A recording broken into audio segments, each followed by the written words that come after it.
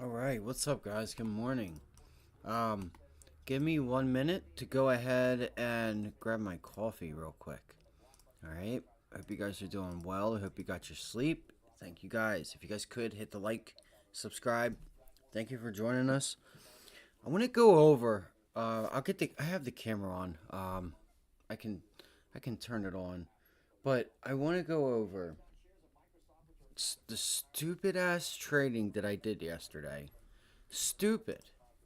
Stupid trading, right? Real quick. And you know what it was? There was something going on that I didn't think about until it was too late, until I seen it afterwards. But that was yesterday. We're going to be patient, and I'm going to crush it today. That's in my mind. You have to come in no matter what happens. You got to let it go. You got to let it go. It's a new day. It's a new sun. Sorry, I'm trying to get my notebook here. We're going to go over levels. We're going to get the day going. I'll show you guys how I get my watch list started. All that fun stuff. But if we look at this, guys. You know what really got me yesterday was that Datadog is in the same occupation as, like, look at that whole sector, the software application sector. And I didn't think about this until it was pretty much too late. All right. Datadog, it's right there. Like, you can see it up 28% on in that white box. It's like now it's like right to that right of my mouse. DDOG up 28%. This whole sector was strong, and a lot of it got held up by Datadog. You know, whether I was right, whether I was wrong, it doesn't matter. I was wrong. I still have the trade, but for me to get break even on that, it's going to be pretty hard. Here is the second thing that saved my ass. All right, this saved my ass is because I tiered into this position, and I did not like go in with the full size because I wasn't sure the way that it was bouncing around, like where exactly my entry point was. Was it up by yesterday's close? Was it at pre-market highs? Right? And then once we broke 48 yesterday, you seen this, wham. That's when I should have stopped once it broke. But I, you know, what are you gonna do? What if you get a failed breakout? And then I tried the long. So that is human nature. That is anger. That is me forcing my will on the market, and it's stupid. I've been doing this long enough to not do that kind of shit. Um, but it happened. It is what it is. I told you guys when I started this channel, you're gonna see the good, bad, and the ugly. So today is a new day. We're gonna have a new watch list. If you guys have anything on watch, if you guys see anything, like, throw it in the chat. Whether something has news, um, you know, something like that, and we'll go over it together. I have Squawk Box here ready to go. We have Benzinga, and we have the I prefer the one that's actually on Thinkorswim because it's a little bit better. I think you get it a lot quicker, and they cover a lot more things in greater detail.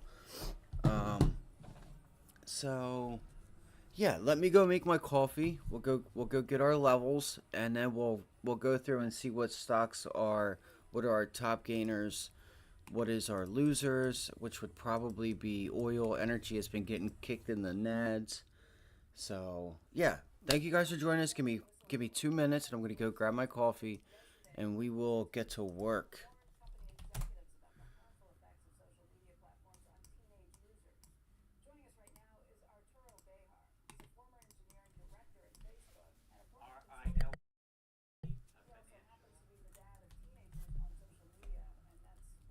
Out with their results.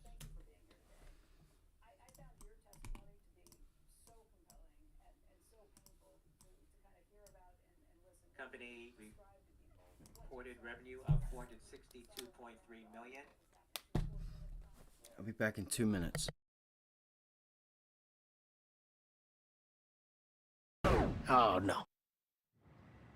A second Meta whistleblower testified before a Senate subcommittee yesterday on his attempts to try and warn company executives about the harmful effects of social media platforms on teenage users. Joining us right now is Arturo Bejar. He's a former engineering director at Facebook and a former consultant at Instagram.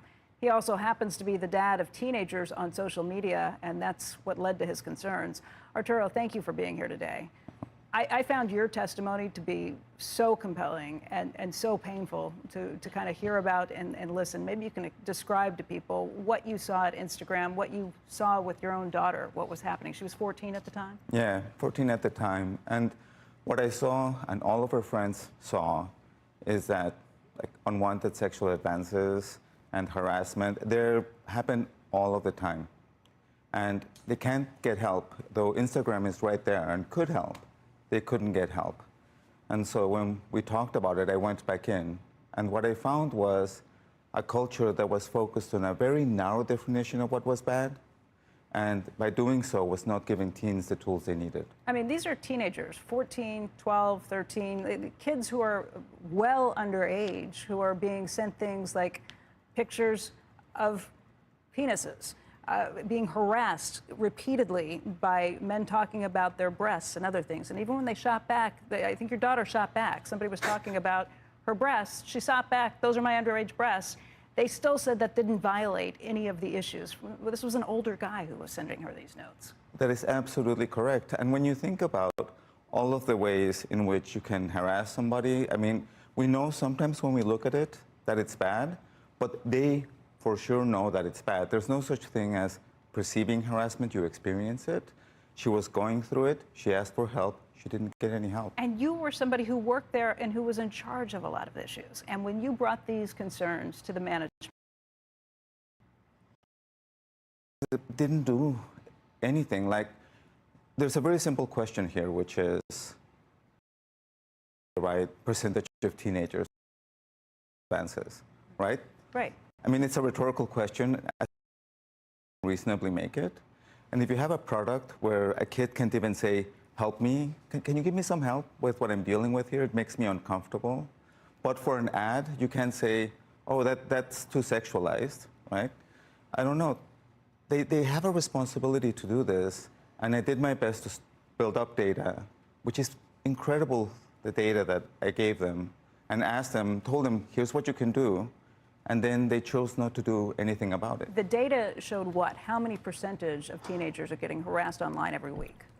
Guys, 1 2 in seconds, 8 I'm back. All right. in the last I just 7 gotta go out to the days car. I left my experienced an Red unwanted Bulls sexual advance. in the car last night. Give me 1 11%. second, and a I'll lot be of right times back. it's not coming from other teenagers. It's coming from grown people. Actually, that is something that we all should understand, because what I found with my daughter is that many times it would come from other teenagers. And that's actually one of the key things, because their lack of tools in dealing with this means that this behavior is normalized. And so a teen sends a message, and if you have a button that says, hey, help me, you know who sent the message now. And then how many times do you send that message? Pat, this is not the place for an account conversation. That's what you suggested, that there's out or a help button Yeah. where somebody would get involved, and they said no because why? Or they just ignored you? You would have to ask them why they said no, because I cannot think of a reason But why can they you just wouldn't. speak to what actually happens? So you go to them. Yeah. And what actually happens? They say what to you? They say we're not. The lawyers are going to be involved? What? So what happened was, Cheryl wrote back and was like, I'm so sorry your daughter is experiencing misogyny. I know what it means to be a woman that gets told to get back to the kitchen. No follow-up meeting. I spoke to Adam Mosseri about this, and he's like, yeah, I get it, and you know what? I understand about the button, and what we should do is that button should be rewarding for the kid. The kid should feel protected after using that button. So Adam's All right. telling you that he wants to do this? Yeah. Okay, and then what? And then I left, and then it's been 2 years, and that button's... What a waste of time that was. Right. All right. All right, let's do it, guys. Let's do it. Let's get into our levels. This is the ES. You can use the ES as like a guideline. I mean, it don't really. You could just use the overall markets. So, and thank you guys for giving me just a minute to go get that done. I want to go over some of the earnings. Like, we have Roadblocks, Rivian's, Rivian Rivian was going to be one of my top plays today, but I think they took that move away. Maybe it runs farther, but so let's go to the ES and we'll see what kind of game plan we can put together here. All right, ES, it's pretty simple. We're coming up into resistance. We're coming up into resistance up here at this 100-day moving average, your triple top, quadruple top, whatever you want to call it, 100-day moving average. Guys, we could go higher. We could go higher. I would not be surprised if the markets get up here, right? I've said it before where, you know, it may not seem right. Where was it? Here, we took puts, and it was like, no way, or something. I can't remember. Or was it over here, right? This is Fed Day. I think this candle here on the 13th of September was a Fed meeting. We rallied out, and then from there started the last pullback. Unless it was here. I think it was here. I'm almost certain it was here.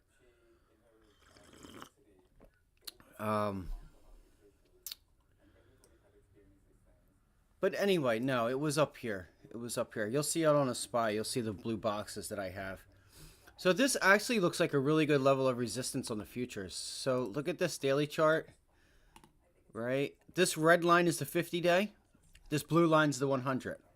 You should know, unless you're new, you won't really understand or know this, but you should kind of know where your moving averages are to tell you what mine are. You know what I mean? Hold on 1 second. I can just hear myself.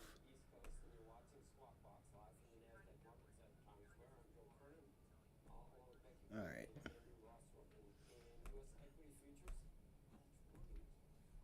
If you guys and also I watched something yesterday, right? I want to be the best leader that I can be personally to help you because I know that this stuff is possible. You can grow your account. You can continuously grow your account. So whatever number you have, whatever number you want, you can go get it starting today. You can. I've proved it to myself. I've lost money. I've made a lot more than I've lost. It wasn't until I started getting serious. Monday, I had a 100% trade on KRA, right? I came in the day yesterday, started streaming. I didn't stream Monday, and I totally just got emotional and started to force my will on the market. And you're going to get smacked for it if you think you can, if you just think you're right and that the market has to do something. It's not how this works. So yeah, this was a Fed meeting also up here. That long red candle the day after it was that candle right there on the 25th, I think.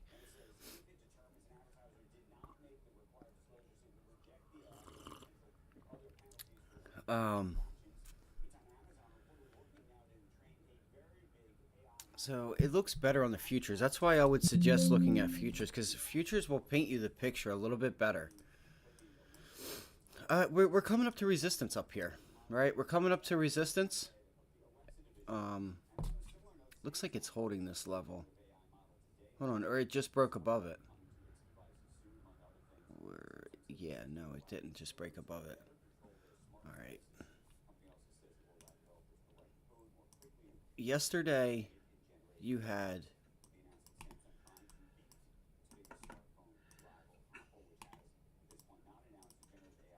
I'm gonna have to pull up the 4-hour chart, but I mean, it's like where are we going to long to? Ralph Lauren my God. reported $2.19.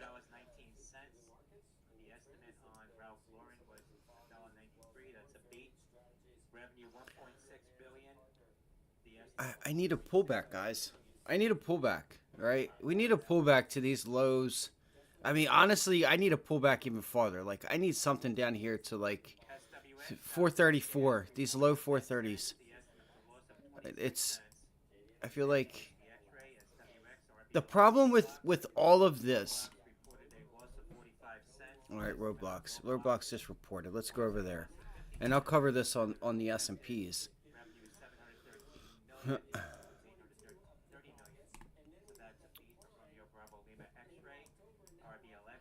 Now they're going to have their earnings call. So be careful trading this during the day. Just know that it's going on. Um,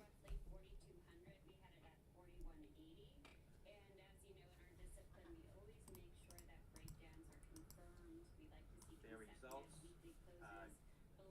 these Q4 earnings suggested 73 to 76 cents. so Sales uh, about free cash Q3 revenue up 38% year over year, 713 million. It's pretty small. Bookings 839, up 20% year over year. Average daily users up 20% year over year, 70.2 million. shares of Roblox Q3 EPS 45 cents. highs, Is that bookings? $4.47. That's Okay. RBLX. I didn't know if it was booking holdings, but I was like, it shouldn't be because I have it typed in as RBLX. I want to see what if they. So there's a loss. Q3 loss. I guess that's revenue. I'm waiting for it to see if it pops up on CNBC. I don't know why my CNBC is so behind. Nearly 60 million in free cash flow. Over 60 million. That's pretty nice. 700. Is this loss a share? 45 cents. Loss share. Average daily active users up 70 million. We said that.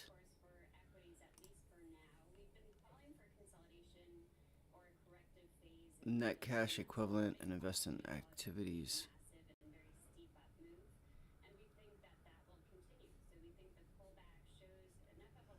Stock.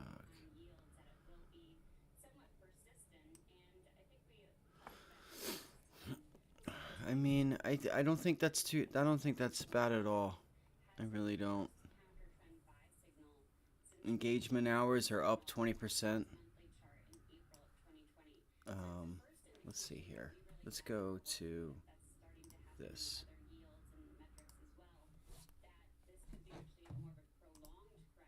Because I want to hurry up and start getting levels and stuff like that, guys. I showed us all the picture yesterday. It was a picture of literally them taking my money. They were high-fiving each other. You should have seen the market makers, man. It was great. They're like, yeah, we just got this dumbass. Because they got them both long and short. And I could just see it going on. Where are we at here? Come on. They probably don't have it up yet.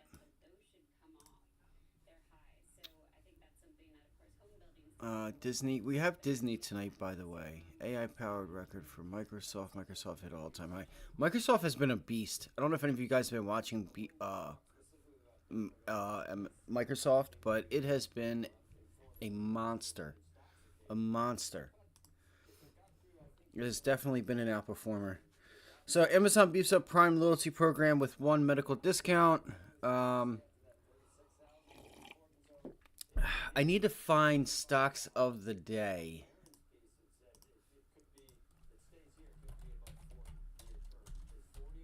I need to know what is going on in the markets. Let's see here. Let me do this. Where do you guys use to find like your stuff? Like I have a scanner here, but it's not really telling me. It doesn't tell me like. I mean, I guess I could.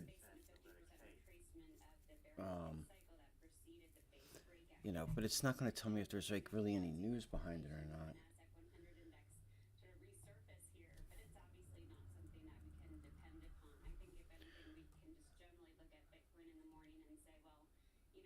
Let's see here. Roblox hitting $40 now at the high. Romeo Bravo Lima X-ray. RBLX.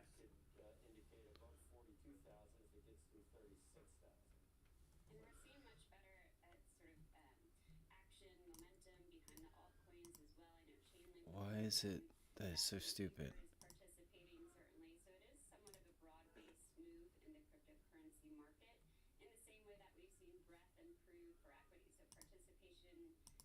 It's not gonna have anything just yet.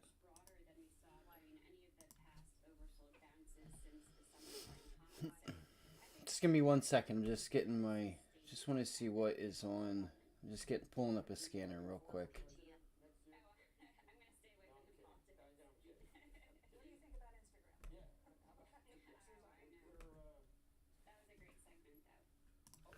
Let's go over Roblox. I'll keep that up. Fed Logan, 7C stocks, Asia markets down.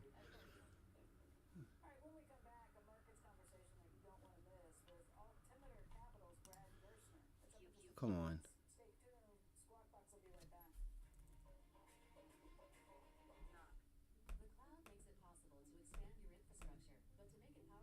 Okay, Villanova reported $1.03.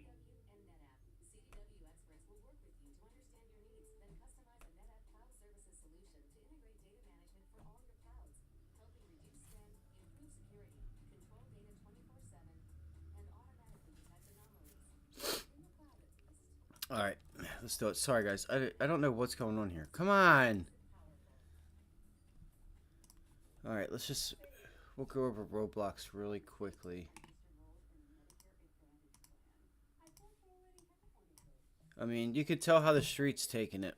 So, where we at? 40. We just turned 40 into rejection.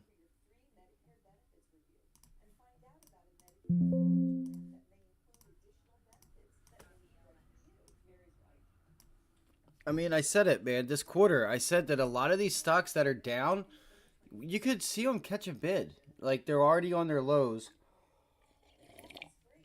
And if they just come close to beating, you're going to see these things pop. I should have just taken another stab at Roblox, and you could tell that they already got ahead of this earnings. You've seen what was going on the past few weeks. I mean, I said it. I said it with Roku, Palantir, Rivian. I just said all these names that are on their lows. You could see them really start to catch a bid.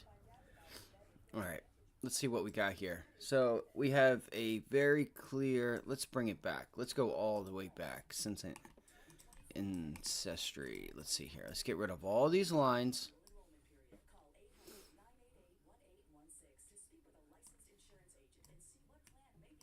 All right.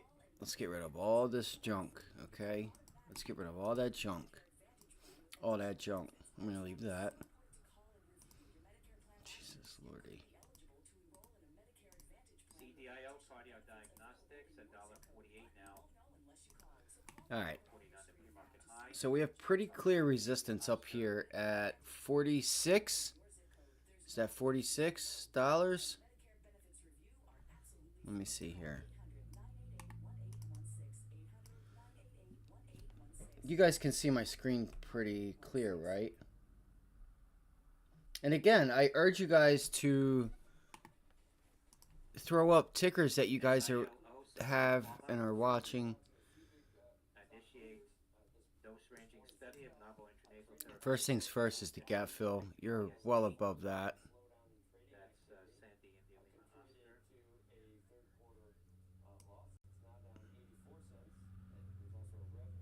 This thing has just got a lot. I don't like this chart. I'm going to be honest. I don't like this chart. It's just,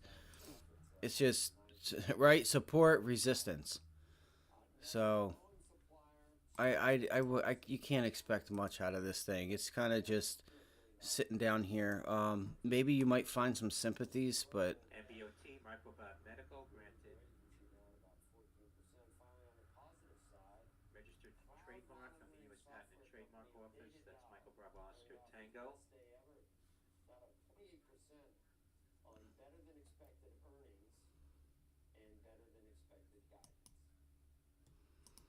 I think 45 is the watch. Right? That's the top side. You obviously have that gap fill up there.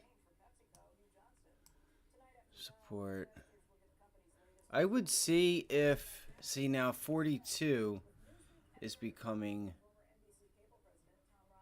resistance. Or 40. And I was thinking 40. Because you can see the pattern that Roblox is putting in, right? and then it just drops. Every time. Every time you get up to $45, it drops. See what it does there.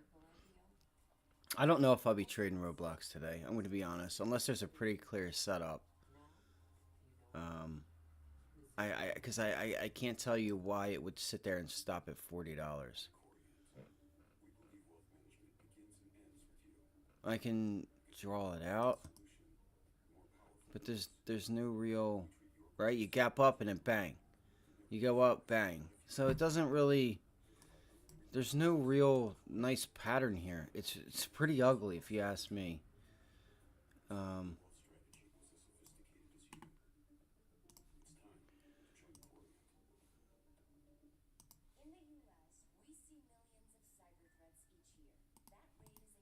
Let's see if we can do this.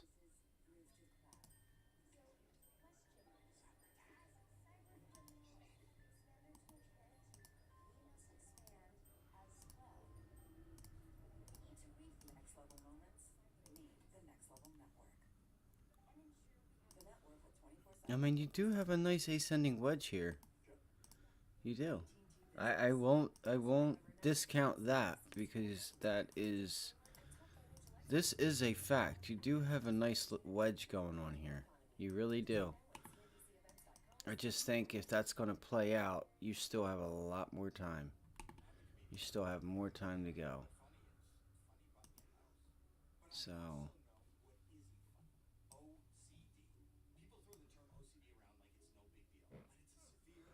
See, I was thinking if we could pull it back down into the low 35s, this would be your buying point. That's what I would say. If you get a dip buy of 35, let's put that on there. I'm going to write that down, 35, depending how this earnings call goes. Come on. I don't know why these people do this every morning.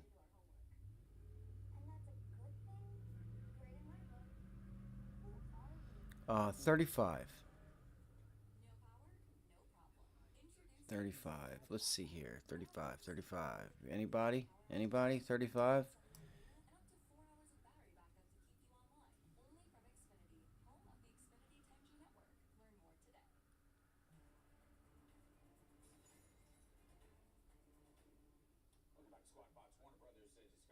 It's just Thinkorswim's daily charts. I've seen better. I'll just put it to you that way.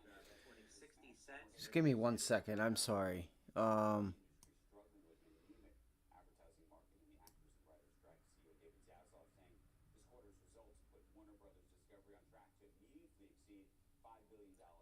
estimate was 56 cents. Revenue 853.7 million is short of the 864 million estimate on Victor Sandy Hotel beat on earnings.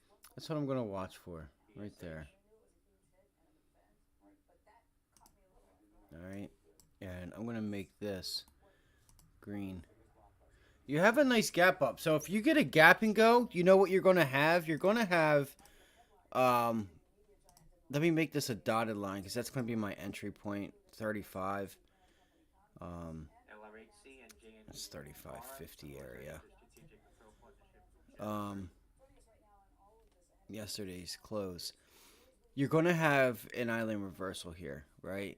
Gap down, curve it up, gap up. Now, if you get a nice little rally, pull it back, bang, you know, a few weeks into like December, end of year, you could see a nice little run off of Roblox. And maybe Roblox benefits off of Christmas, right?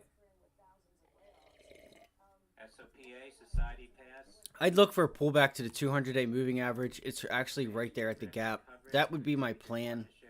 If I had to give you guys a plan for Roblox, look for the pullback to the 200-day moving average, possibly be a buyer. I don't like that. I'm sorry. Give me 1 second. I know that's still an ugly color, but... Alright. So your gap fill. Look for the gap fill to hold. If the gap fill holds, which is right around here at 36.50. Alright, 36.60, 36.50 area. That mid 36. Look for the bounce. See if you can get through $40. Not sure if it got through it yet. And then you have a gap way up here at 45.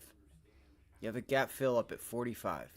44.85 is exactly where that's at. Let me give you the correct number. Yeah, 44.85 is the last gap fill.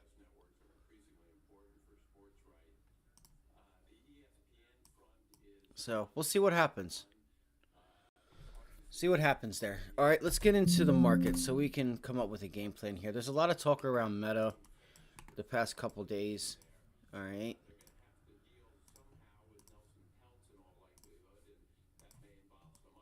I'm gonna pull up a 4-hour chart, but first. So is that's a nice hold there. Um, it's holding that level pretty nicely. It's holding that flat top resistance pretty nicely.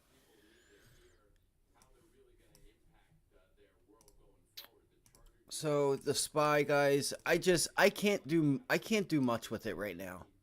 Right. I need to get, in order for me to get long or to get short. I'm gonna tell you what I need. In order to get short, I'm gonna need a catalyst.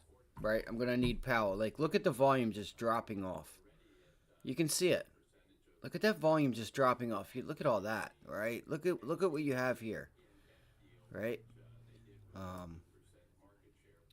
So do I now? I am not sitting. I'm not a perma bear. I'm not a perma bull. But I do think this market can go higher. The thing that nobody's talking about, unless they've came to an agreement and they've extended it, aren't they supposed to have an agreement on November 17th? They, as in the government, there's still a government shutdown looming. So, in order for me to get short, I'm going to need some news. I'm going to need a reason to believe that the markets are going to go lower. And then for me to get long the markets, I mean, you have a nice pattern going on right here, right? There's your double top on the 4-hour, pull it back, right? We got to be able to break through this level, right? This is a major level of resistance. You have the 100-day moving average right there, that blue box up above us where my cursor is, right there to, that you're going to bump your head into anyway. 440 looks like a good place to pull it back. Just each day that goes by, the volume's just dropping off this week. So we need a catalyst, right? This would be a really nice area around 431 or 432 to pull the markets back. And it's just like we can't do it. For whatever reason, we just can't do it. We can't do it. So, and it's an area, again. Fuck, I gotta get better at this. I know my streams suck, guys, so I do apologize. So let's go into some charts here. East West will make an aggregate $2 million investment in the company. That's Bravo Kilo Tango India, KTI. I do have a couple names that I'm watching. I'm still watching a few names from yesterday, but I think some things will open up once we have Powell. And we have Disney earnings. We have Roblox this morning. So I'm going to be patient, guys. I'm going to be patient. And I'm going to let the trade come to me. If I don't trade anything today, I'm fine with it. All right. I need to get back and earn the right to take risk anyway, because I really screwed things up for myself yesterday. I didn't screw it up. It was a small position size again. But I mean, look, guys, if the SPY pulls back to 437 and it starts to hold, you got to think, is there a 2-3 point move to the upside? I think the risk, the risk to reward to the upside is just not there. I don't think it's there. I don't see it. I really don't. I don't see any reason. It's just like, where's my entry? Where am I getting? Why is the 50-day not? What's going on here? Hold on, guys. I'm sorry.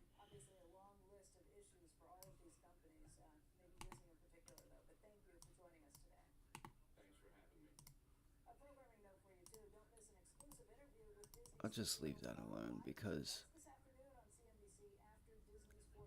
And look, it held that area of support. That's where I wanted to sell into.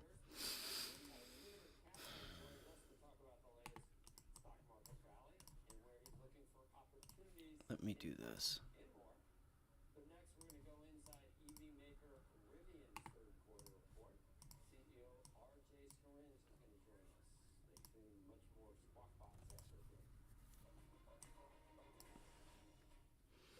You pulled it back, right? You pulled back to 436 and held it. Look at this. Boom, boom, double top.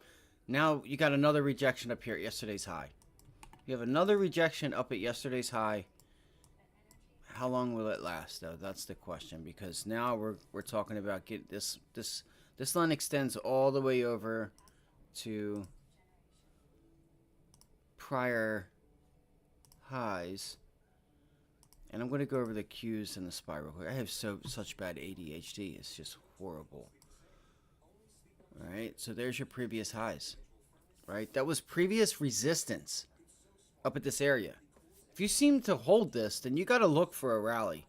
You got to look to go long and take it into that 100-day moving average. But be careful. There's not much room. You don't have much room left. Maybe. Where would the trade be? Right? And again, if you don't know what I'm talking about, it's this level right here. It's this level right here, guys. Right there. That level is going to be 437. Right? I have 436.98. That's the level that I have mapped out. And it looks like it's trying to bounce off of it right now. All right? Looks like it's trying to bounce off of it right now. I mean, it doesn't get any better than this. You have a double bottom, previous double top. Like, you know, I'm not saying that it's going to break it, but you have Powell, so you may not get above this. Powell comes on at 10. That's the good thing. 10 a.m. Eastern Time. Let's go to the Qs. Let's start with the daily chart. I haven't looked at the Qs in a while. I haven't really looked at much this week because of the obvious reasons. Just an outperformer. 1, 2, 3, 4, 5, 6, 7. 1, 2, 3, 4, 5, 6, 7. Looking to be 8. Looking to be 8.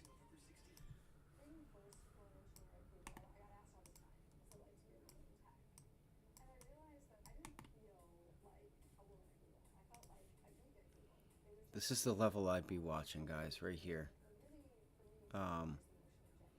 372.50. Hold on. I just seen it. I just seen this. I just seen it. I just seen it. That's weird. Hold on. Doesn't seem like... I wonder if tech is going to be the laggard, and that's what we need. If tech continues to climb, the markets are going to climb. The overall indexes are heavily weighted in tech, so naturally...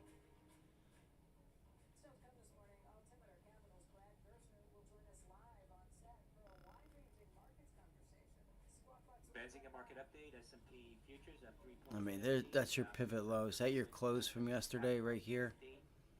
Crude is down 85 cents at 76.15. Yeah. Look for yesterday's. Look for that pivot low at yesterday's. Towards yesterday's close, and that's like 372. 372.35 area. Let me see here. Why? Oh, it's on a 2-minute. That's why. I need to see what's going on in the markets to get a game plan on overall stocks. I just think looking at the SPY, this is insane. It really is. This is insane. Tech is just a fucking beast. See what we do up at yesterday's highs. That's what I would say. I would say watch yesterday's highs. And if we can't break above it, maybe pull it back to 369. That's what I'd look for. That's what I'm going to look for. I need that. I'm sorry. I need it. It's yesterday's low. So it looks like things are changing because look, if you look at the cues, right? Look at where it's at compared to yesterday's high. Go to the SPY. It's already up. It's already went to yesterday's high. Right? It's already pretty much went there.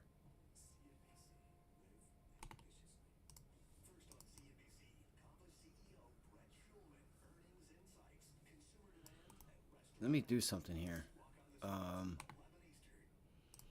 I know I shouldn't have two red boxes in the same place, but I'm feeling frisky today. This whole area I'm going to watch. 437.50. 437.50 is the area I'm watching. Okay. To be resistance. And this box is still dangerous. That whole area. So what's going to lead us? What is leading? This is exactly what I was getting ready to get into. Look at the Dow. All right. It's still not up over yesterday's highs. Look at the IWM. Not doing good at all. That's weird. So you're seeing a clear divergence from tech to the SPY. There's something going on. Whether what it's telling you is relative strength, and where does that relative strength lie? It could be in down names. You did have an outperformer yesterday in down names, like look at CRM. I didn't really see HD yesterday, no. So keep that in mind. All right, keep that in mind. This is telling you a story right now. When you see things like this, the SPY got up to yesterday's high. The Qs didn't even come close to yesterday's high. Didn't even come close. So what is the leader and what's the laggard? You're starting to see rotation right now. You're getting a glimpse of rotation. You're getting a glimpse of rotation. The Dow is still there up at high. So the Dow might be the outperformer. But what is it? Well, the IWM. No. Well, I would look for Dow names. And we are starting to come into Dow earnings also. So that could be something to watch for. Let's go into some stocks because I need to get this show on the road here. All right. So we went over the SPY. We're going to watch yesterday's high, right? And yesterday's pivot low. We continue to reject this. So, I'm sorry. Look for the breakdown, bounce back, right? And see if we can't start looking to get into the low 430s. Pretty simple. You have to watch for the upside because you have the 100-day moving average right up in your face. Remember that. The 100-day moving average is right here. Doesn't mean you can't get up there. You could.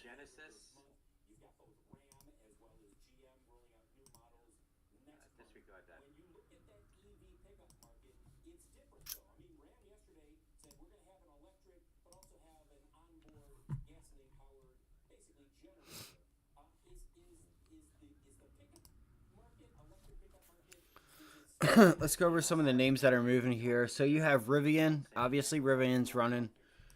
I don't know why I looked at Roblox. So I charted this out yesterday. Oh, it's pulling back now. The estimate was 10.7 million, so that's short. And we have a 5-minute chart here. So Rivian. Oh, it reported yesterday. All right. It's a nice double top up there at $19. So That's STRR, Sandy Tango Romeo Romeo. yeah, let's see here. Start with the daily chart. We could start with the weekly, but TNON, T9 Medical. I'm not sure what they said. I'm not sure what Rivian said yesterday about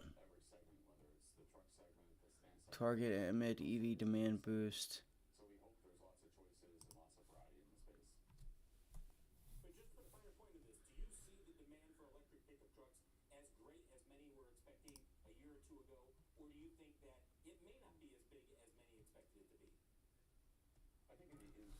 So, reported above consensus revenue and bottom line results for the third quarter. The company reported non-GAAP loss of 1.92. The company also raised 2023 production guidance. Okay, so they raised guidance. They raised guidance, beat top and bottom line.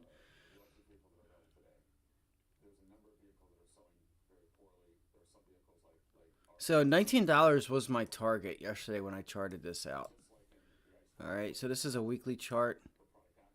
You have the 50-day moving average right there. So let's say we're already past that. I mean, you have clear double top up here at $20. $20 was the area I was looking for. All right. Let's see here. Where are we? We are right here. So let's see if, man, that sucks because I feel like the trade might be taken from us.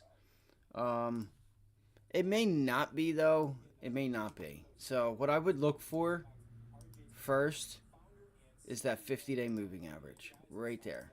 All right. So I'm going to mark that, the 50-day moving average, because that's going to be an area of a pullback, right? That's going to be, if I decide to go long, right, this should get pulled when this opens up. This 50-day is going to get pulled down.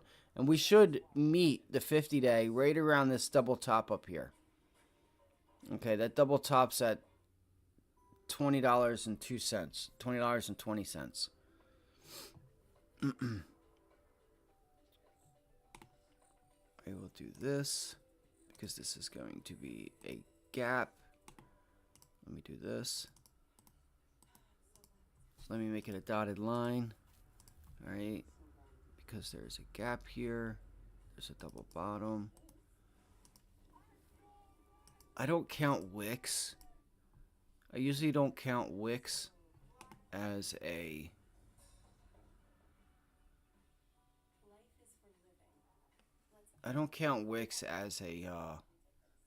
gap fill. So it's going to have to get up there. Let's see if we can get it up to $22. That's what I would look for. I want to see if you can get Rivian back up to $22. It was an area of resistance and support, as you can see here, right? Resistance, it breaks through it, becomes support, support, gaps below it, comes back up, pulls back into it, bounces off of it, goes down to it, bounces, gaps below, obviously some type of headline news or something there. And this is also previous highs, right? This is also highs from the beginning of the year, all right? Let's see if we can get this stock higher. That's what I'm looking for. I'm looking to get this thing higher. Max, I mean, if you start to somehow get a squeeze on this thing, I think you got to think about $24, $25. Let me see here. Make that $23.50. Around that area. This chart's ugly too.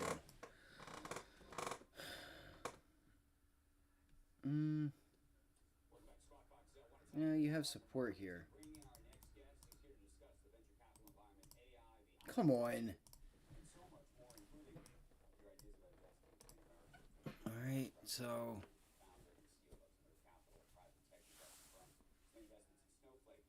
nope, that's the area right there. 24.80. 24.80. But you still got to get above that area. That's a wick high.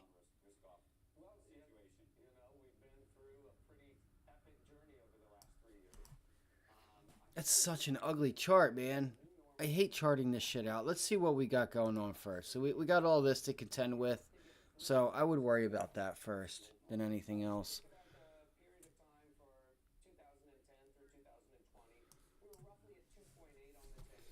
Let's go look at I mean, it's in a downtrend, so I'm going to keep that in my mind, right? We break ourselves and we do get up to $20 and it feels like we're having trouble. I will get short at $20. That's what I would ultimately like. What's up, Ray? How you doing? $20 is where I'd like to get short. If you run out of weakness, but I feel like if you're going to get there, then this thing may be strong and you're going to have people stopping out anyway. So, you're breaking above the 200-day right now. The 200-day moving average is turquoise box.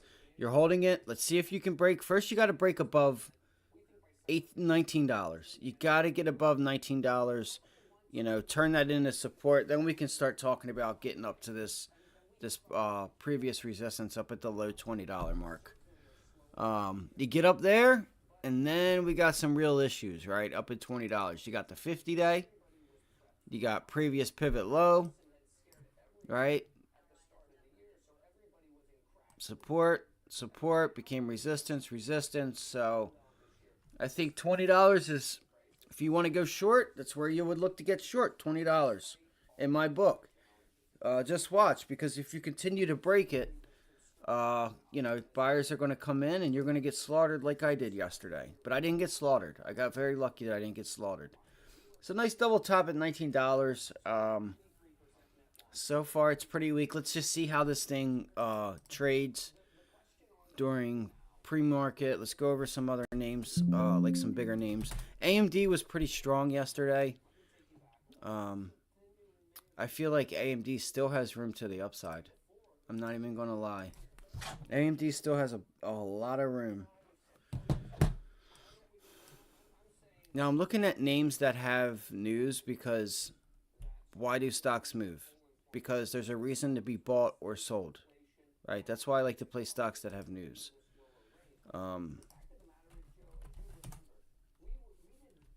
Just wanted to see where Nvidia was at. I haven't looked at these names in a while.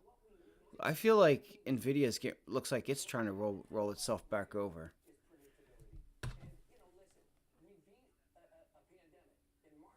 Looks like it's trying to roll itself back over, so I would be cautious there with Nvidia, guys.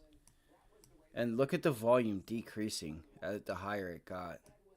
That's a sign of weakness, not strength. It's just a sign that buyers are getting exhausted.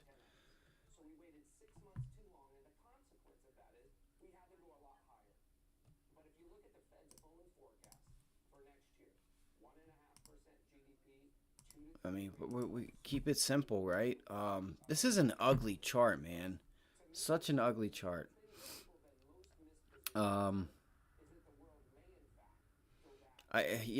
do you get long at? You get long here. Where are you going to give the pullback to? There, your 50 days down here at 445, 443, right?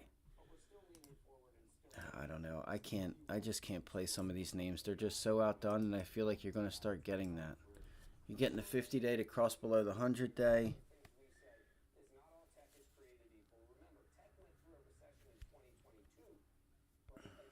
Hold on. Give me 1 second, guys.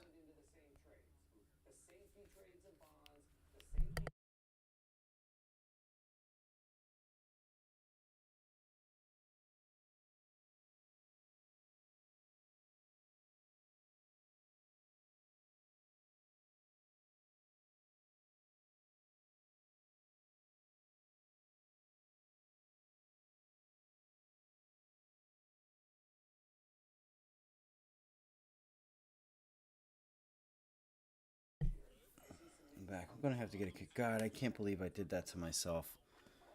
Oh God, I'm so upset in myself. I'm so upset that I did that yesterday. There's a lot of talk around Meta, so I kind of want to look at Meta. You have a pretty clear resistance area up here at 326 that it's coming up into. Roblox share is getting another pop here to the highs, $40.64. RBLX. I mean, that's a nice if Meta can hold here, this could be a nice long setup. You have a really nice long setup here at 317, 318.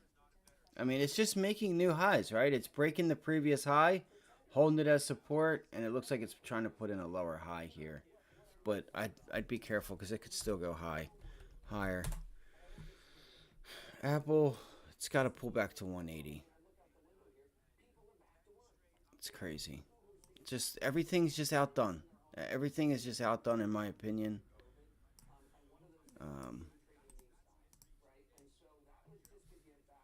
Let's see here. Let's see what we have, because I need to find something. So we have Rivian, Lyft, Quanta Service, contractor. Quanta Service, what do they do?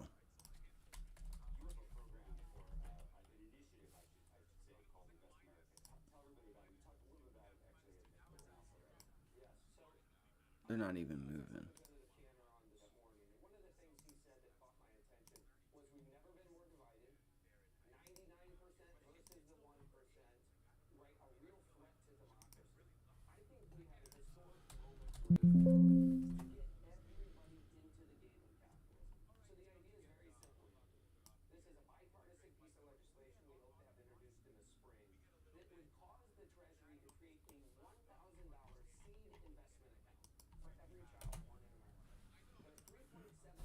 Sorry, I know you guys could probably hear that talking in the back.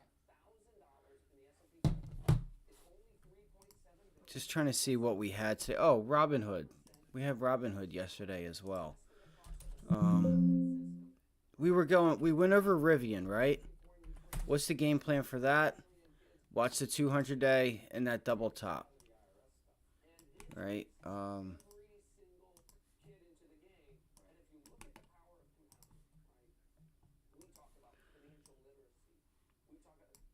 Right, you have some resistance and support here at $19.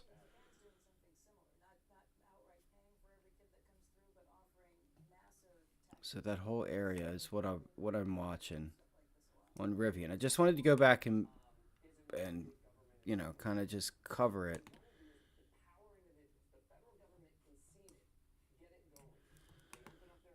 So I'm gonna make this red. All right, I'm gonna make that red right now. All right, that's gonna be red. Listen, make it red, blood red.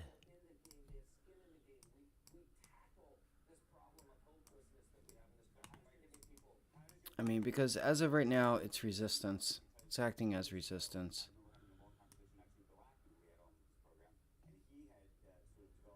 But that doesn't mean it can't go green.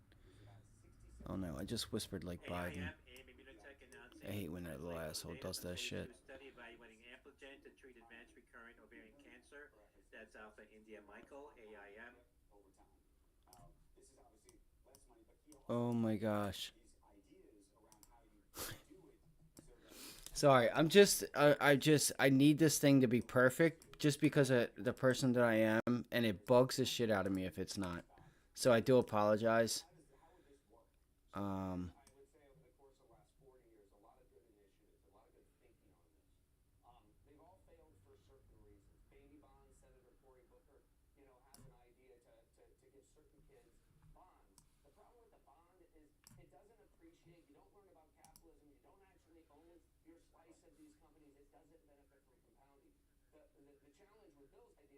EDRY, Eurodrive, reporting revenue of $10 million, a loss of 19 cents. Echo Delta, Romeo Yankee, EDRY. So, question is, The estimate was a loss of 95. does this area start turning into support now? Right? Let's look. Let's look to see if this previous pivot highs at the 200-day again starts to hold. I would be careful because it does. This thing starts to hold, and you could start to see this thing climb higher to attempt a climb at the 50-day moving average. CZR Culinary Union announced that a tentative agreement towards a new 5-year contract has been reached with Caesars. Charlie Zulu Romeo, CZR.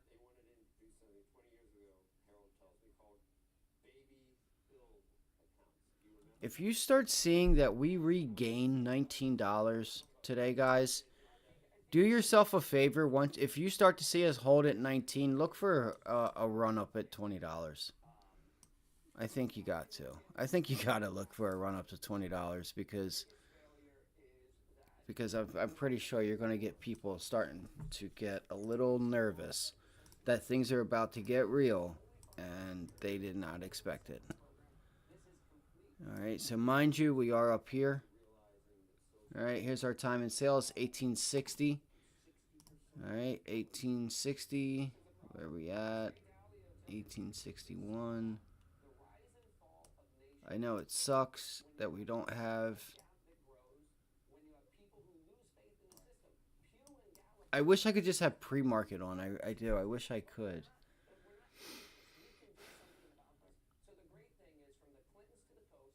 I'm kind of curious if we could get a hold. No. 200-day. I'm going to keep it at that. I'm keeping it at this 200-day moving average. I'm going to keep it there. I'm going to keep it there. That's what I'm going to do.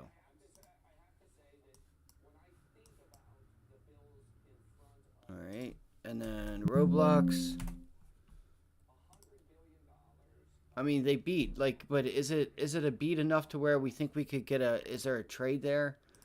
I'm going to take my time this week. I just feel like I don't see much. Like, some of the stuff that I'm looking at, it doesn't feel like there's enough there for me to have faith in. If you guys could, throw in chat what you're watching. If you guys see anything moving. I mean, this is why I started this, is to be able to, so we could have a team to be able to scalp the scout the markets. Like, because we're better, we only have two eyes. We're only one person. We can only see one thing, right? So if we can team up, right? I'm trying to go through some of the earnings that I see that have liquidity. There's movement. There's a reason for the stock to move. If there's something I don't see that I don't know is moving, throw it in the chat. You want to hold it for yourself and be selfish? That's fine too. I'm just kidding. But we work better together as one. That's all. Man, Roblox is just worrying, isn't it? Where's it at? 41.11 now. It's going. Look at those bids just stacked. Let's see. 41. So we're breaking up through that level. So this is where we're gonna watch for it to pull itself back, right? Up at that. So 41.10. 41.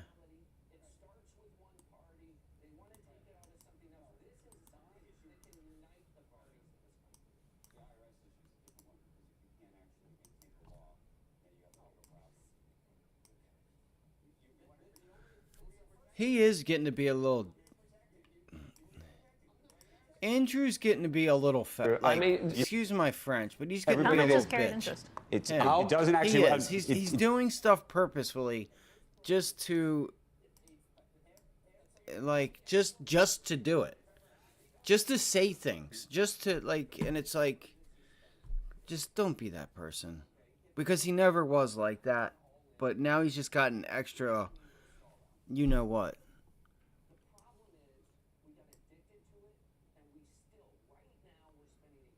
Like the other side's wrong or something. Like, this shit is crazy. It really is. I can't believe where this world's come to. I really don't. Not even the world, because there's always been war my whole life, but like this country and the way these kids act. It's like me. Like, let's go march up and down the fucking street. What has that ever done for you? What has it ever done? If you guys want to get together and hang out, go do something fun. Walking around the streets chanting about something, that doesn't do shit. It doesn't do jack shit. You're not doing anything but walking and just talking. Let's go sit in the middle of a football field.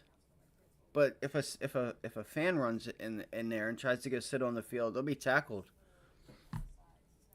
But never mind. I don't even want to go down that route. All right. So Roblox got some resistance up here at 42.86. Tell him, Becky.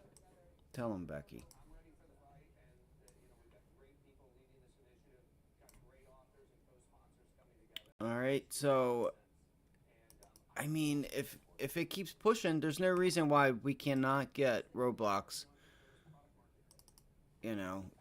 breaking out of here. Traders are going to look for something to trade. All right, they're going to look for something to trade, and let's see who wins. Oh, I don't really have anything else. We can look at names like, we can look at some of the big cap names. I don't have much on my watch list. I tried going through some last night.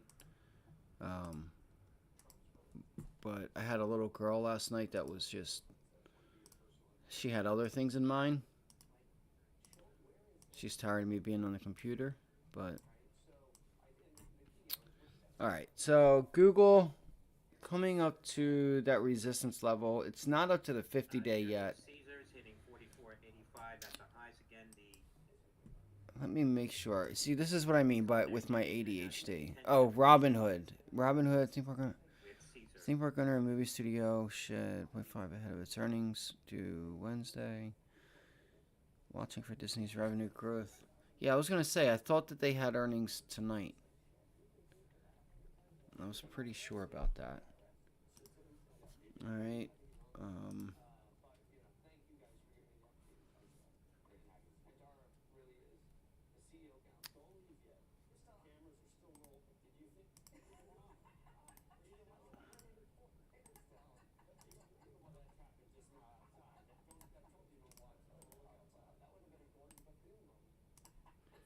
Just give me 1 second.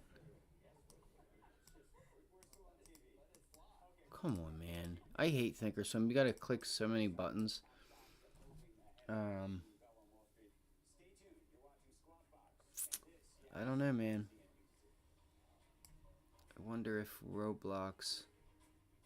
I mean, I feel like you've already broken through this level here at 132. Why not continue to go up to 134, 135 into that 50-day moving average, right? It's pulling back. Let's go look at the overall markets. Let me do Robinhood real quick. So we did Roblox and Rivian, right? Those are the two that are moving that I've seen. So Rivian's had another rejection there, guys. Rivian had another rejection here at 1860. Let's see how it reacts at yesterday's earnings. I mean, because obviously the earnings call, because it bounced, right? It bounced, it pulled back. Here's the earnings call, and the earnings call, they obviously said something, and it just continued to climb. So what happens when we get back down here to this 200-day moving average at $18.20 some cents? Don't be surprised if there's a bounce. Let's look at Tesla. I haven't looked at Tesla in a few days. I was watching this thing like a hawk, and it just isn't moving. It isn't moving. I should have shorted this thing off the bell. I probably had it. My day would have went completely different because I would have got a nice little scalp off the bell. But instead, I completely shit the bed yesterday. Yesterday was an embarrassment. All right, it was an embarrassment. We know we have resistance up here at 225. 220 is really the area that we should focus on. 220 is a key area. I'm going to make new levels for this too. Real quick.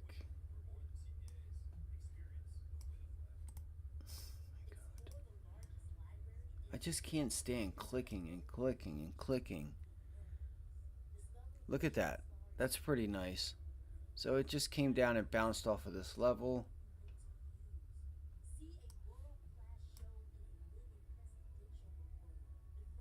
Let's see if we can try to work ourselves back up to 230. I may try to take... That depends what the market does. Now the market, watch. The market will go ahead and turn... Will pull back, and then you're going to get Tesla to go higher. Tesla's just doing its own thing, like it always does.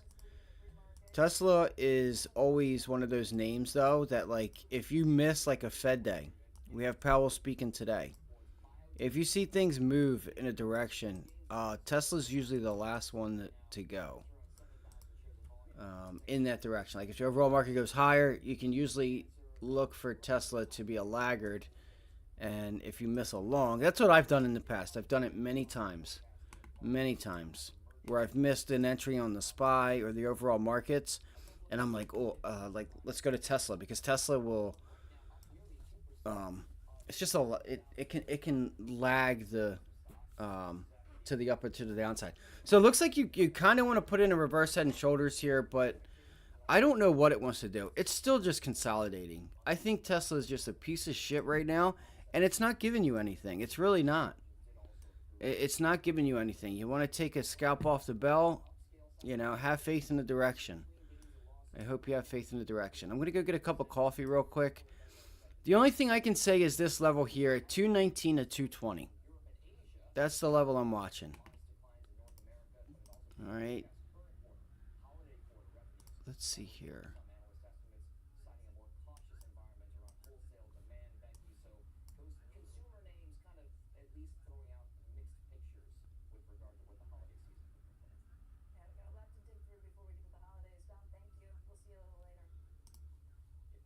Let me take this off.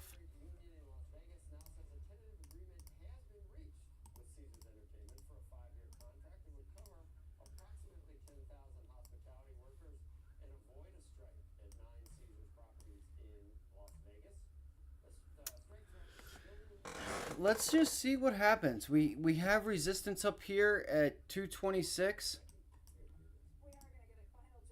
And 220 could be support.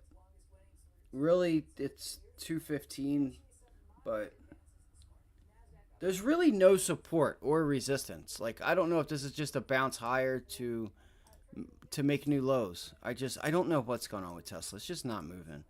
So I would just stay away from it until it decides it wants to do something. This was a nice area to take a long off of, though. 215 was a nice area.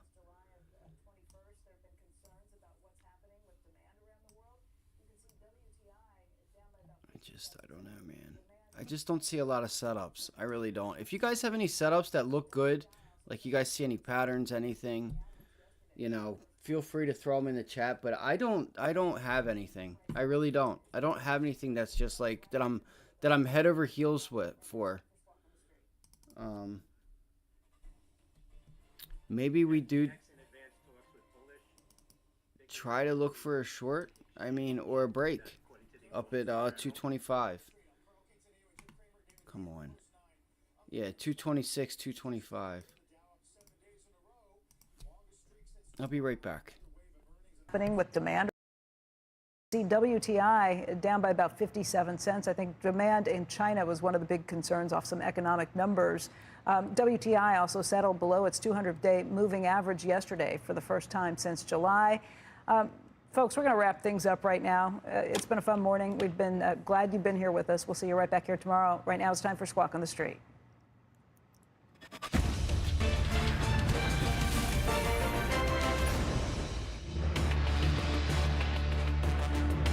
Good Wednesday morning. Welcome to Squawk on the Street. I'm Carl Quintanilla with Jim Cramer, David Faber at Post 9 of the New York Stock Exchange. Futures steady here. The Dow up 7 days in a row. Longest streak since July. Another wave of earnings and Fed speak today, including Fed Chair Powell this hour. Oil approaching 75, lowest since June. Our roadmap begins with stocks trying to build on this rally. S&P and NASDAQ are riding their longest daily win streaks since 2021. Speaking of rallies, Microsoft shares closing at another record high. That follows fresh optimism about growth from a key partner in its efforts in AI. And we're continuing to keep an eye on the housing sector. Mortgage rates are retreating. In fact, they posted their biggest one-week drop in over a year. Speaking of which, let's get to the markets extending their win streak. Jim, a lot of that's going to circulate around a 30-year back to 7.6. Yeah, well, that allows you to be able to buy a lot of things. That's what happened yesterday. It was a Datadog rally. Datadog actually said something that was really key, which is said the optimization is declining. Okay, that's all enterprise software speak, but basically said there was a lull in orders. Orders are back. That reverberated everybody from ServiceNow to Salesforce to Amazon, Microsoft, to Alphabet, and to Microsoft. And, so you got this little Datadog, a $33 billion company. I know that used in the old days, David, that was big. Right. But what they're saying is there had been a problem with enterprise software, with DevSecOps, so to speak. DevSecOps. And that apparently is over. A lot of companies to breathe. Because that had been the till yesterday. See, we can take that much of a narrative from data? That's where the bonds come in. If the bonds weren't going the way of the bulls, I think it would have been no pin action. We would knock the one pin and nothing else happened. But when you have the bonds going, played all sorts of things. And that's what happened yesterday. Right. So you had that momentum being created. Yeah, the bonds allow you to dream. And some people dream dreams of just Datadog. I dream dreams of bigger things. you do. I know. Yes, I do. Datadog was downgraded by some sort of left. Mizuho left-wing today criminal. does cut to I'm sorry. neutral. Yeah. Yeah, now when I look at what you're cutting to neutral, a company that is at the absolute heart of a lot of both security and observability is the word that people use of your dashboard. And there are a couple companies that do that, obviously. David, when we look at enterprise software, you and I both know that there's like a dozen companies ready to come public right now, including Databricks, which is $43 billion. And these are all companies that do the same thing, which is they allow you to observe how AI is doing within your organization. And I don't think there's anything more important right now. Even Apple right now, front and center, Morgan Stanley saying, don't worry about our AI. But when you look at Amazon Web Services, Again, Google man, Cloud, which is trying to if you guys recover could, from a lot take of the bad time to hit the publicity, we like don't know button. why. And when you look I at know, Azure, it's all I'm about awful at observability. this, and I Are people really apologize. using it? And how's it being used? And it's very impressive. Let's go scan it. MongoDB similar. Use of I AI, really don't the have. I don't measurement have much. tools it provides, I really the don't have data. much today. The These are what market's just- many of these enterprise They're software overextended. companies are focused on. Markets are overextended. Or enabling I you feel- to. I mean, I don't feel like they're respond even more overextended. I just feel quickly. like we could go Right, higher. Whether it's just, your customers or to I your don't. employees, I don't I think guess. we can yes. bring in new buyers unless we get a nice pullback.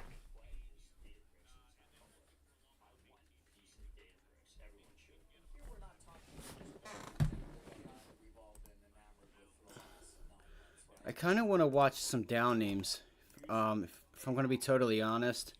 So there's the SPY. Let's look at the Qs. If the Qs are not there yet, see how they're lower. So there's your tech. So let's look at Dow. See if we're getting some rotation. Looks like we're getting rotation. The Dow's making a new high. So there we go. All right, what are we gonna do? Let's look for Dow names. Let's look if we're gonna look for stocks that could give us some strength. Let's look at Dow names. All right, CRM. There's CRM is one of them. It has been an outperformer. I was short this name last week. This move here.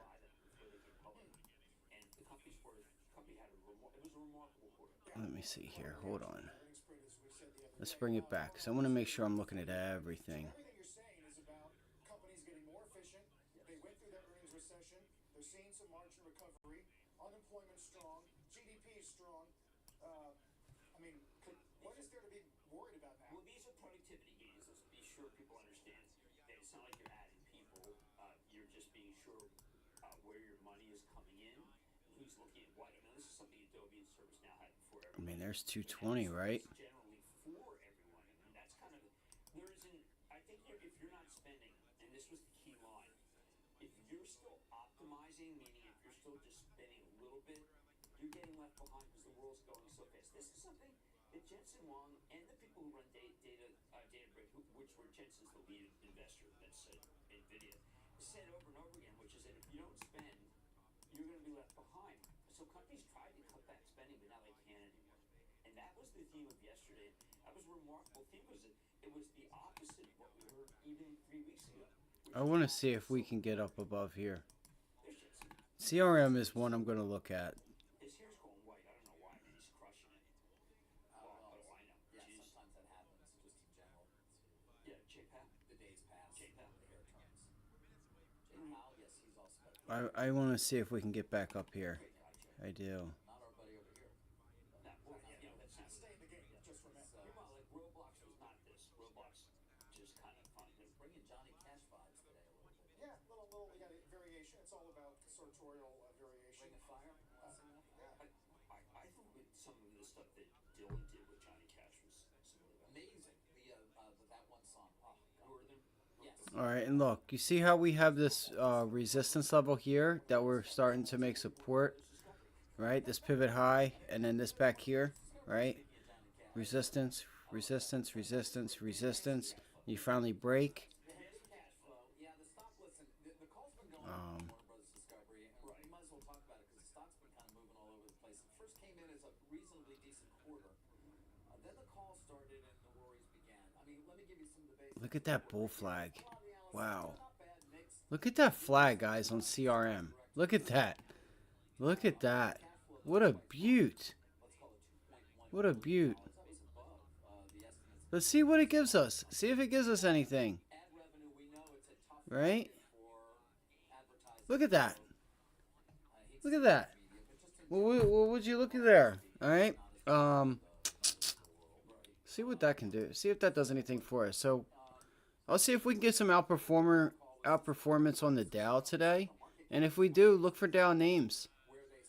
But I know Boeing turned itself around yesterday as well, because we were looking to go short that name.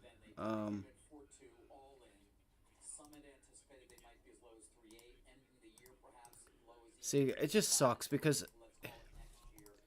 I want to be able to have pre-market. If anybody uses Thinkorswim and knows how to have just pre-market or after hours if it's in the afternoon, like I just want of the day, right? And not have pre-market and all that fun stuff. I mean, it's a thing with TC2000. I know that you can do it on TC2000, but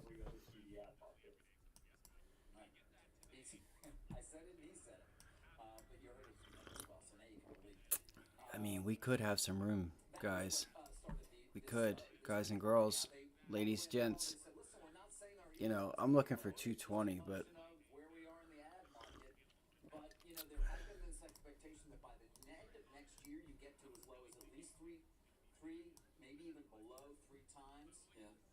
starting to hold that area there. Let's see if we can climb up to new highs, guys. That's what I'm going to look for. I'm going to look for a new high.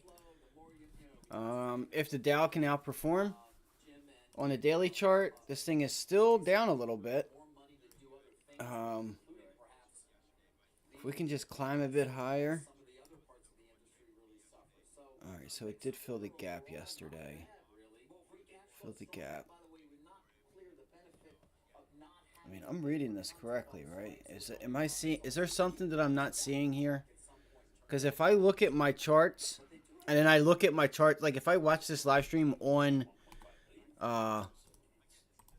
Jesus Christ, on my phone or something, I will see something that I didn't see in real time. It's kind of funny. It doesn't really have any news. But I don't know. I'm just keeping my eye on it, right? This could turn it. This could be a swing trade. If I take it, I will let you guys know.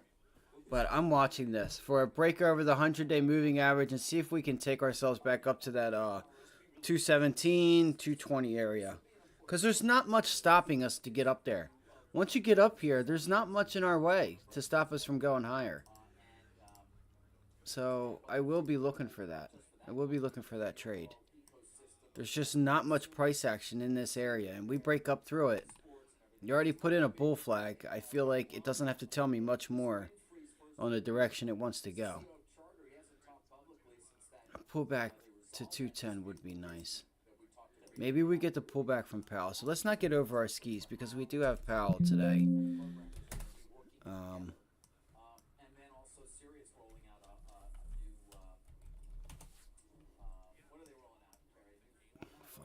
Microsoft. It's just Microsoft is an animal.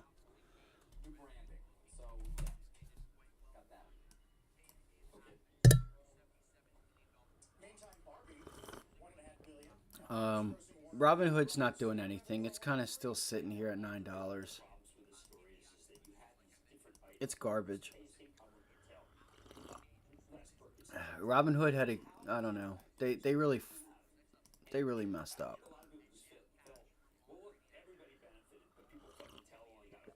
Robinhood benefited everyone else but themselves. They did. Robinhood benefited everyone but themselves. Major support level down here at $9.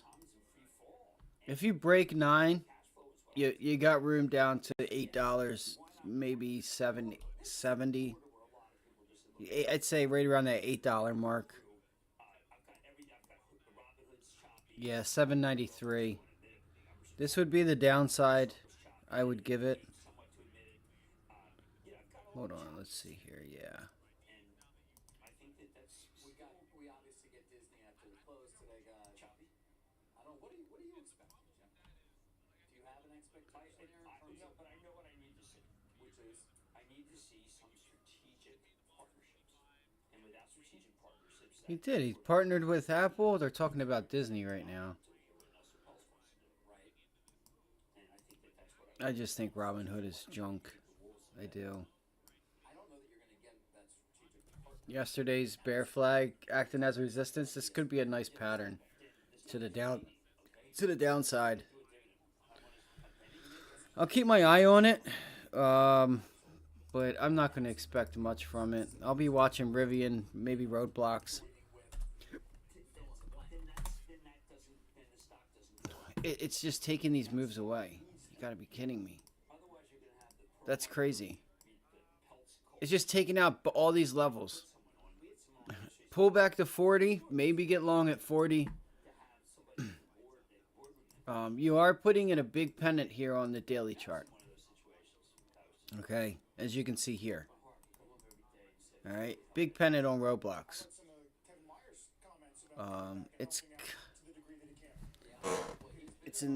I guess that's a descending wedge. I guess you could call this a descending wedge. Maybe I need to make it a little bit bigger. That's what she said.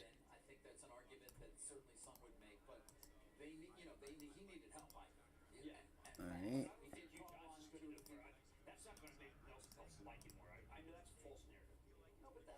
Look at all those fucking lines. I just destroyed this chart again already. So we're coming up on the top side of that 4250 range. You have a lot of resistance up here at 4250, 45. Yeah, here, 42. Because this is where we are. We're right here. So you can see now sellers are coming in. We're talking 4130s now.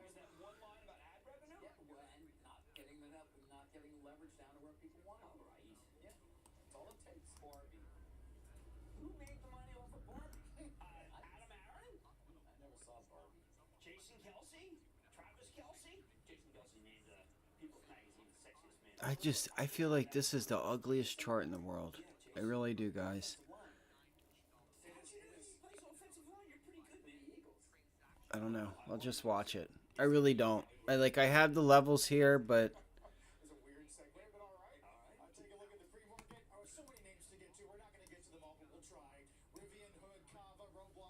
oh shit, Kava? What's going on with Kava?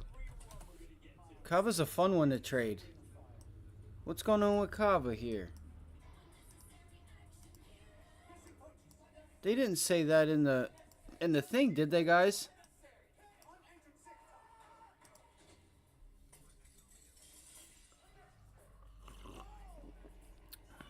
Rivian, Lyft, upgraded Quanta, eBay, Warner Brothers.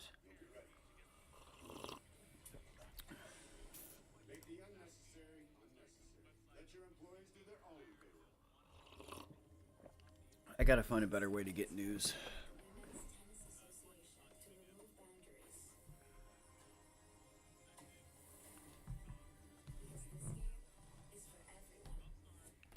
Oh, there's some analyst calls there. Maybe I will sign up for CNBC Pro. How much is it?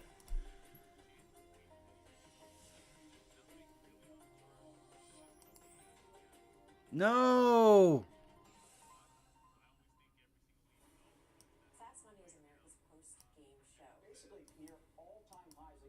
No, I didn't want to do that. Oh my gosh.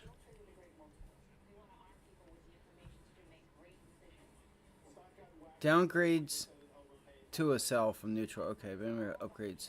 Bank of America was another one that I was watching. I did not want to do that. Oh my gosh.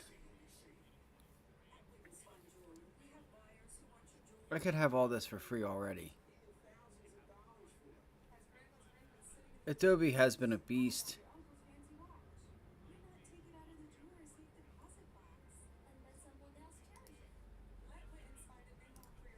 I don't know what's going on with Kava, guys. Alright, so let's look at ARM. ARM has been an animal. I don't think many people are talking about this, but this thing is just, it's been an animal. I tried to short this thing twice, and I was just a day late and $1 short. Literally the very next day is when it decided to go on its downside binge. But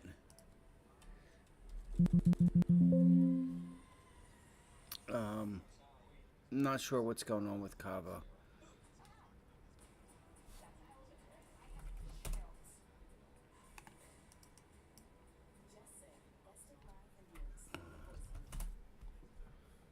Mortgage rates, as we said a moment ago, experiencing the sharpest one-week decline in more than a year.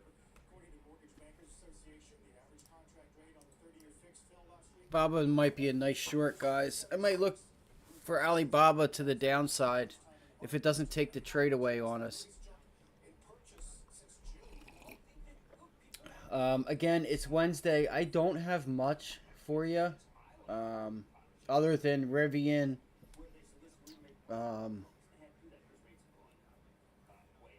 It's okay. Yeah, Rivian, Roblox, some of these earnings names.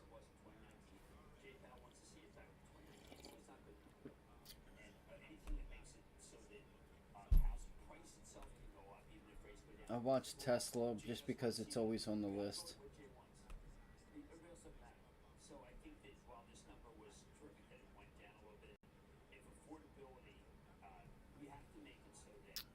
So Alibaba here is looking like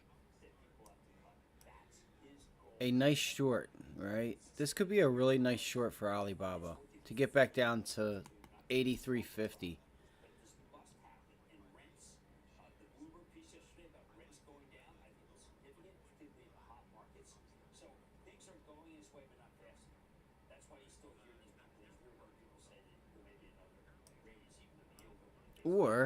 Or this would be a buy. So you could look at this from two different angles, right? 84 is either going to be a buy or it's a short. Let's go to the daily chart. This thing is just getting crushed. That's another rejection off the 50-day. It looks like it bounced off of 84 yesterday.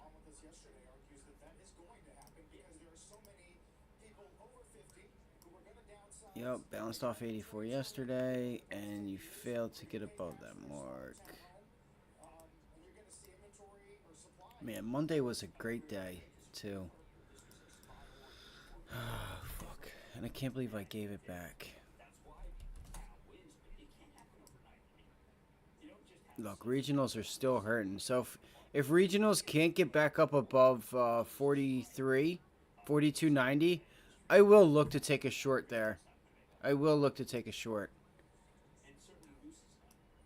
Or it could be time to take a long. That's a pullback, retest. Like, I would feel like the retest would be here, right?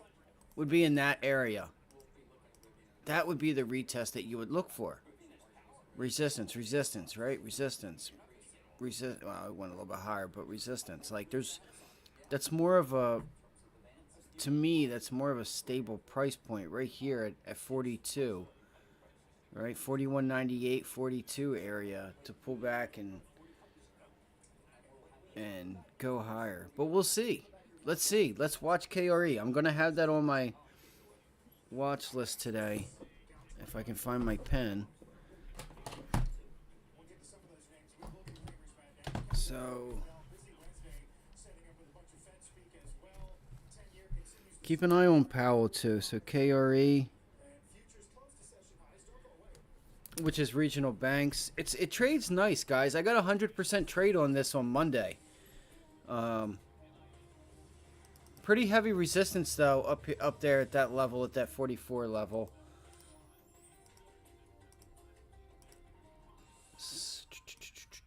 Let me see here, equities.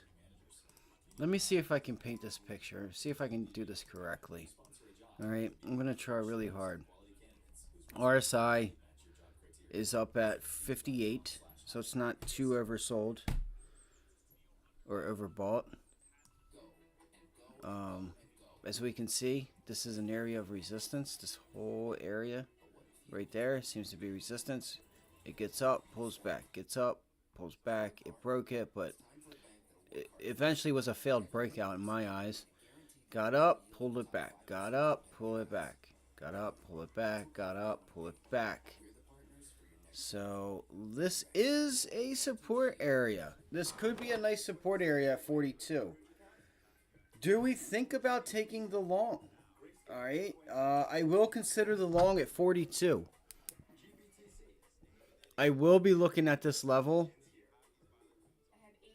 to decide whether or not to take a long. I still, I'm not a banker. I don't know how things are, but I do know some of the data points that we get, and I watch them. The Fed is still lending them more money. They're still needing more money. So that tells me still less depositors, and they're not taking losses. So it just tells me that there's still issues in the banking sector, in regionals. In regional banks in particular, because of these smaller banks that work with people that just have regular jobs. They get fired, they lose their job, or things are more expensive. They have less money to keep in the bank. So, and if you want that data, it's right here. We go over it all the time, right? Right here. Asset liquidity and credit facilities set up by the Fed. All right. When Citizens Bank last week, when they took over that of Iowa or whatever, when Iowa took over it or FDIC took over Citizens Bank stuff, look, it's been climbing. So it didn't surprise us. It's still going higher. That means the Fed's still having to provide more liquidity, right? You're going to get pullbacks along the way, but it's going higher. And that's a fact. 108, 109. So you'll get that today. It comes out every Wednesday, so you'll have it by tonight or in the morning. I don't know why this is up there. Do you guys see anything running or like anything that is stock set to open? Like, why isn't this thing?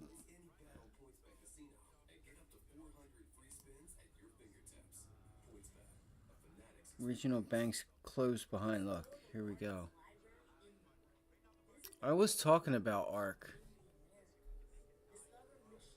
And I was talking about KRE.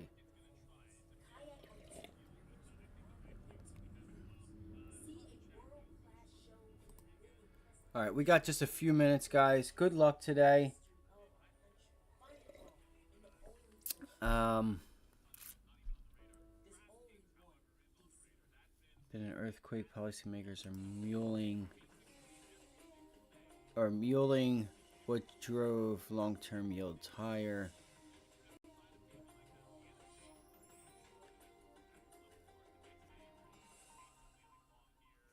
Rally will fizzle out in a week or two. Oh, I'm sure it will.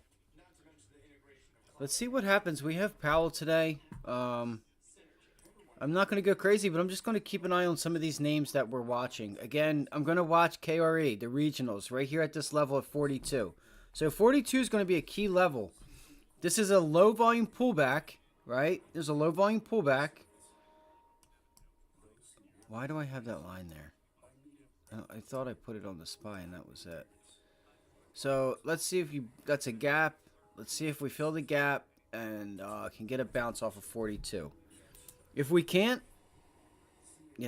44. 42 and 44 is the level.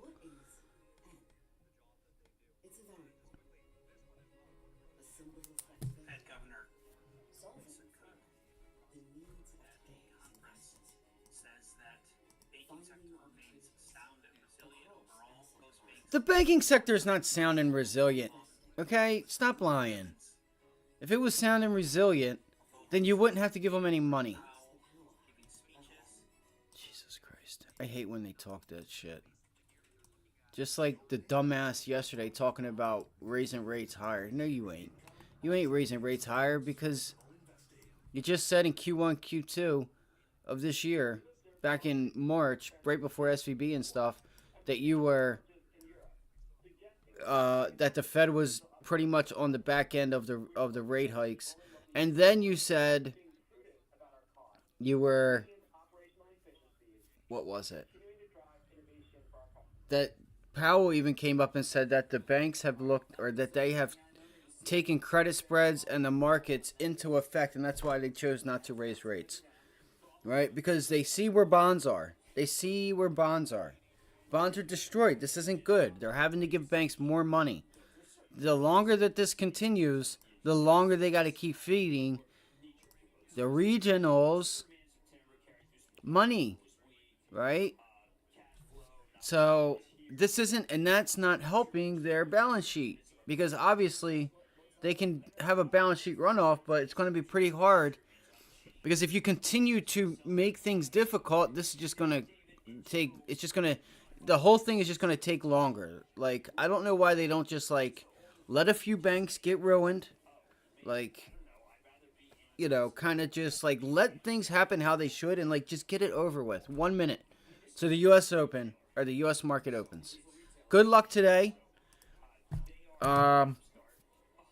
Every day's a new day, guys. If you guys could, hit the like button. Overall markets, again, this morning, pre-market, the Dow was leading. So if you're looking to go long, think about what sector it is, right? There's the SPY. Look, it's up at, right at highs, right? The Qs. It wasn't before, but it's now, see, it's lagging. The Qs are lagging. So tech is going to be on the down, like the lagging side. Look at the Dow, right? Up at highs. So start taking notice of those type of things, because it's going to help you. Good luck today. If you guys see anything running, throw it out in chat. There goes Tesla right off the bell. Let's see if Tesla gets up to that area and struggles.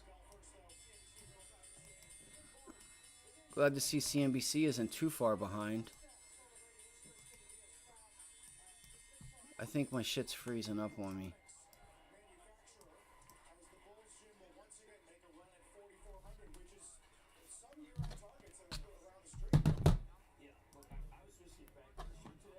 Oh my gosh, fucking Uber. Look at Uber, guys. It's going to be a little asshole, and it's not going to give me what I want. Fucking Uber. I fucking hate you. I can't believe I did that shit to myself, guys.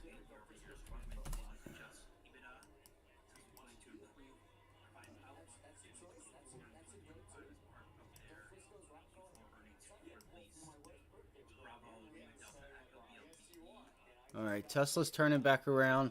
Let's keep an eye on the overall markets, guys. I make a play, I'm going to give it to you guys right here in chat. And I'll say it over the mic.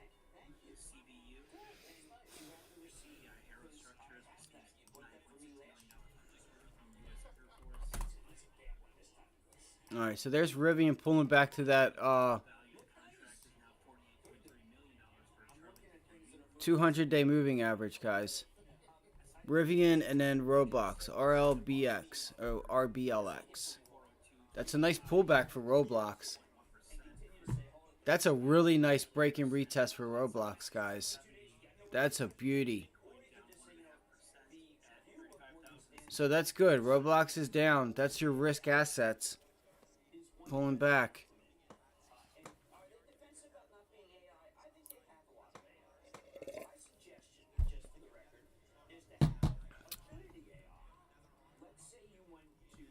I had a feeling that may not last.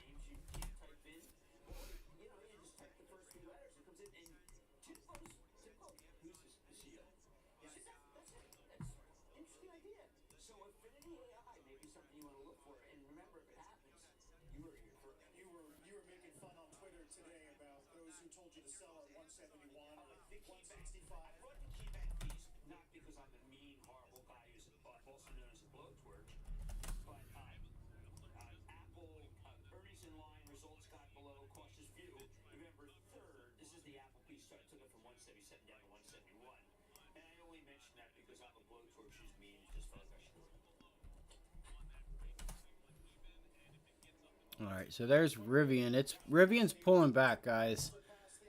But be careful. It could hold. Be careful. Don't be like me yesterday. It's not good.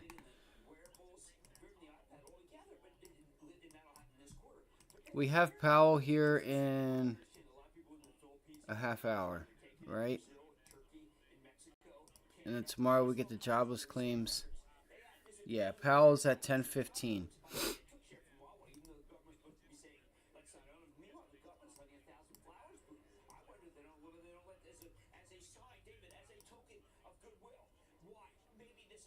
See if Rivian can pull itself back down to this level here at yesterday's close.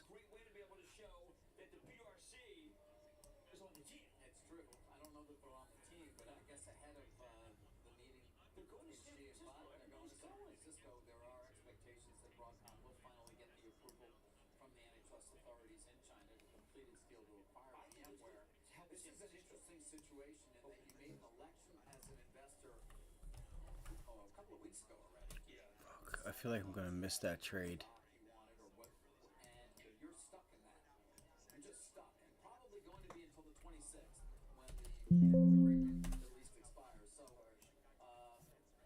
Look at Roblox, man. Beast mode. Roblox is a beast.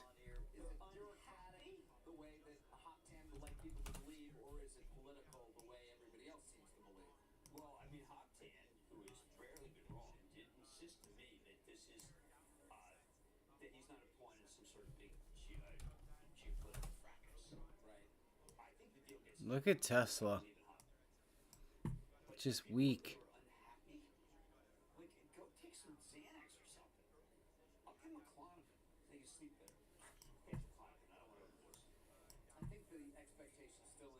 Kramer's hilarious.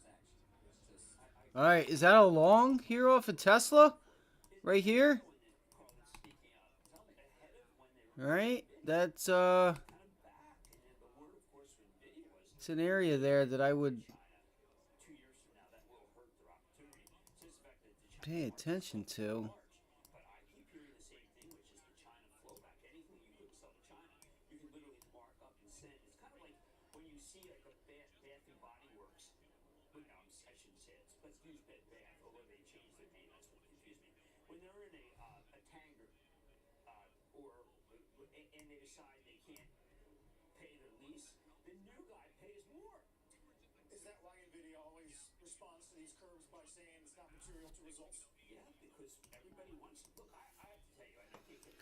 What do you guys think? Short Tesla?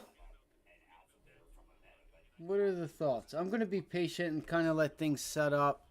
I feel like that's a test of pre-market lows. And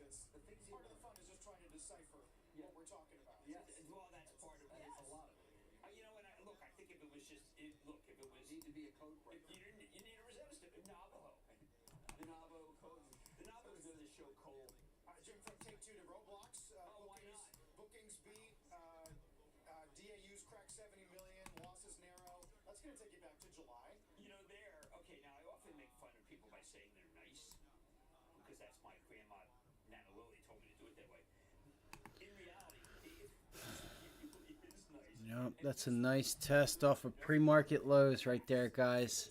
Fuck. God damn it. God, I'm a fucking idiot. Why didn't I take that? Bounce back. God damn it.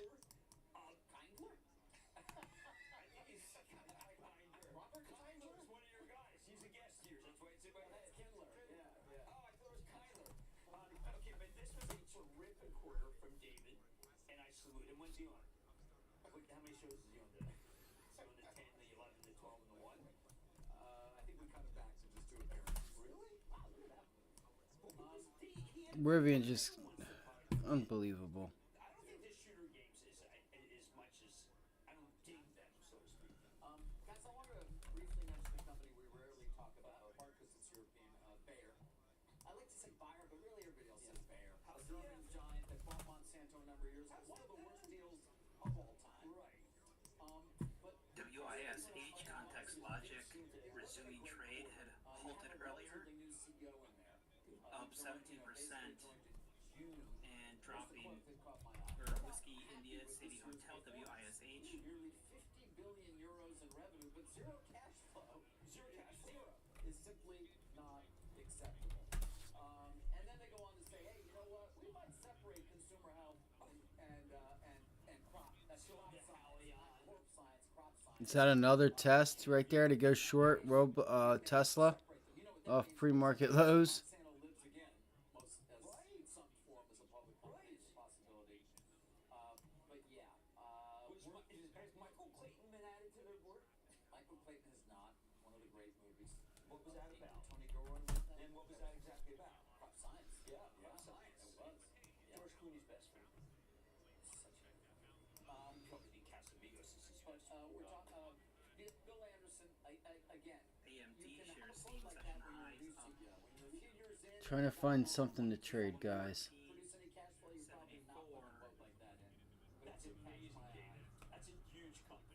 It's So a that you huge mentioned company, it. an important company. Thank you, Jim, because we don't talk about it as often. No. You can see Forma for quite some time. Of course, the Monsanto acquisition was a disaster in every way in terms of the litigation and everything else that came along with Roundup and otherwise. Guys, a couple other things on my radar. Oh, do we know these? No, Endeavor reported fine. TKO reported. Endeavor, what you're waiting for is, are they going to reach some sort of a deal with their largest shareholder and control shareholder, Silver Lake? Remember, 71% of the vote.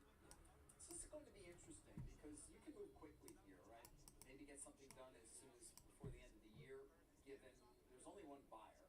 They know the company extraordinarily well, but they're in. They're going to get Mambadala maybe to come in. Ari may roll in. Shapiro might roll in. Some other shareholders, and so you do wonder if everybody's rolling in at one price, who's on the other side to argue for the highest price possible? They obviously will have a special committee. It's unclear to me whether they've hired a banker as yet. I think they're out there, but I don't believe. I might be wrong. They've hired a banker, but they will very soon. Then you'll get questions like, well, will there be a vote of the? Well, you have to have a majority of the minority to protect these minority shareholders, particularly when you're set up for when your CEO at 6% is rolling in, your largest shareholders roll. So how's that going to set up in terms of an argument? Will they at least try and get a number well, above, and how much above the IPO price for what may very well, Jim, be a very short visit to the public markets for Endeavor? That really was, wasn't it? That was a quick in and out. Well, it hasn't happened yet, and we'll see. No, but they're my agent. So I know, but governance will be important here to see how they structure this, whether there's majority of the minority required. Obviously, special committee who's on it, because they're going to have some tough negotiating to do here with all these guys. There've been hope there'd be a three in front of it. I'm still here, guys. I'm just still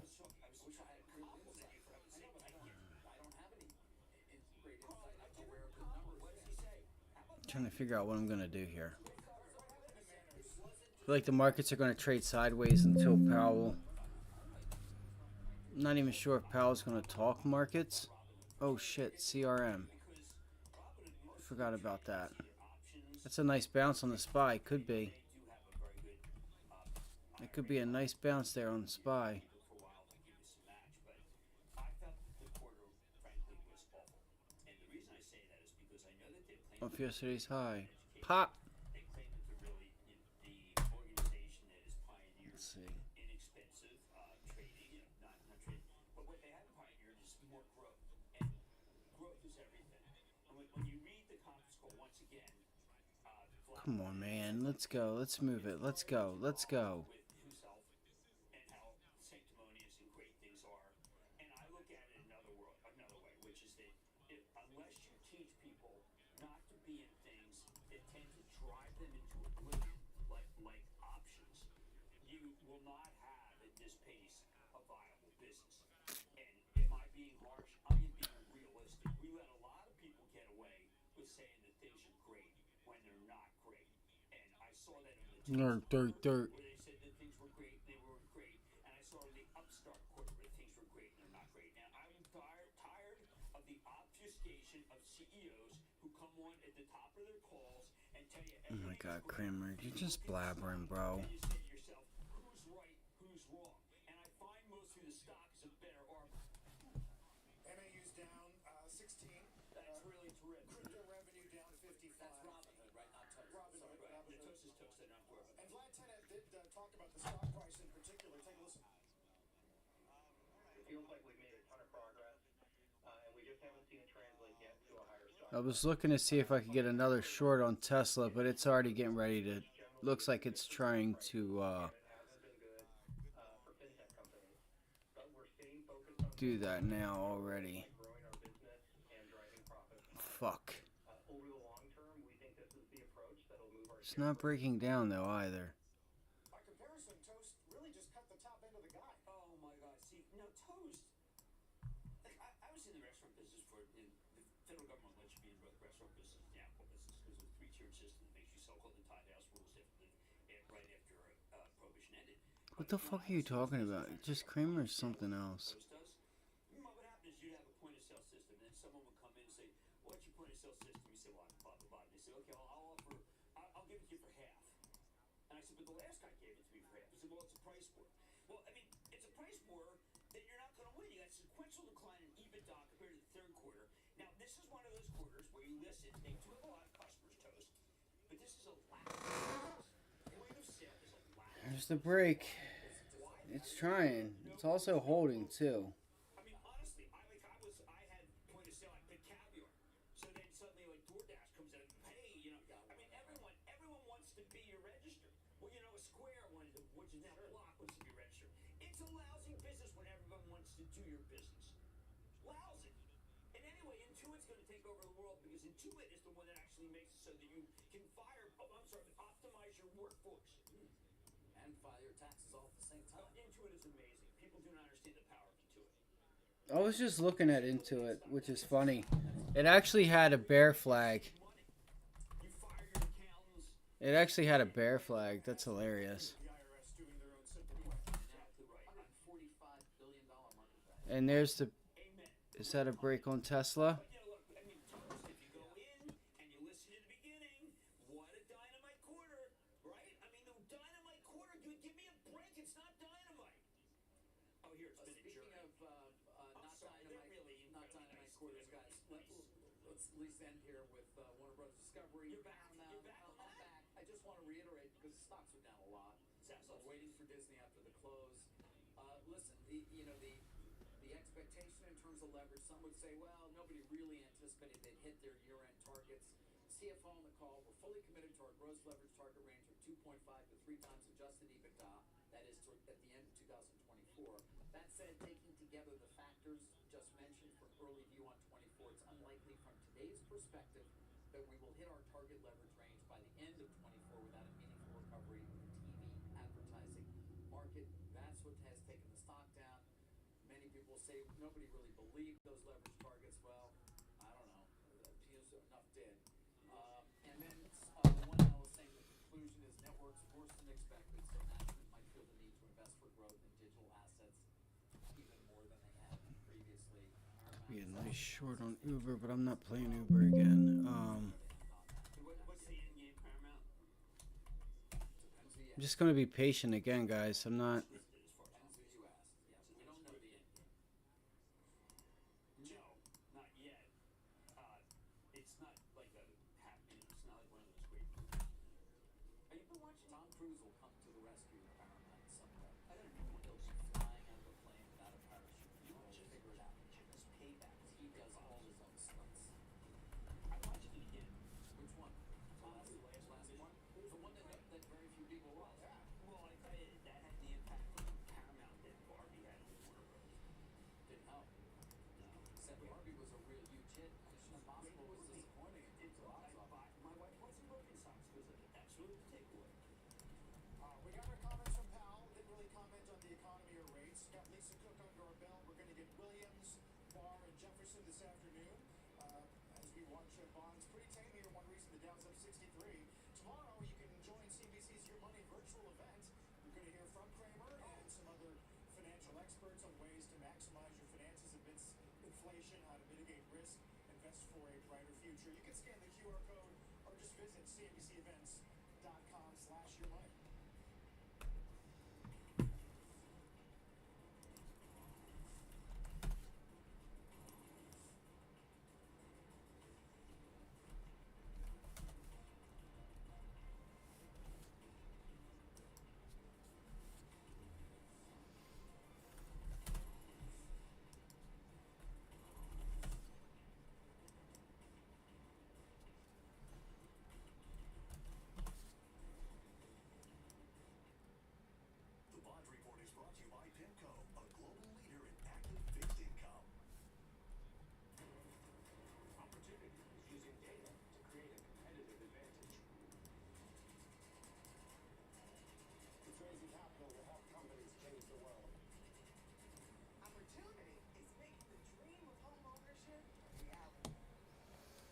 All right, guys, so we're coming into an inflection point here at this 200-day moving average on Tesla. Do we start to see some buyers step in here? That's what I'm curious to see. As of right now, doesn't seem like it's going to... Let's see. Come on, let's have a turnaround here. Let's see. Let's see what happens.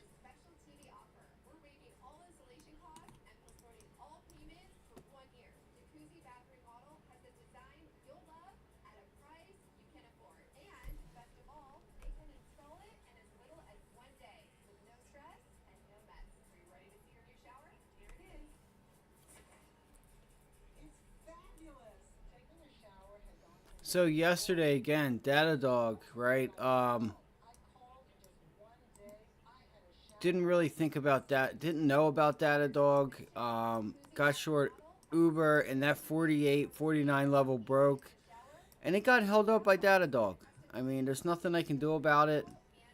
The whole play was just ridiculous. I was just really upset because I felt like you gotta be kidding me here. You gotta be kidding me. But on to a new day.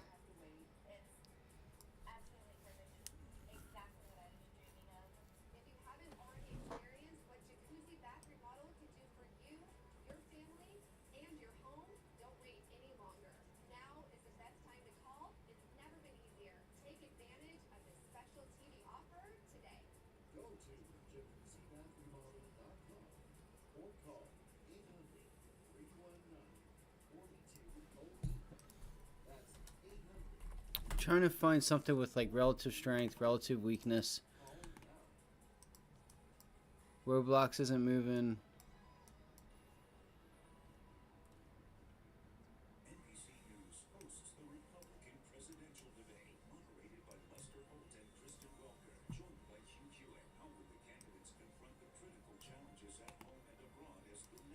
Critical challenge.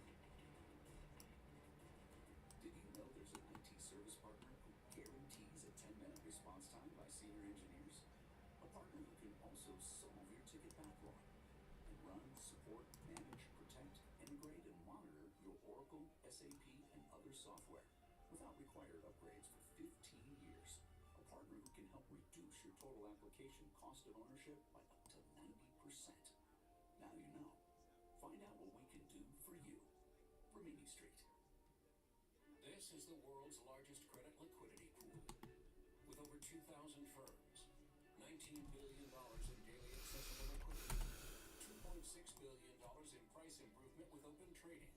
This is market access. NetCredit is here to say yes to a personal loan or line of credit, even when other lenders won't. I'll have to fix that. Apply online in minutes and get funds deposited the next business day or sooner.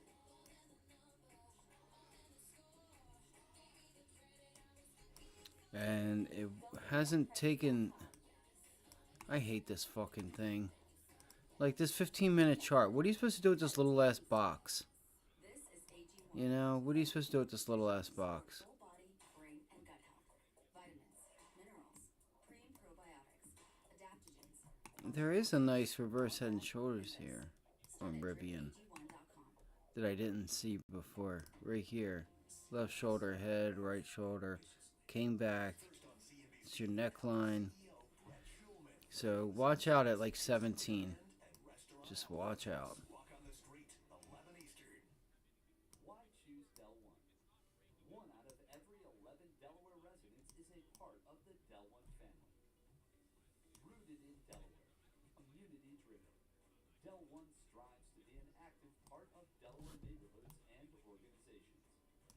To this day, the Del One Foundation has raised hundreds of thousands of dollars for countless local charities, and our commitment continues.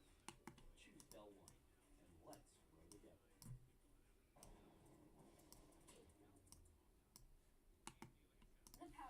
What is this? Let's see here. And that's a good thing? Great in my book. Who are you? No power? No problem. Introducing Storm Ready Wi-Fi. Now you can stay reliably connected through power outages with unlimited cellular data and up to 4 hours of battery backup to keep you online. Only from Xfinity, home of the Xfinity 10G network. Learn more today. Let's get to Jim and stop trading. Eli Lilly is moving. I expect on Monday when we come in, the stock might be substantially higher because we're getting some American Heart Association data about major adverse cardiovascular events that can be protected. Stop basically when you see a select study which shows that there was a 20% reduction. The reason why this is important is that a lot of people feel, what insurance company will ever pay for something that makes it look better or thin or whatever? It can't be too rich, too thin. But what I would take away is that this is about a heart drug. And a lot of people are going to be able to say, a lot of doctors, a lot of cardiologists could put people on this after they see this data. So it does matter tremendously. I want people to be up on it and realize this is the next level for what I think will be the biggest subset. What a year it's been. Now we've got targets with 7 handles as well. Most drug companies have not had numbers that Lilly's moving towards a $600 billion market you value. now, of course, don't forget Wegovy. Novo Nordisk has this, but to get this out of the realm of just of diabetes, which is very important, and to get and weight, you need cardio, and blood pressure is so dramatic decline. So I think people have to recognize you come in Monday, it's going to be a drug company that's very different from what it is now. How about tonight? Okay, so Dutch Bros had a terrific quarter, and I'm so glad because I was worried that they expanded too quickly. And then yes, Renee Haas. Really? Yeah. Hey. Yeah, I think he's going to have a very good quarter, and I think that that's of this crop of new companies that came public, other than Cabo, which finally He didn't mention Kava either. yeah, that I think ARM, which of course is partner with NVIDIA, is going to demonstrate that it's got Fucking Kava fell out of bed, guys. Oh, it had earnings yesterday. Why is this thing not telling me that? even more expensive than AMD. So they got to prove they're deserving of that multiple. Dutch Bros, like what the fuck? Wish, Upstart, you gotta be kidding me. CD did cut MXP, that's right. We have a lot of stuff today, and a lot Unbelievable. that are Unbelievable. showing cracks. It's the way I would look at it, showing cracks. And keep in mind that Wow. Star, which we didn't get to, Huh. or Toast, when you read through or Robinhood, when you read through the first 5, 6, 7 graphs of the top score, do not be overly impressed because you might be wrong. Usually put the best stuff up high. Yeah, Robinhood took from the shareholders and gave to the short sellers. Kind of a little different narrative, but they're enticement. We'll see you tonight, Jim. Mad Money, 6 p.m. Eastern Time. When we come back, Sarah Eisen's exclusives with CVS CEO Karen Lynch and Progressive's Tricia Griffith from the Women's Forum of New York's corporate breakfast event. Bulls making a run. That was yesterday. Points away would be the first time since mid-September. Don't go anywhere.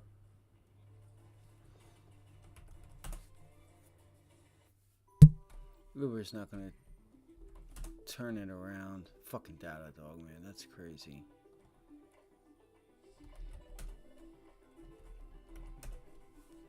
Yeah, look at Rivian, or not Rivian. I meant PLTR. Palantir. There's still a lot that I'm looking at.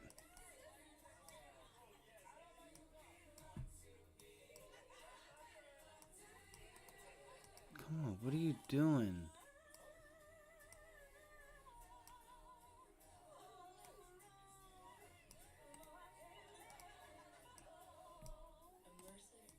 Oh my gosh. Not him. His first name's Derek. Too young. Too old. Too medium-aged. Ooh, great reviews. Available tomorrow? Booked. Dr. Hamilton is perfect for me. Search, read reviews, book a doctor on ZocDoc. Power eTrade's award-winning trading app makes trading easier. With its customizable options chain, easy-to-use tools, and paper trading to help sharpen your skills, you can stay on top of the market from wherever you are. eTrade from Morgan Stanley. Seems like they are not taking Make complex trading less this earnings call that earnings that great. new trading opportunities. While an earnings tool helps you plan your trades and stay on top of the market. eTrade from Morgan Stanley. Only the Sleep Number smart bed lets you each choose your individual firmness and comfort. Look, I am not gonna fucking miss a trade today. I'm just tired of it. And now save 40% on the Tired of it. special edition smart bed. Ends Monday. I know nobody wants to comment or anything. Just curious what you guys are watching. But I'll try and do all the work. It's all good. Next business day or sooner. NetCredit. Credit to the people. Watch how easy it is to put on new hands-free Skechers slip-ins. I just step in and go. Sitting doesn't matter. Don't even have to touch them. Ooh, gangsta. In a hurry? There's not a faster, easier way to put on shoes. They know it, and when they see it, You can't buy great conversations or moments that matter, but you can invest in them. At T. Rowe Price, our strategic investing approach can help you build the future you imagine. T. Rowe Price, invest with confidence. People are really excited about the sport and where it's going. The US to open up to what Formula 1 is. Our business today generates about $600 million in revenue. A CNBC documentary, Inside Track, The Business of Formula One, premieres Thursday, November 16th, 8 p.m. Eastern. Good morning.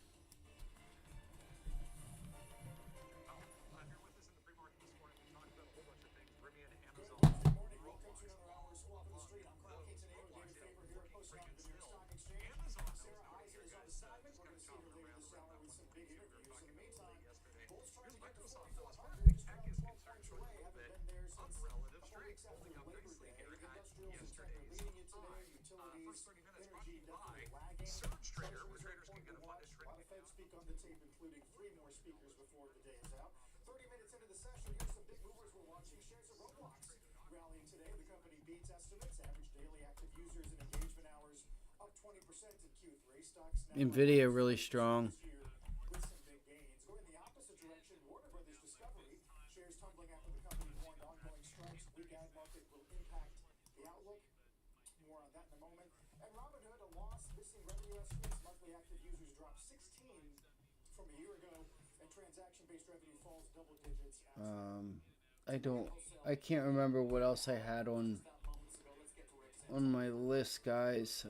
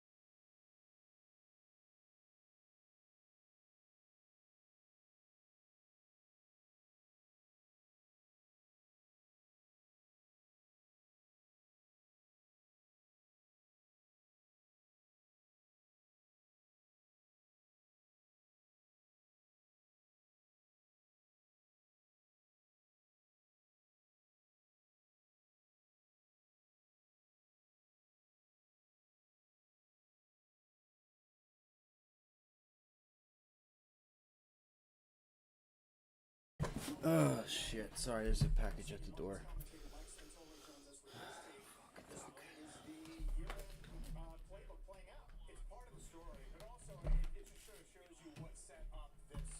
All right, let me see if I can find Powell. Should be getting ready to come on.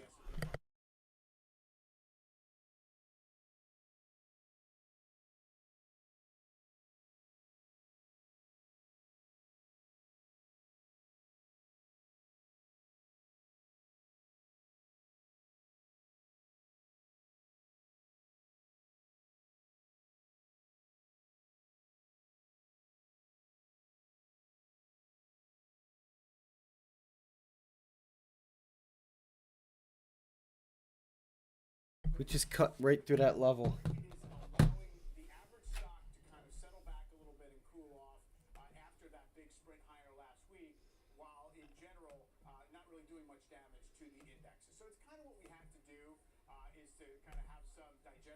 Of those gains. We're getting it. We're obviously past peak earnings season. It seems like an earnings season we have to kind of weather through more than just actually celebrate in terms of market reaction.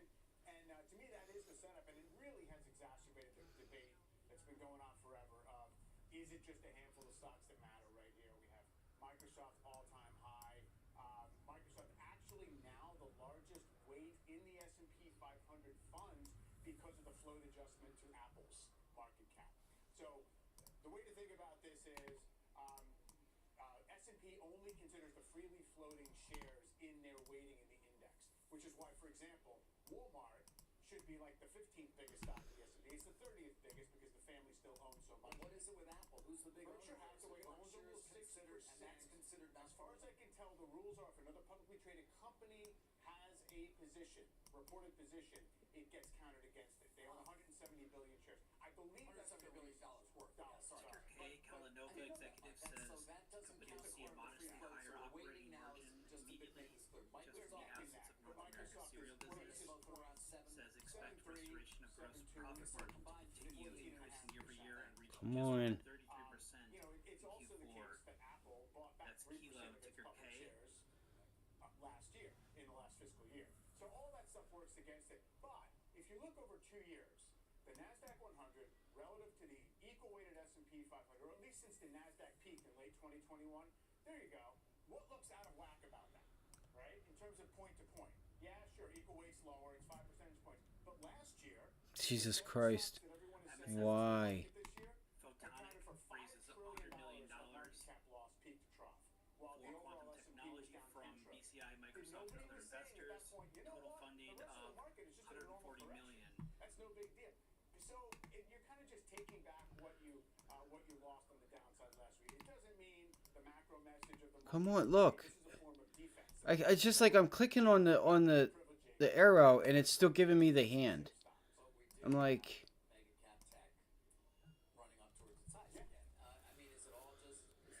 all right, let's see what we do here. That was a pullback to yesterday's close.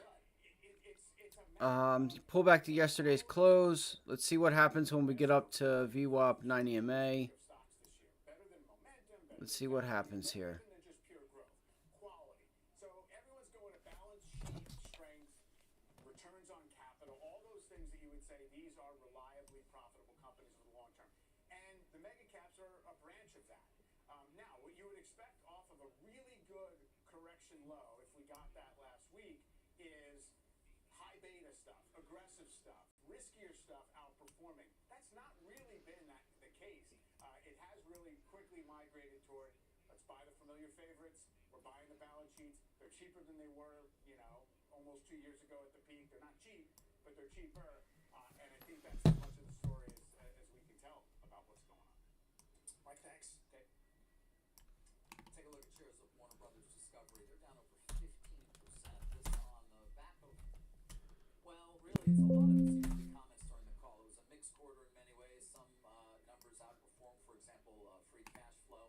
It did say, though, during the call, this was the CFO, it's unlikely to hit its target leverage range by the end of 2024 without a meaningful recovery of the TV ad market. This, as investors, of course, are looking ahead to Disney, which will report after the close this evening. Let's bring in Michael Morris from Guggenheim. Tesla's still failing. Michael, what is Again, be careful because you are going to have Powell. Said by the CFO during the call that we just shared. I absolutely believe it was what the CFO said during the call. His comments that were really forward-looking about the company's pace of reducing financial leverage at the business. That reduction of leverage is really critical to the way investors think about the equity value here. It's kind of viewed as, I don't want to call it bulletproof per se, but a real reason to be involved in the stock, even though we know that there are secular challenges. So when we hear that those secular pressures are weighing even more heavily on that pace of delevering, that creates concern in the marketplace. Oh my God, man. I'm so tired of clicking. Believe their targets at the end of 24 realistic, and so we had that built in. Meanwhile, the stock is down 15%. So I'm just curious, as somebody who's been relatively positive on the name as well, what's your take here? Sure. Well, historically, we've had concerns about the ecosystem in this company as well, and we did move to buy last year, really looking at a couple of. Sorry about that noise. One, we do think they have a great collection of assets between Warner Brothers, HBO, CNN, and now moving Uber's a piece of shit. into their digital strategy. So we feel good about this core set of assets. However, the pressures in the broader marketplace are very heavy, and we're seeing it across the board in this linear ecosystem, even as some of our digital players are starting to see some re-acceleration in the back half of the year. So we published a note on it, even following what we heard from the company today, expressing some of this incremental concern that we have toward the future of the business. Yeah, you point out the strike. You think the street basically understands, but it's the advertising commentary that took some by surprise. Yeah, absolutely. I mean, if you think about it, everybody understands that the strike is a challenge for the business. There are some uncertainties around, one, the timing of the strike being resolved, and two, what the outcome of these strikes will mean for future expenses, levels of content spending, etc. And that's pretty consistent across all the companies. So we're not making decisions on one stock versus another, given that they're all going to tackle that narrative. I think that's digested. But when we're talking about starting to lap already challenging. I was thinking about a short right there on Snow. That might be a trade idea on Snowflake, guys. Your stops are obviously right there at that 157 level. You had a nice increase in volume here. The volume is still actually really weak compared to yesterday, but The networks business seems to be a real concern. I mean, you pointed out, but perhaps even declining more quickly than even those who are pessimistic might have expected. Not sure what that means for Paramount or even for my parent company, Comcast as well. Yeah, well, I mean, it matters. just trying to see what some of these names that reported last week are doing. AMD, come on, man.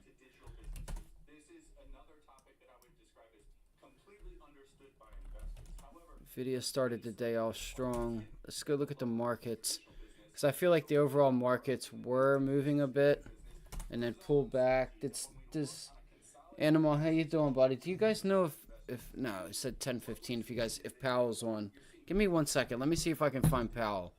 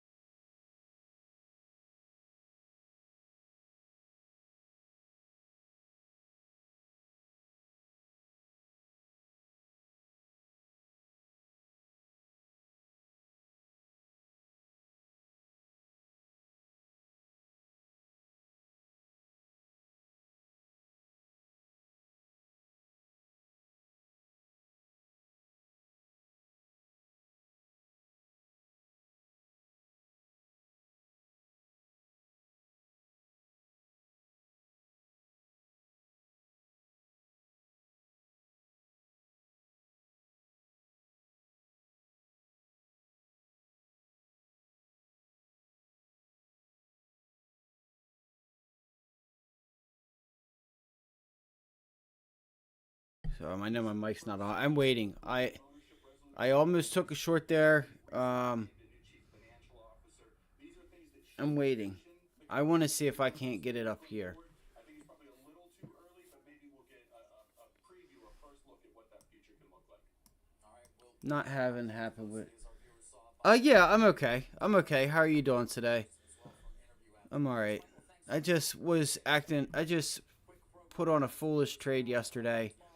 I don't know if you were here yesterday or not. Not yesterday, but if you were here earlier this morning, here's what happened. Oh my gosh. So Datadog was up 20-some percent.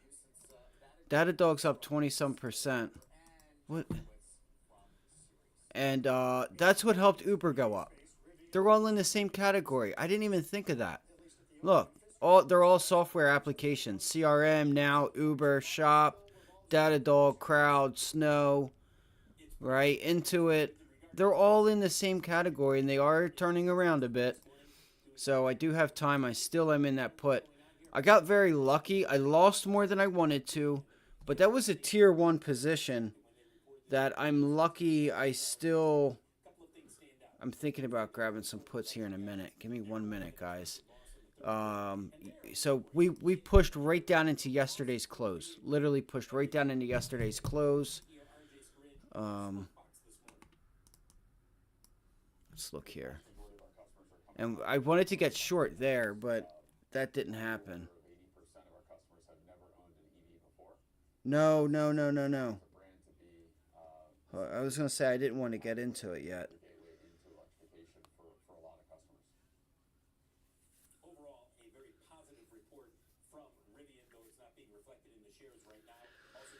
I want to see if we can get Powell.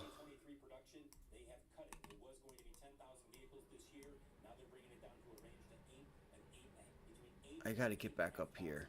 I need to get back up there.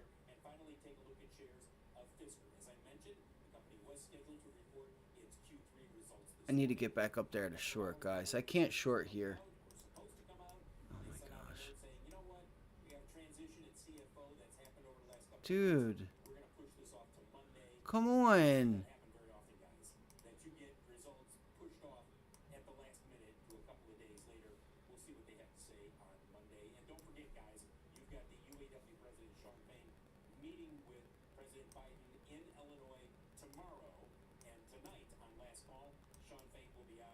What is that? Can I open my camera now? I can, but I'm not like, I haven't washed my face or brushed my teeth or anything just yet. I kind of was trying to leave it open. I can, I guess. I just haven't went to go get a, whatchamacallit. I haven't went to get a haircut or anything because I had COVID or was sick, and I don't want to get anybody sick. So I figured I'd go this weekend. I'd give it 2 weeks. Let's see here.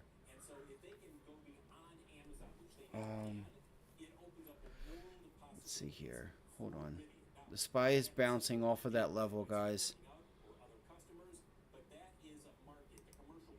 Come on. Let's see here. Where am I at?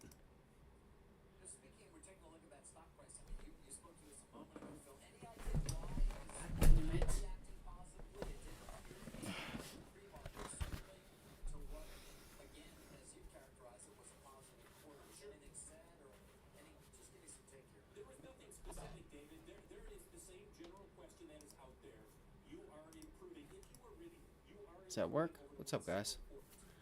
I'm here. I know I've been gone for a couple days.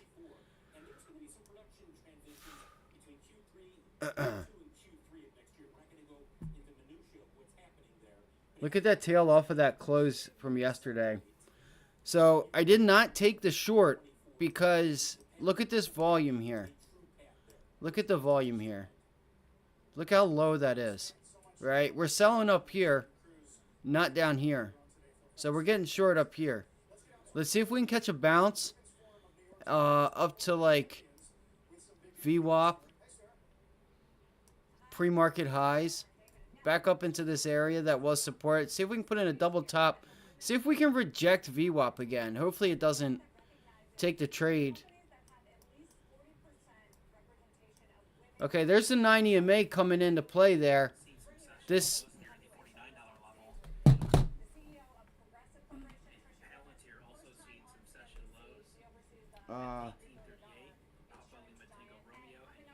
Yeah, I got it up.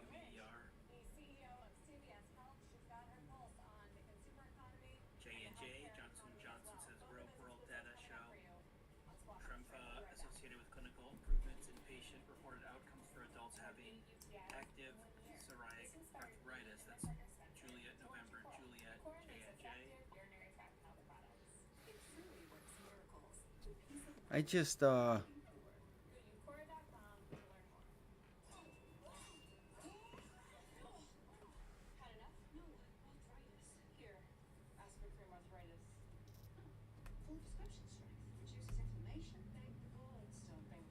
STLA, Stellantis, the next new model from Chrysler brand is two-row electric crossover. I'm just right now I'm trying to look to see, so I have the queues up over here.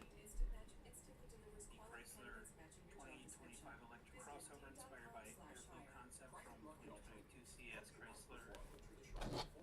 I'm gonna see if I can get Powell up. Give me 1 second.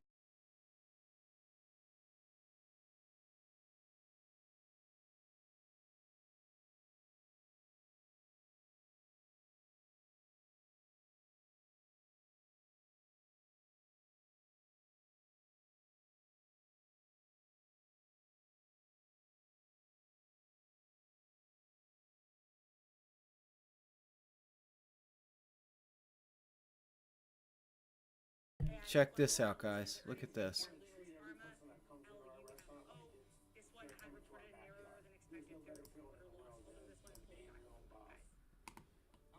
And then there it is. How'd I know? Look, as soon as I seen it, you seen a bunch of people just go short there.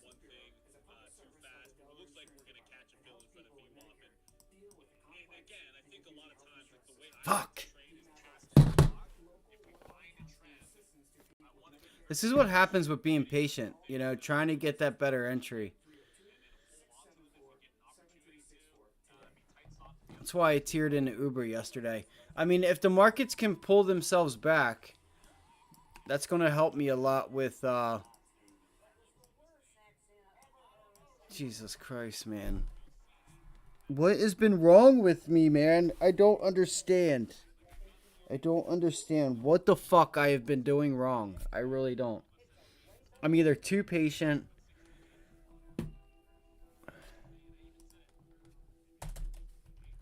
Dude, I can trade, like, I've been trading for way too long to be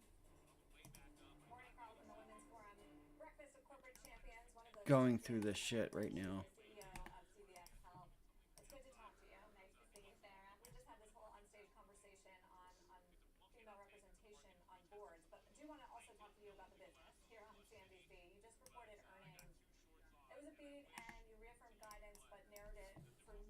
All right, so the Q's made a new low as well.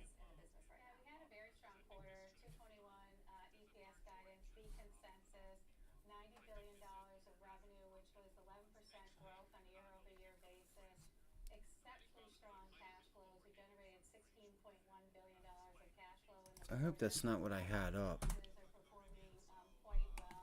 I did. All right, so we need to watch the. I'm gonna watch the Q's.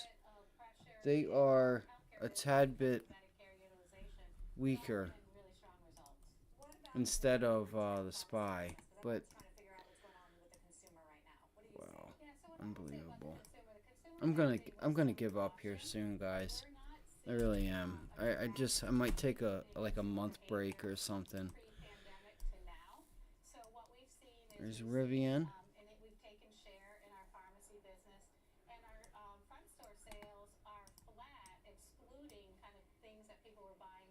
Let's see if we can get a bounce there. And then what do we have? Roadblocks also. Roadblocks this morning.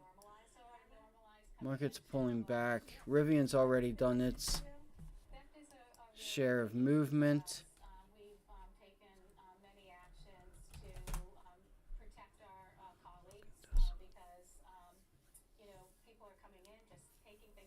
Do you guys have any ideas, or you guys see anything that has relative strength, relative weakness? Any ideas out there?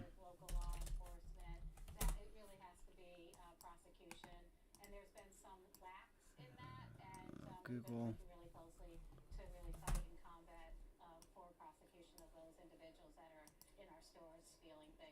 Well, you're not alone on that front. We hear it from a lot of the retailers. You mentioned the PBM business. I think that, and how results there are good. The constant worry, I think, from investors is that this is going to be under regulatory pressure. I haven't. I'm just gonna be patient, Chris. I haven't traded anything after yesterday's debacle. I'm going to, kind of be in the driver's seat and be in control.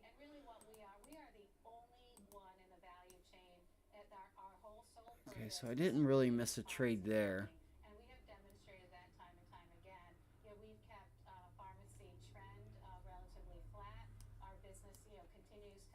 Right now, I was kind of like looking for Powell to see if he was going to do anything or say anything.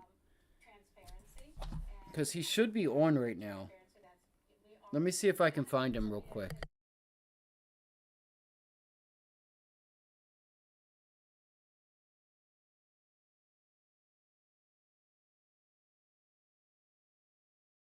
Because it should be President Biden administration to hike tariffs on Chinese vehicles.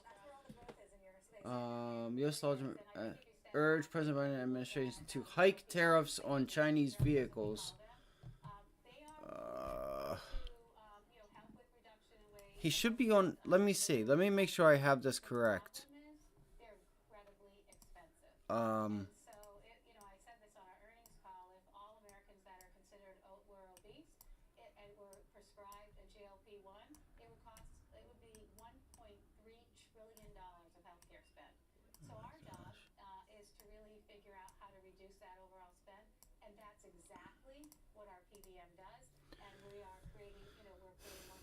What was I doing? What was I doing? I know I was looking for Powell.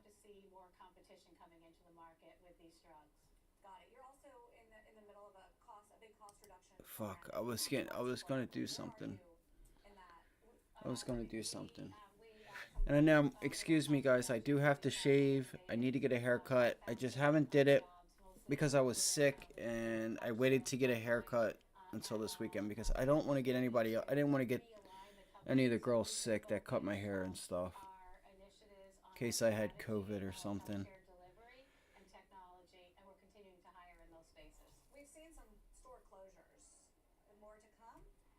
Oh, this is what I was going to do, was to see what time he comes on. 10:15. Is this Eastern Standard, Central, Pacific?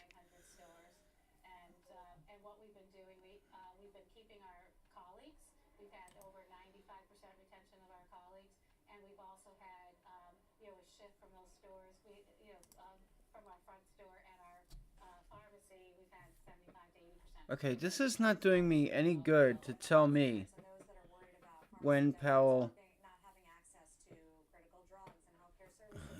what time he's coming on.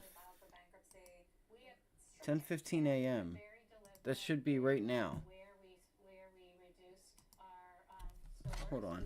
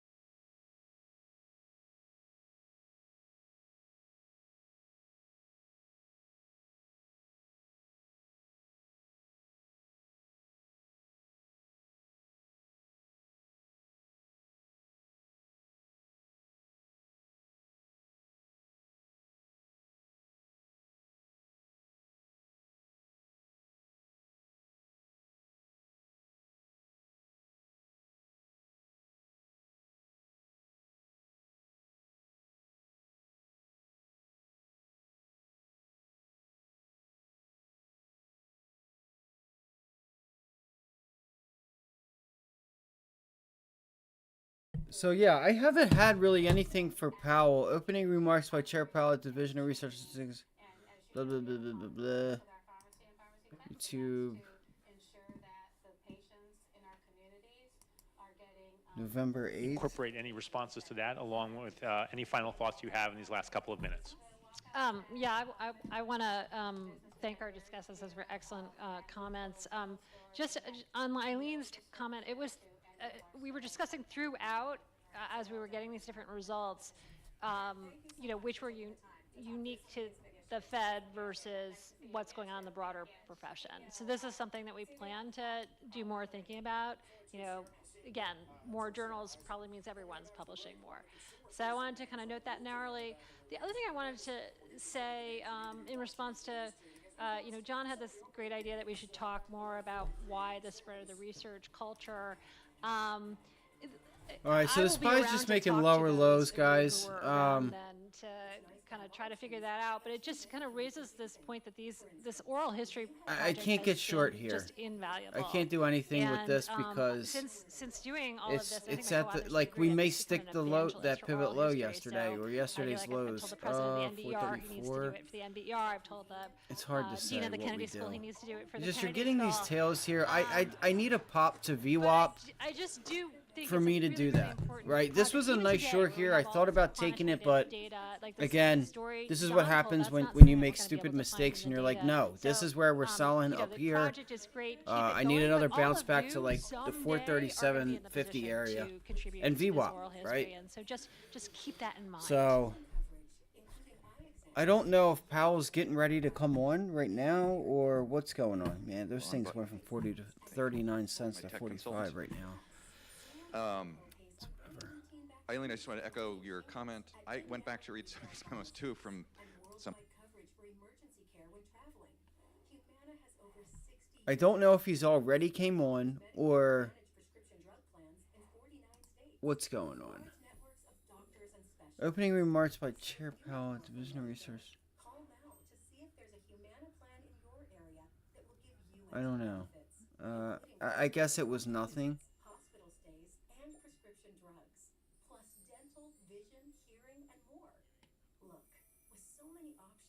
Powell says little about rates. I figured. So he didn't even... It was a non-event. I guess it's a non-event. And we don't have anything this week other than...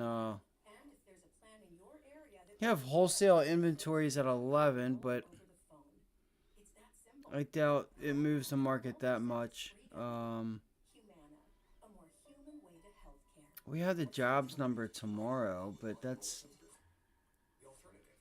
Hopefully that goes... That's what could help the market pull back a little bit, I feel like. Looks like we got sell triggers on today. Let's see if we can crack this area or if we pop. I'm really curious to see what we do here on the markets, on the SPY in general. I don't know. It's going to be another no trade day for me, I guess.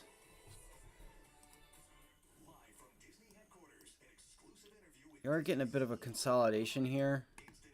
I don't want to just shoot for the long just to shoot for a long, but...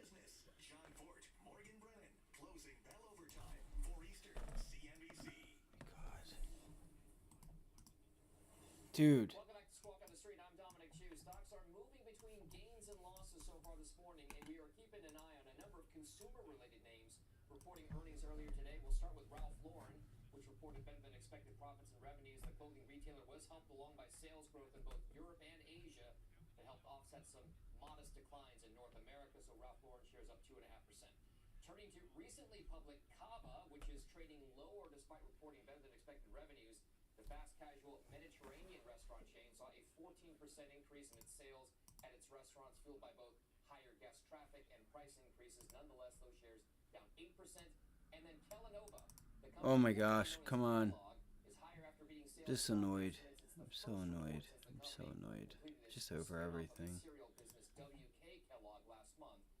Where did it go?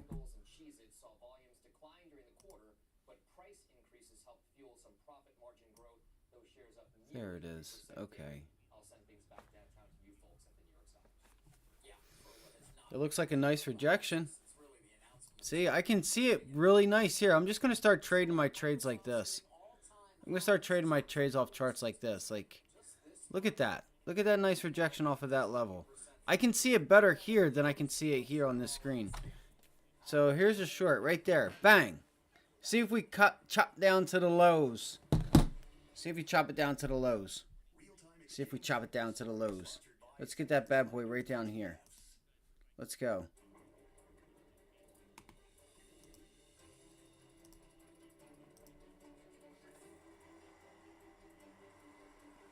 You can do it.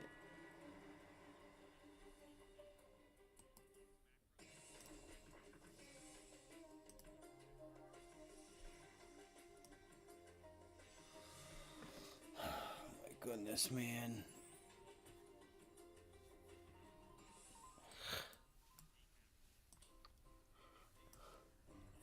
I feel like it's going to be one of those days. There's just not much going to be going on. It's the week. Come on, just give me a bounce to VWAP or something. What time is it? It's 10:30. Cleveland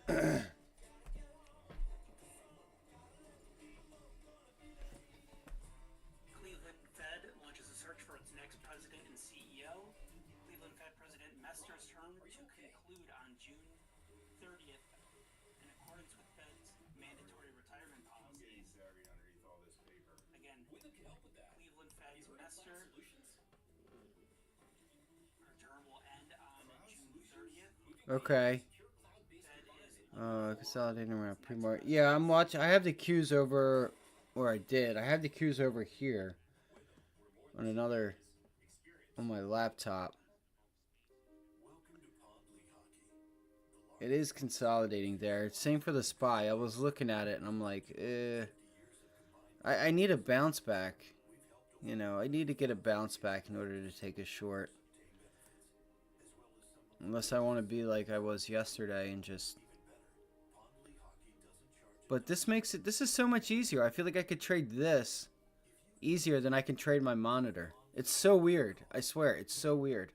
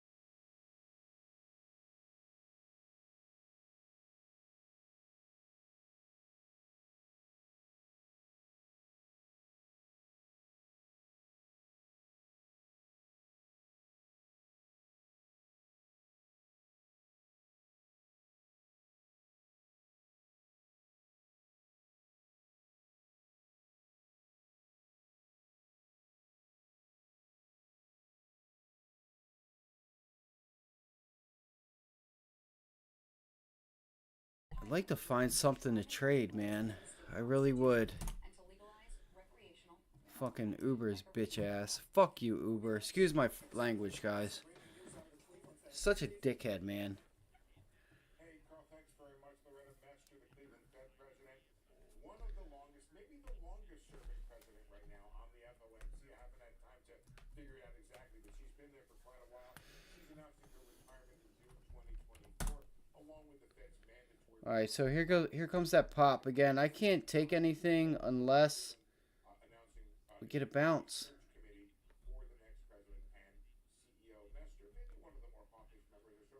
Of the committee has been inclined to fight inflation a little more toughly and over the time a little less willing to go down the road of zero interest rates, but she'll be retiring, and also one of the, I would say, preeminent economists on the Federal Reserve. Hi, baby.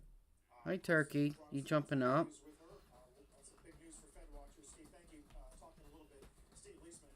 One of the big gainers in this rally this morning is going to be Microsoft. Shares all-time highs. Stocks up more than 6% this month alone. Now up 50 on the... You gonna yell at me? You gonna yell at me? You have everything you need, girlfriend. You don't? I think the success Sorry, I'm just talking to my cat. Yeah, let's see if we chop this this low from, I guess it would be yesterday. Yeah. Let's see if we cut this pivot low from yesterday on the Qs. This here. Oh my god. And I think I'm with you on that. I wouldn't mind that myself. All right, you got a little bit of downside movement there too.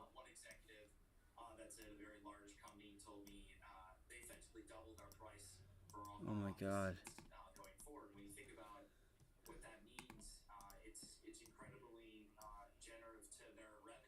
Yeah, it's 369. Looks like a nice trade. Right? Break this level, bounce back into it, get short.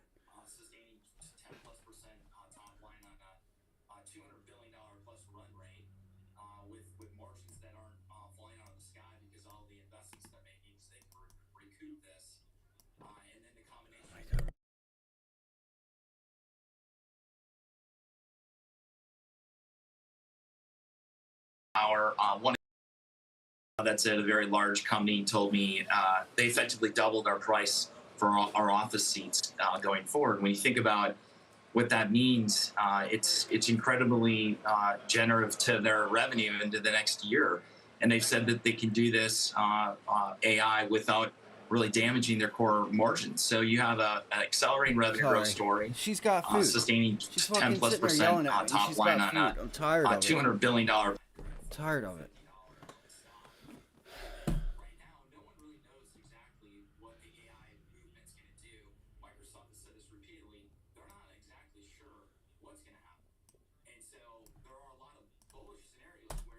I need to find, like, Rivian, are you kidding me? You gotta be fucking kidding me.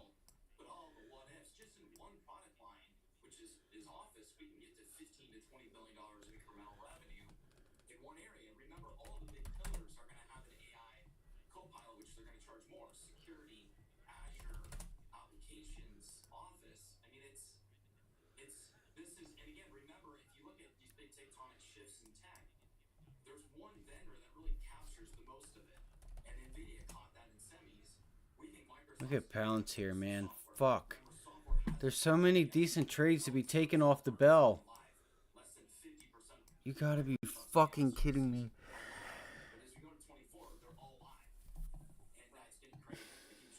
Like, look at this. Look at this. Double bottom, breaks it, pulls back right to it, short.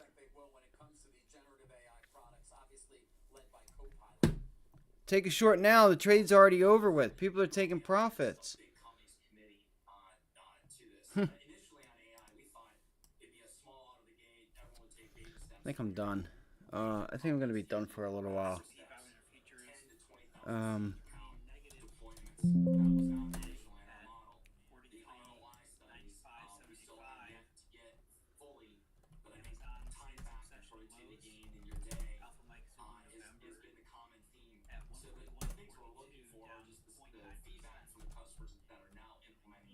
See.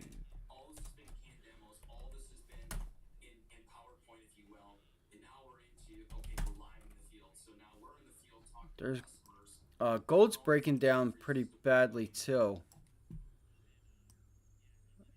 Gold's breaking down, guys. Look at GLD. Gold's breaking down pretty bad.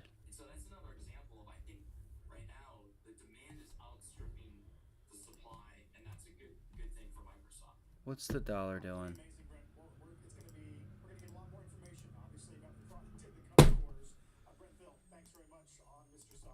Sorry if that was loud. No, not trading economics. No.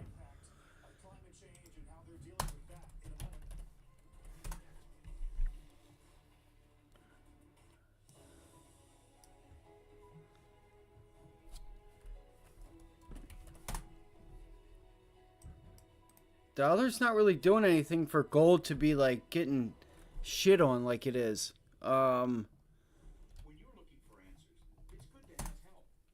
Yields aren't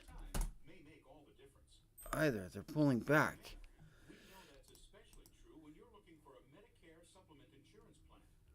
It's a nice move.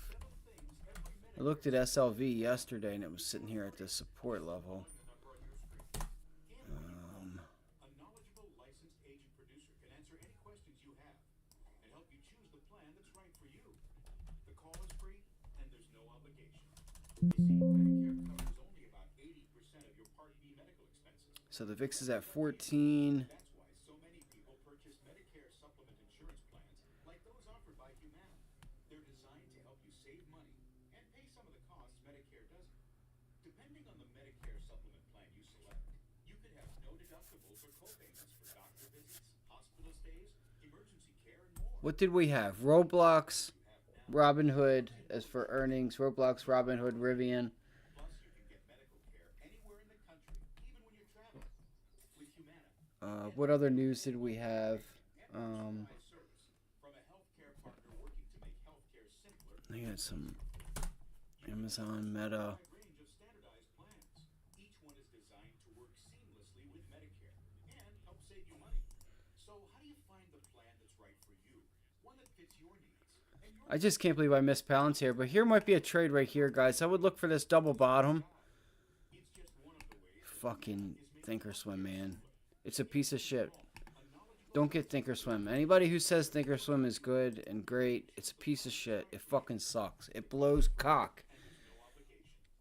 Double bottom here on Amazon. Look for 142. See if you can get a rejection off of that level. Yeah, it may not be until 142.50. If you were to pull up the SPY or the Qs. Again, the area I'm wanting to look to get a pullback, to like load up on a pullback, if we're going to get it, it's going to be up in this area, like VWAP.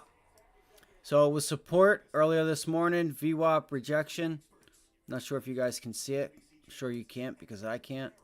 VWAP's been a point of a rejection point. So let's look for that. And VWAP is lined up right with the double bottom from this, from right off the opening bell, right here. You have a little double bottom right there. Boop, boop. Right here. Probably see it a little bit better. So let's see if we can make that resistance with VWAP. And then maybe look to get a short. That might have been our flat top resistance right there. They're trying to step in front of that level. But it'll be a no trade for me if we don't get it. Alibaba was another one that I was looking at. Yeah, I feel you, Chris. I'm just upset because I don't see anything, and it's just getting me upset. There's just I don't see anything that's like a good setup. I don't, at least. Like Palantir, PLTR, that was a miss. That was a really nice. Like, what is that? Like, what is that? I didn't even fucking click and the thing zooms in. That's a nice, that's a nice, same thing, right? Double bottom, boop, boop. Find support, rally, pull back. Triple bottom, break it, retest it. There's your short right there. Game over, right? That's all it takes. Right there. There's your trade off of that level right there. Support, support, support. Breaks it, pull it back, bang, boop. You're done. You're done for the day. Right? Or you're like me and you don't see it, or you're not there, and you still got to sit in your fucking chair because you still haven't had a trade. And then you just really screw yourself from yesterday. I had a bad day yesterday on Uber. I had such a bad day I had to tweet them. I was like, you guys really hurt me yesterday. I forget what I wrote. I wrote like, you guys crushed me or something like that. So this guy from Oppenheimer says Uber is not a revenue business. They don't have to worry about revenue. What? What? A business that does not have to worry about revenue. We're not in the business for making money. We're in the business for getting data. Okay, well, if you get data, don't you get paid for that data? And the more data that you get, the more money the more revenue you should get, right? So no, you are a revenue. It does matter what money you bring in to the debts you owe, to the business. Are you growing? Are you not growing? You're a growth stock. So it doesn't matter what type of business you do.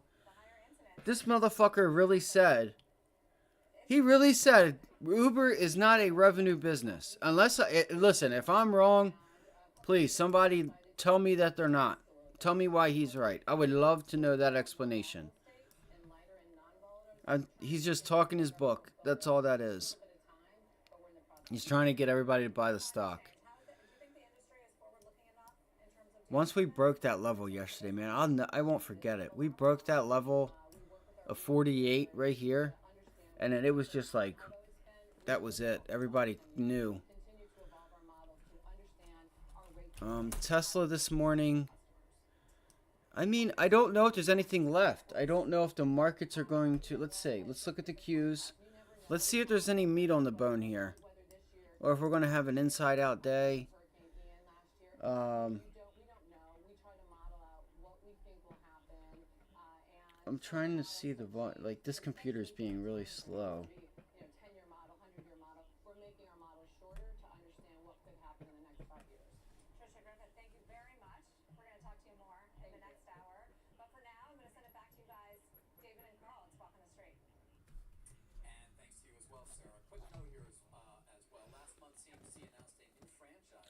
I can't get short Tesla there. I mean, I should, because my stop loss would be, I don't know.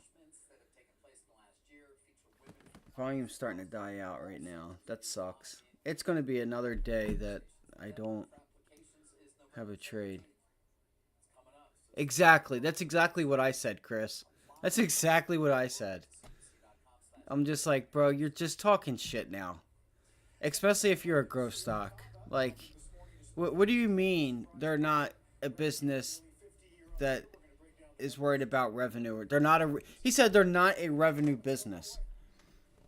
He said they're not a revenue business. I'm like, what the fuck kind of crack are you smoking, bro?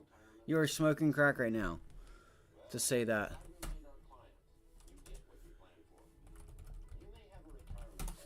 Come on, just...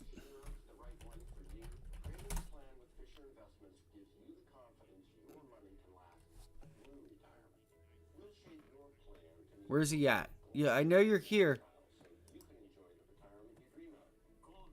Today, the SEC's crypto policy. Oh my God. He's here. He's the guy from Oppenheimer.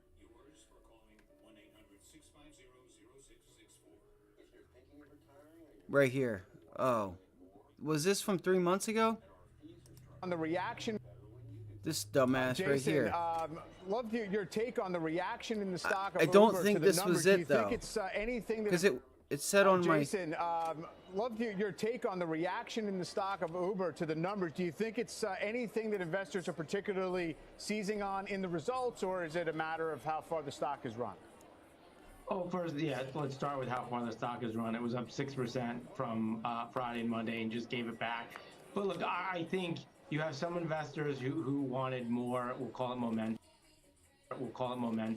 You do have a slowdown basically in the gross bookings and 70 bookings target for next year. But a lot of that has to do with freight, which isn't a particularly valuable part of the business. I think they're prioritizing GAAP earnings to get their S&P inclusion, and that's probably hurting some of the gross bookings growth, right? Like as far as leaning into growth, and some of the more shorter term investors, I think, are kind of unhappy with that and are selling the stock. But ultimately, it sets it up for, I think, the more longer-term investors to ultimately participate. It's a fascinating dynamic, this idea, and it has been commented on that Uber is seeking that inclusion in the S&P 500.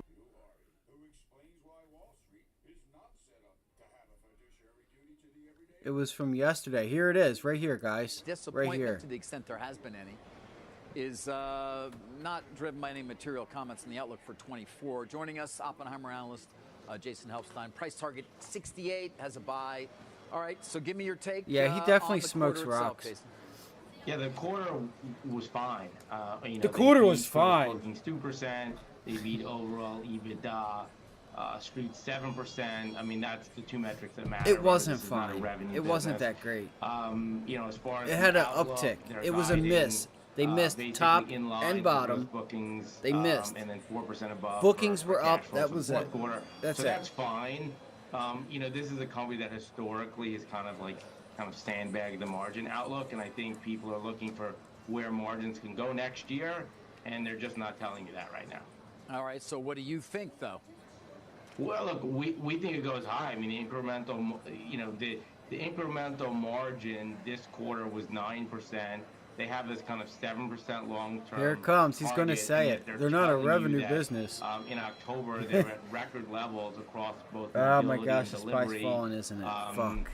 You know, I'm just looking at the they're telling you premium. that It's the going business up is to seeing no 50 some slowdown, cents now. and they're just, you know, particularly delivery. Delivery came in, you know, something like 16% are above our estimate and 20% above the street for mobility profitability. So they are set to meaningfully accelerate profitability next year.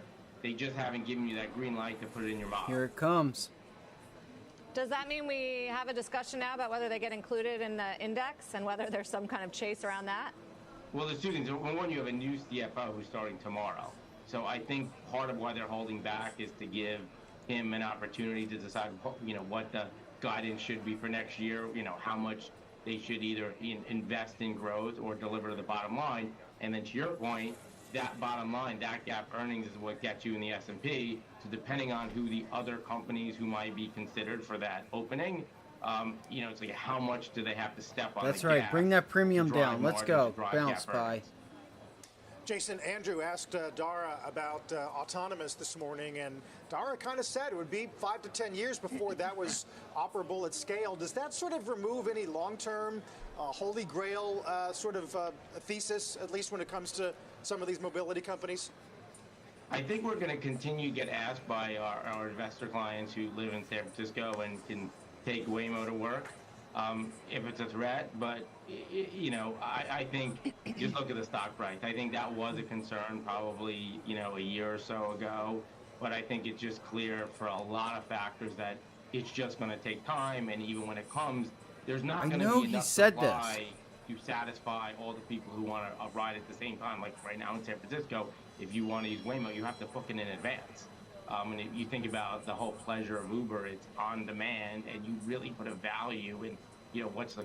Give me your take on the quarter itself. He Jason. said it. I know he said it. I fucking was in the car yesterday and I heard it. I heard him say this. I know he said it. He said they are not a revenue business. Was fine. You know, they beat gross bookings 2%. They beat overall EBITDA. Street. Sorry, guys. I'll turn it off and go back to the charts. You know, they beat gross bookings 2%. They beat overall EBITDA. Revenue business. I think he just said it right there. Two metrics that matter. Remember, this is not a revenue business. See that? This is not a revenue business. Wait, what? You know, as far as the outlook, they're guiding basically in line for gross bookings and then 4% above for cash flow for the fourth quarter. So that's fine.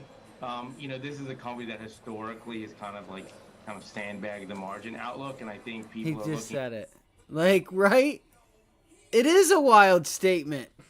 It is a wild People statement. are looking for where margins can go next year, and they're just not telling you that right now. All right, so what do you think, though? Well, look, we think it goes high. I mean, So, I don't know where it's at. You guys heard it. The incremental margin this quarter was 9%. They have this kind of 7% long-term target, and yet they're telling you that In So October, I think they're it was like right there. basically in line for gross bookings, and then 4% above for cash flow for the fourth quarter. So that's fine. All right, I'm done with it. You guys heard it though. They're not a revenue business. What? All right, here we go. Tesla looks good. If we can get, what time is it? It's 11 o'clock. I don't like doing this. This is a nice Head and Shoulders on Tesla. It's not a revenue business. You're just fucking smoking crack. You just want people to buy it. That's it. So you can sell into the news.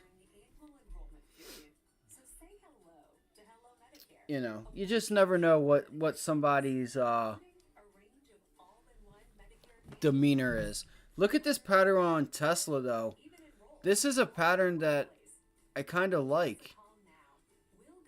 If we can break above 220, guys, I would look at this. You have a pretty nice reverse Head and Shoulders here. And you just need volume, though, to match it. Right? And here's your neckline. So let's see if you break above VWAP and hold VWAP, and we take this higher into the rest of the day. And the Qs are holding up so far. Qs are holding up so far. The only thing I don't like about this pattern is the volume. I feel like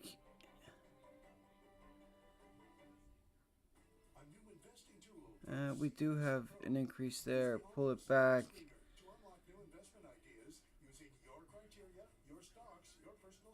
All right. This is a tough decision here.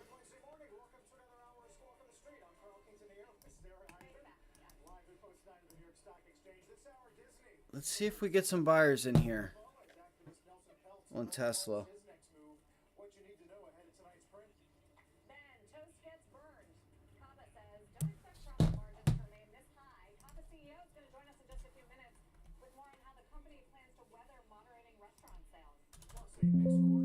Oh my god, it's so loud. I'm sorry, guys. I don't know why that was so loud. I apologize.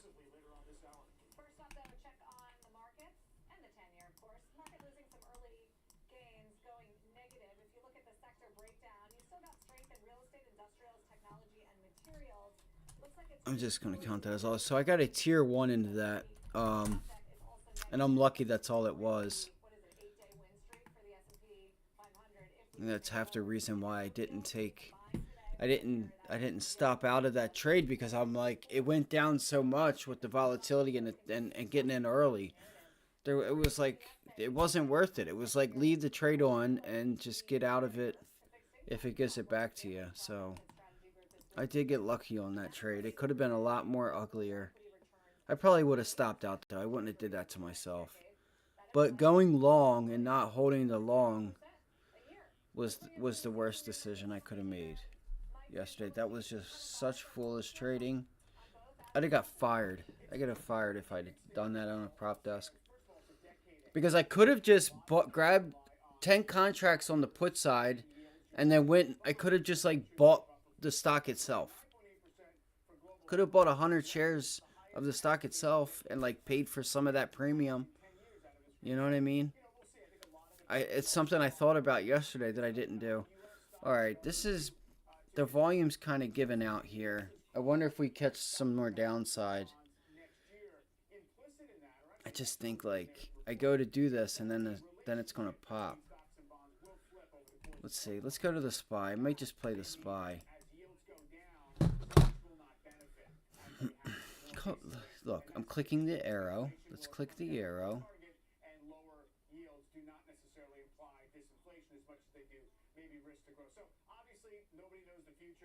It's tough to make a really super bullish case based purely on equity valuation for the next year. We're at 18 times forward earnings for the S&P. But within the market, there are sort of pockets of cheapness, or at least unduly punished areas if you believe we're not going to get into a recession. Mike, Brent below 80. Talk about what do you think? I mean, to the degree we're benefiting from the mood of disinflation, what does oil say about that? it certainly seems a net positive at the outset. My computer over here on the other side is just it's getting ready to die. I think it's getting ready to die, unfortunately, and it's all good. I have another one. And I think that's the fix we're in But general. We want Goldilocks, we want decelerating economic activity and softening labor markets, but not too much. And we don't know really where the too much point is. But for now, I think it should be a benefit as we wait for a CPI report next week to see energy prices in retreat. Yeah, some of the demand data and certainly the stockpiles this week have been interesting. Thanks, Mike. Mike Santoli. Given the potential for strong returns next year in bonds, our next guest is also overweight fixed income. is this it? But if you're looking for opportunities in equity, she says I wonder how many people are short there. It's just holding that level for quite some time now. Dude, I need a trade. I just need a nice solid trade. That's what I mean. It has. Yup, that's exactly what I'm saying, Chris. It has. Like, even looking at Tesla, it's doing the same thing. Tesla's doing the same thing. And look at the Qs. They've held this level since 10 o'clock, and it's now 11. You're right. That low was at 10:04 when you bounced. 10:03, 10:04. That's hilarious.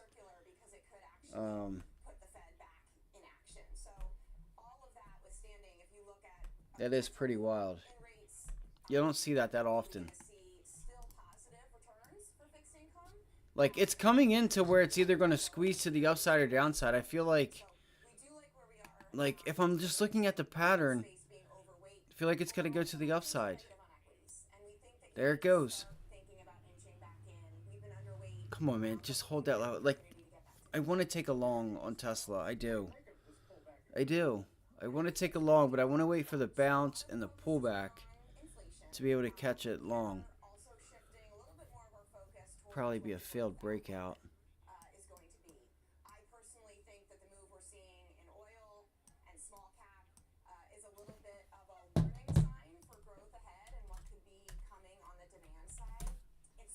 Look at the IWM. Wow. It just got slaughtered today. The Dow is getting hammered. Fuck, man. This is so crazy. I don't know how I missed this shit. I really don't. I wonder if the Qs are trying to lead the market higher. Because that's weird, right? The Dow this morning, pre-market, was your leader, right? It was your leader. It was heading to the upside. It broke yesterday's highs and was up here.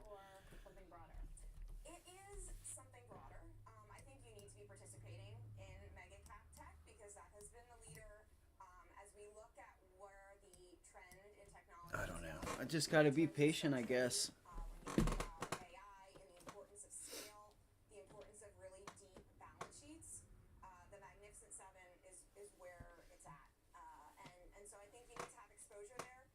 I know, I'm with you, man. I just need a trade to get myself on like a path to consistency, to get my confidence back up. I started the week off really good on the good side, and just yesterday was just terrible, like rookie hours.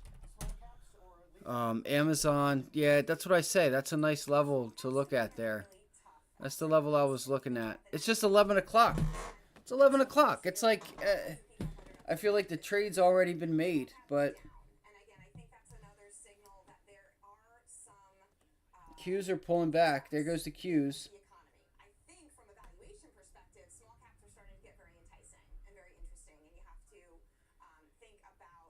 But you're going right into an area of support. Just be careful. I would wait and see if you can break that 370 to 371 area. I guess it's like 371.80s or so.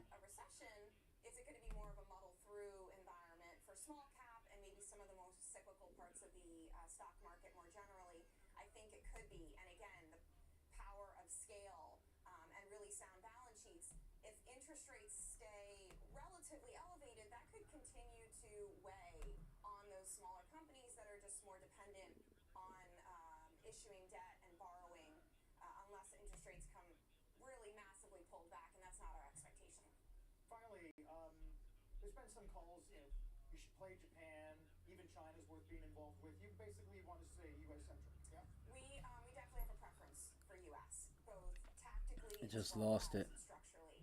We've just seen such a period of U.S. dominance in the economy, and there's so many deep structural advantages there. I think investors in Chinese equities really need to have a strong stomach. There's just so much unpredictability there. There's so many deep-rooted structural issues. For our part, when it relates to emerging market equities, we are actually neutral versus our benchmark, just because it's so difficult to anticipate whether you're going to get a crackdown in a particular sector or maybe a big, massive stimulus bill issued. So I think you have to just manage your risk there. And then when it relates to international developed equities like Japan and Europe, Europe just does not look good at all right now. Recessionary conditions, so we're underweight, being much more cautious, preferring the U.S. Yeah. We'll mention EU retail sales later on, down 3 straight months. It's great to have you in. Thank you. See you, Megan. Thank you. Thanks, Megan. Turning now to the biggest earnings report of the afternoon, Disney, Hulu, Nelson Peltz, ESPN, all among the big issues investors will be Just watch, because if you're trading options, they may just hang it right here, just eat the premium up.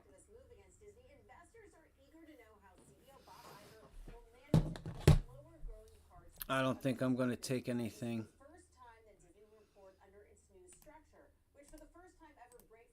Because I need to...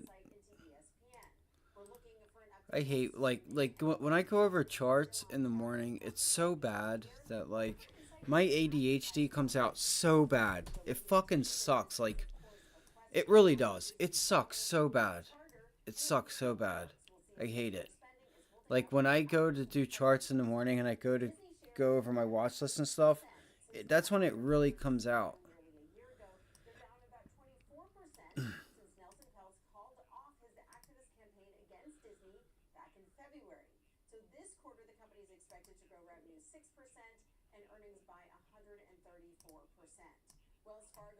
I'm going to scan the markets around to see if I can find something for us.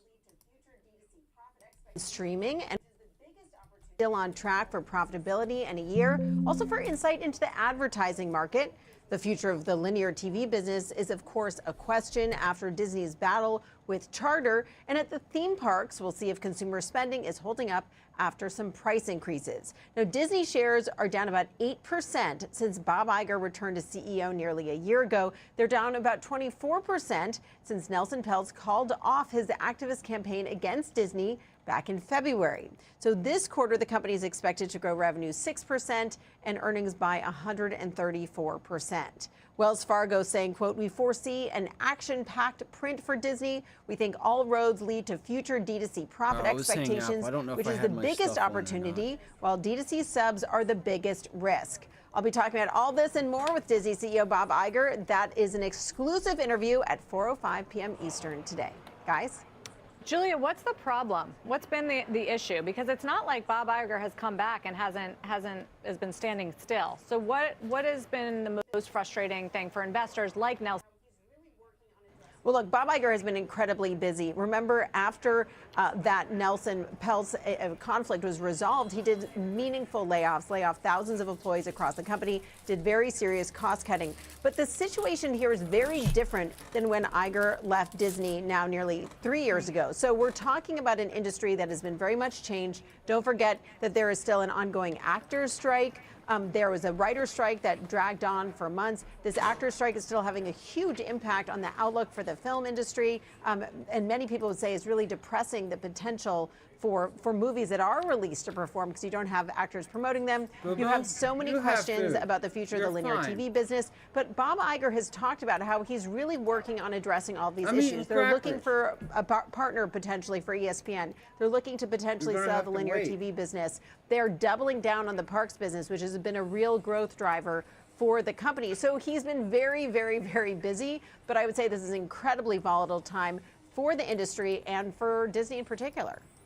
Yeah, especially with the Marvels on the way and cover of Variety last couple of weeks here, Julia. Interesting times. We'll see what happens tonight. Look forward to your interview. As we said, Julia with Iger tonight. Two big earnings interviews still ahead with us. CEO of Kava is going to join us after the break. Stock is lower despite reporting a surprise profit and some strong comps. And then we'll speak to the CEO of Teva, the world's largest generics drug maker. That stock in the green on the back of a revenue beat and strong guidance. Back in a moment here on Squawk on the Street. Dow goes positive again. We'll be right back.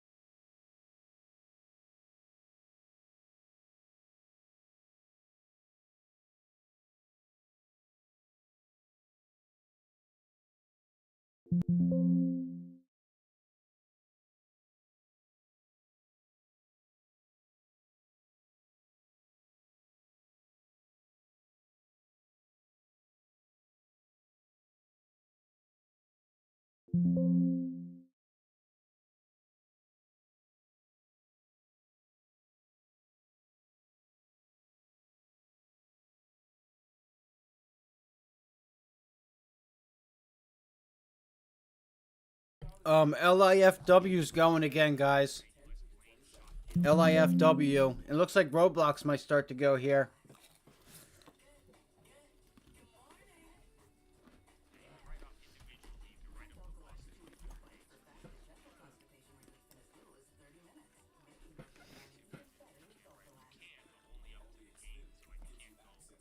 Never mind, I'm sorry. Scratch that.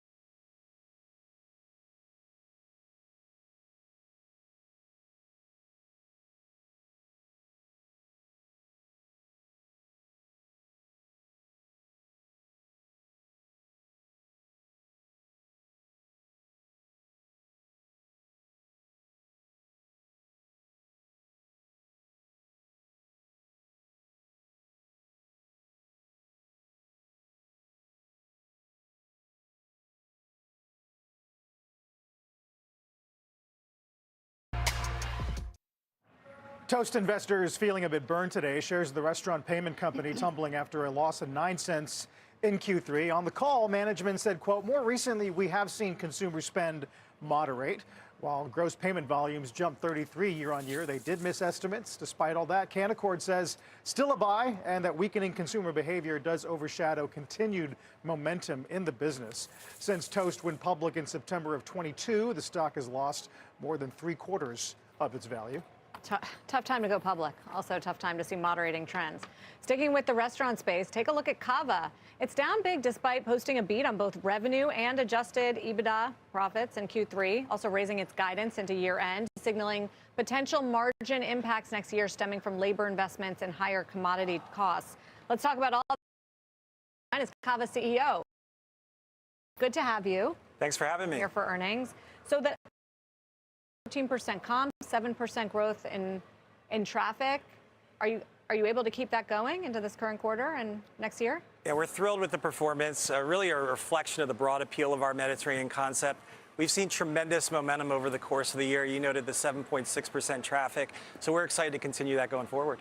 Are you seeing those trends continue or any signs of consumer moderate? What did Toast say? Consumer moderation in play?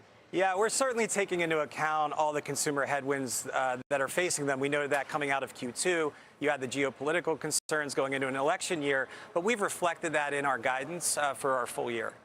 You actually raised the guidance on new stores, right? New locations? Well, we raised guidance overall for our comp growth, and then we raised guidance for our unit growth. So we opened 11 in Q3. We've already opened 12 new restaurants in Q4 and raised our full year guidance to 70 to 73 new restaurant openings. Are the parameters by which you open a new location changing geographically, anything like that? No, not at all. We operate in 24 states in the District of Columbia today. We talked about next year we're going to open in Chicago, so it'll be our first foray into the upper Midwest. It's a region of the country we don't currently operate in. So we've got tremendous white space opportunity in front of us.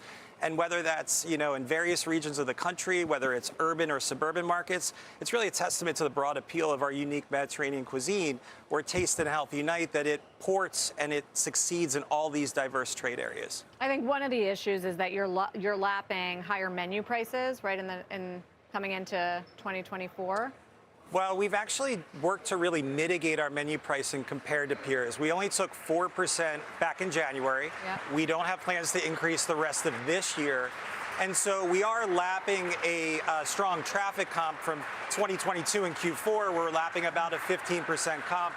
But again, really working on behalf of our guests to mitigate any price increases and drive that value proposition. So 2024, no price increases at this point? 2024, we said we're going to revert back to more historical norms of about a 2.5% to 3% annual price increase. What about menu innovation? How do you think about that as a driver?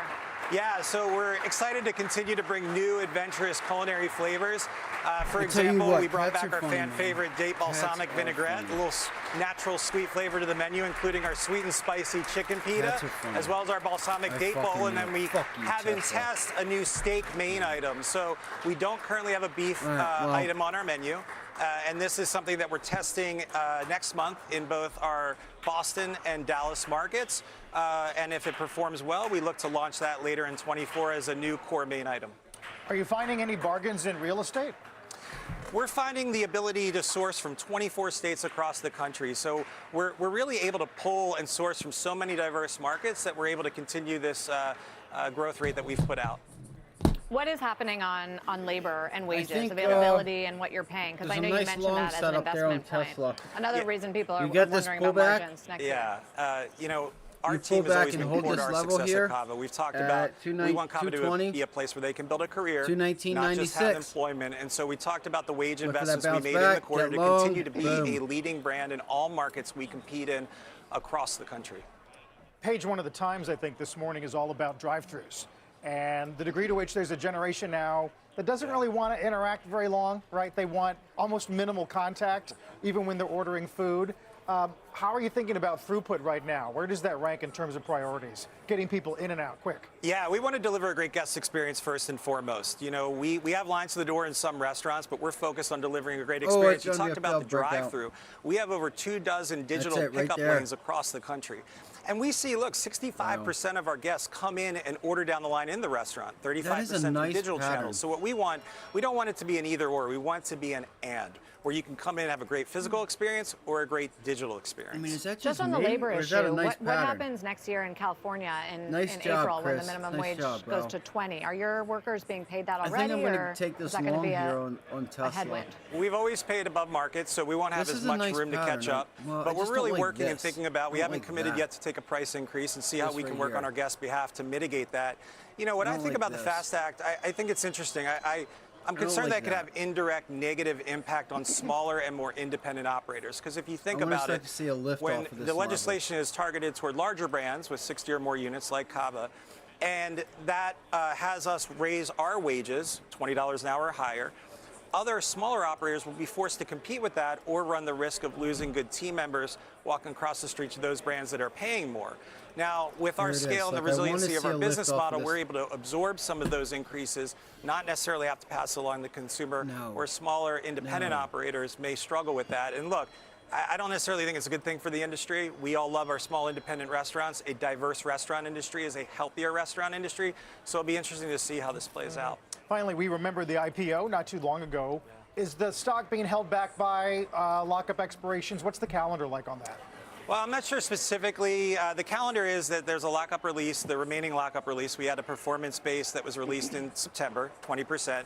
We have a remaining release in December, but we're focused on the long term. We're not focused on the day-to-day gyrations of the stock. We're focused on building the next large-scale cultural cuisine category, Mediterranean, for the next decade and beyond. Do you like the Chipotle I think you start to see that comparisons or thing not? start to go higher. I mean, look, it's I high think you praise. start We see want to it build the float next back to Cava. pre-market There's certainly a highs. similar operating Right model, here. and you know, it's really high praise to be held in that category. Yeah, well, that has been the growth story, but they're not comping 14% right now. Is that because people? Like you said, why it could be a why is failed it breakout. so It's high not- above the industry right now? Again, We're so these early two on our candles journey. right here in that Mediterranean green, diet, number to one go ranked back up, diet, that's 6 years what's running. wrong. The I don't like the it. diversity shifts in our country. As our country gets more diverse, you see palates I mean, getting to more get some diverse, more adventurous. volatility, we could always Married look with modern at, health and wellness trends, that's where our cuisine comes in. It's a great fit for a modern some earnings consumer. names. And a new cuisine that people are finding, they're loving, and they're coming back To for. the degree, well, I'll ask you two things before we go.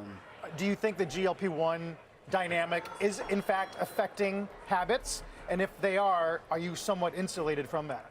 Yeah, great question. I think it's too soon to say, right? But what we have seen in some of the early findings and some of the anecdotal evidence is people are cutting out salty snacking. They're cutting out more indulgent, I'm not. fattier I'm eating foods, this late for the night salt eating, right and now. alcohol.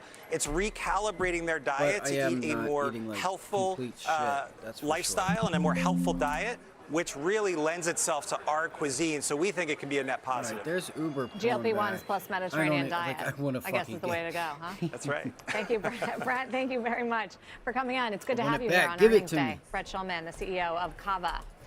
Speaking of the consumer, shares of Ralph Lauren Maybe I'll moving stick with the higher after SPY. top and bottom line beat. I spoke to the Stick to what CEO we're on the good quarter and his demand outlook. I'll share some of that commentary from him next. Don't miss UAW's President Sean Fain tonight on Last Call. Talk about the union's historic labor deal with the Big Three in Detroit. That's coming up tonight at 7 p.m. Eastern Time. Anything about it. So yields are pulling back, and the market's pulling back.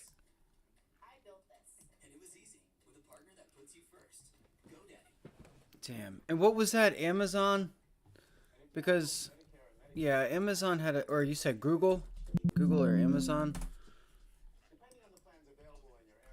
Oh, that is cool. That is a nice double top there.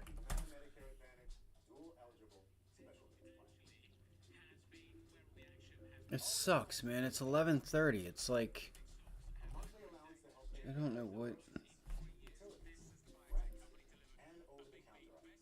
It sucks, man. And look at the queues. The queues are just still sitting there.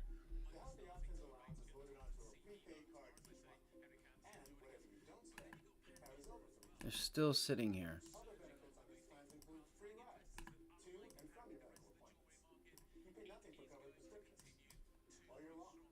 I feel like it could break now.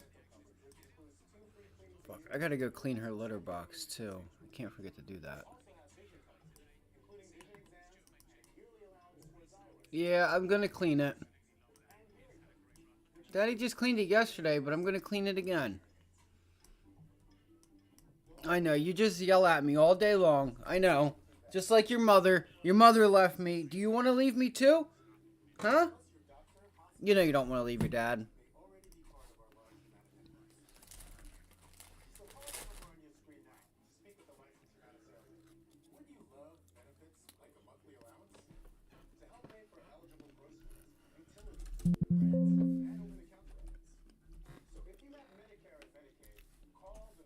I think somebody's just tired and wants me to pick her up.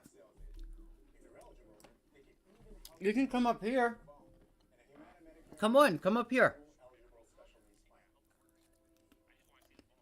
Wow, look at Google go right back around. Nice. I should have stayed on that too. I should have stayed on that too, Chris. But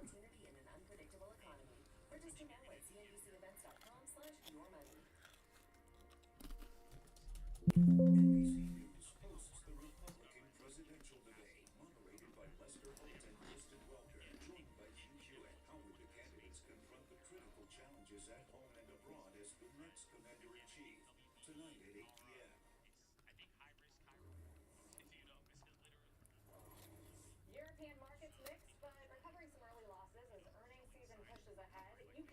leading the way this morning with Marks and Spencer, the big department store topping the stock 600. The stock up by double digits, hitting a new 52-week high after beating on earnings and restoring its quarterly dividend. Sticking with the consumer, European. The more I think about it, the more I think that being a president is a joke. Month to month. The drop was caused mainly by a sharp drop in sales of non-food products, including online sales. On the inflation front, Germany CPI coming in flat in October, hitting a 27-month low. So more progress on inflation, but more worrisome signs for the economy. PM. European markets mixed, but recovering some early losses What's up, as Basic? earnings How you season doing, buddy? pushes ahead. UK retail leading the way this morning with Marks and Spencer, the big department store topping the stock 600. The stock up by double digits, I'm giving hitting a out new free 52 money week over high here. after beating on earnings I'll and just let you restoring know its what quarterly trades I take. dividend. Sticking You with guys the are hurting. consumer, European help Eurozone you retail out. sales Give you a missed couple street extra $100 bucks. expectations, actually falling 0.3% month to month. The drop was I caused haven't mainly taken by a sharp anything yet drop in this- sales today. of non-food products, including online sales. On the inflation front, Germany CPI coming in flat in October, hitting a 27-month low. So more progress on inflation, but more worrisome Ooh, signs for the girlfriend. economy there. Holy cow. Can Europe pull off a soft landing? It's another debate. You know, we debated here in the U.S. We're in better shape than they are in terms of some of the economic data, certainly retail sales. Yeah, some worrisome comments from Draghi about the European economy being in recession, maybe already. We'll watch that closely. A couple hours into trading here, though, we have gone red. Let's get post to post with Bob Pisani. Hey, Bob. Hello, Carl. Just turned negative. It's sort of we're winding down earnings season, but very mixed reports here. You want to see how difficult the oil companies have it this year. Look at Occidental. Now it's trading up. It had great numbers, $1.18. That was way above the 84 cents estimated. But that's less than half of what they made last year. They made $2.44 last quarter, same period last year, $1.18 now. God. They were selling their oil for $80.70 a barrel. This quarter, last quarter, last year they were selling it for almost $84 a barrel. What's so so there's bad? your You difference got here. food, you got toys, you got treats, no you got surprise. Chevron's down about yogurt, 3%. you got everything. This You year. got a window Excuse open, me, you got a sliding Oxy's glass. down about 3%. What else do Chevron you is at a 52-week low. What else do you need? I've mentioned the two groups that are doing really well on a tear with the lower interest I rates. don't The think home there's anything builders and the else I could REITs. There's possibly do Horton for still you. up again, even after the results yesterday were terrific. So remember, we were stinker butt. 102 a month ago. We're 121 now. That's a That's big what one. happens when the 10-year Treasury goes from 4.9% at the end of last month now to 4.5% or so. That's what it'll do for the home builders here. Big moves up.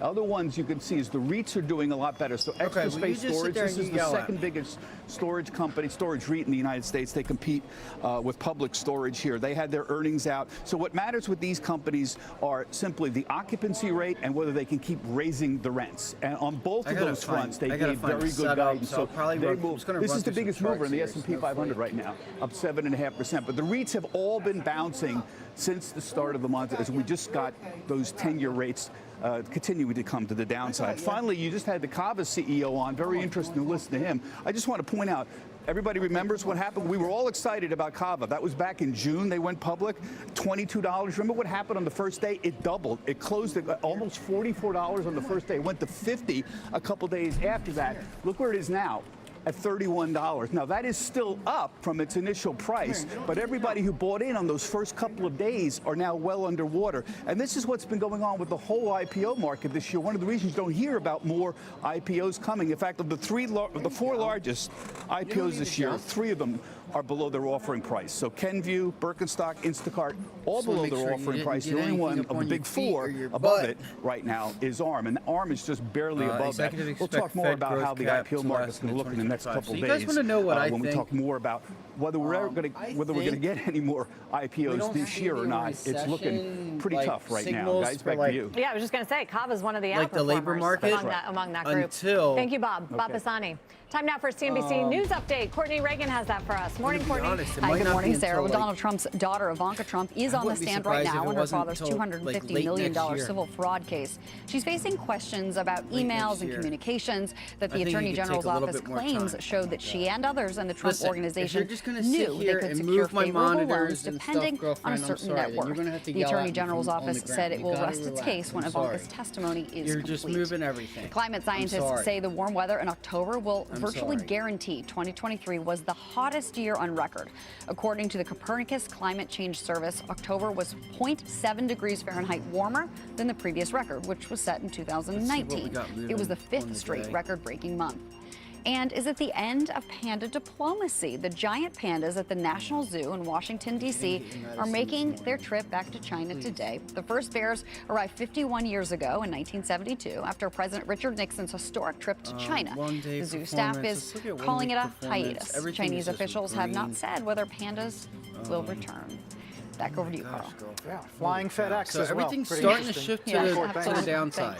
Courtney Reagan, not kidding. Right, you Coming can up see- after the you can break, see the the CEO of sense Teva's in with the- us. in the Stocks moving sentiment. higher after the company boosts its revenue I outlook. mean, this thing we'll was break down the bright latest red, quarter and bright the green future yesterday. of the generics business. The only thing that was And down keeping an eye on yesterday was Roblox energy. today. The stock's soaring right now as Q3 bookings beat with daily active users and hours engaged, all coming in better than expected. We're back in a moment. This was earnings last week.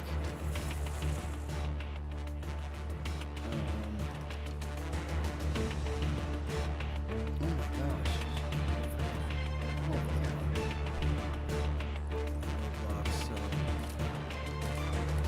Roblox, Palantir.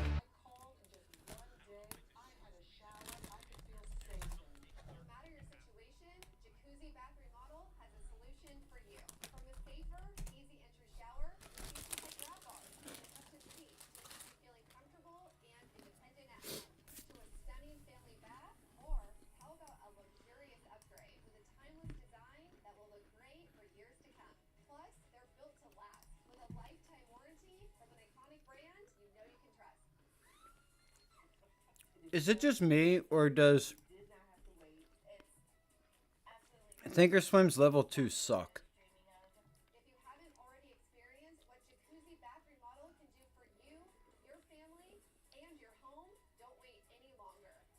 I mean, I personally don't like it.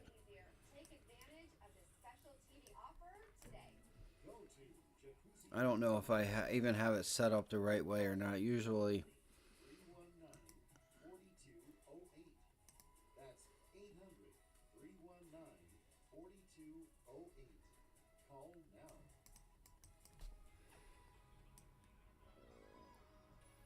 you like it? You don't mind it?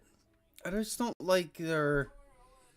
How do you have yours set up here? Because I don't, because on like Interactive Brokers, E-Trade, like Thinkorswim, I have like everything's just in one white box. I don't have to do anything with it, and everything's right at the top. Or like, the best bid and the best ask is right there at the top, and then on down.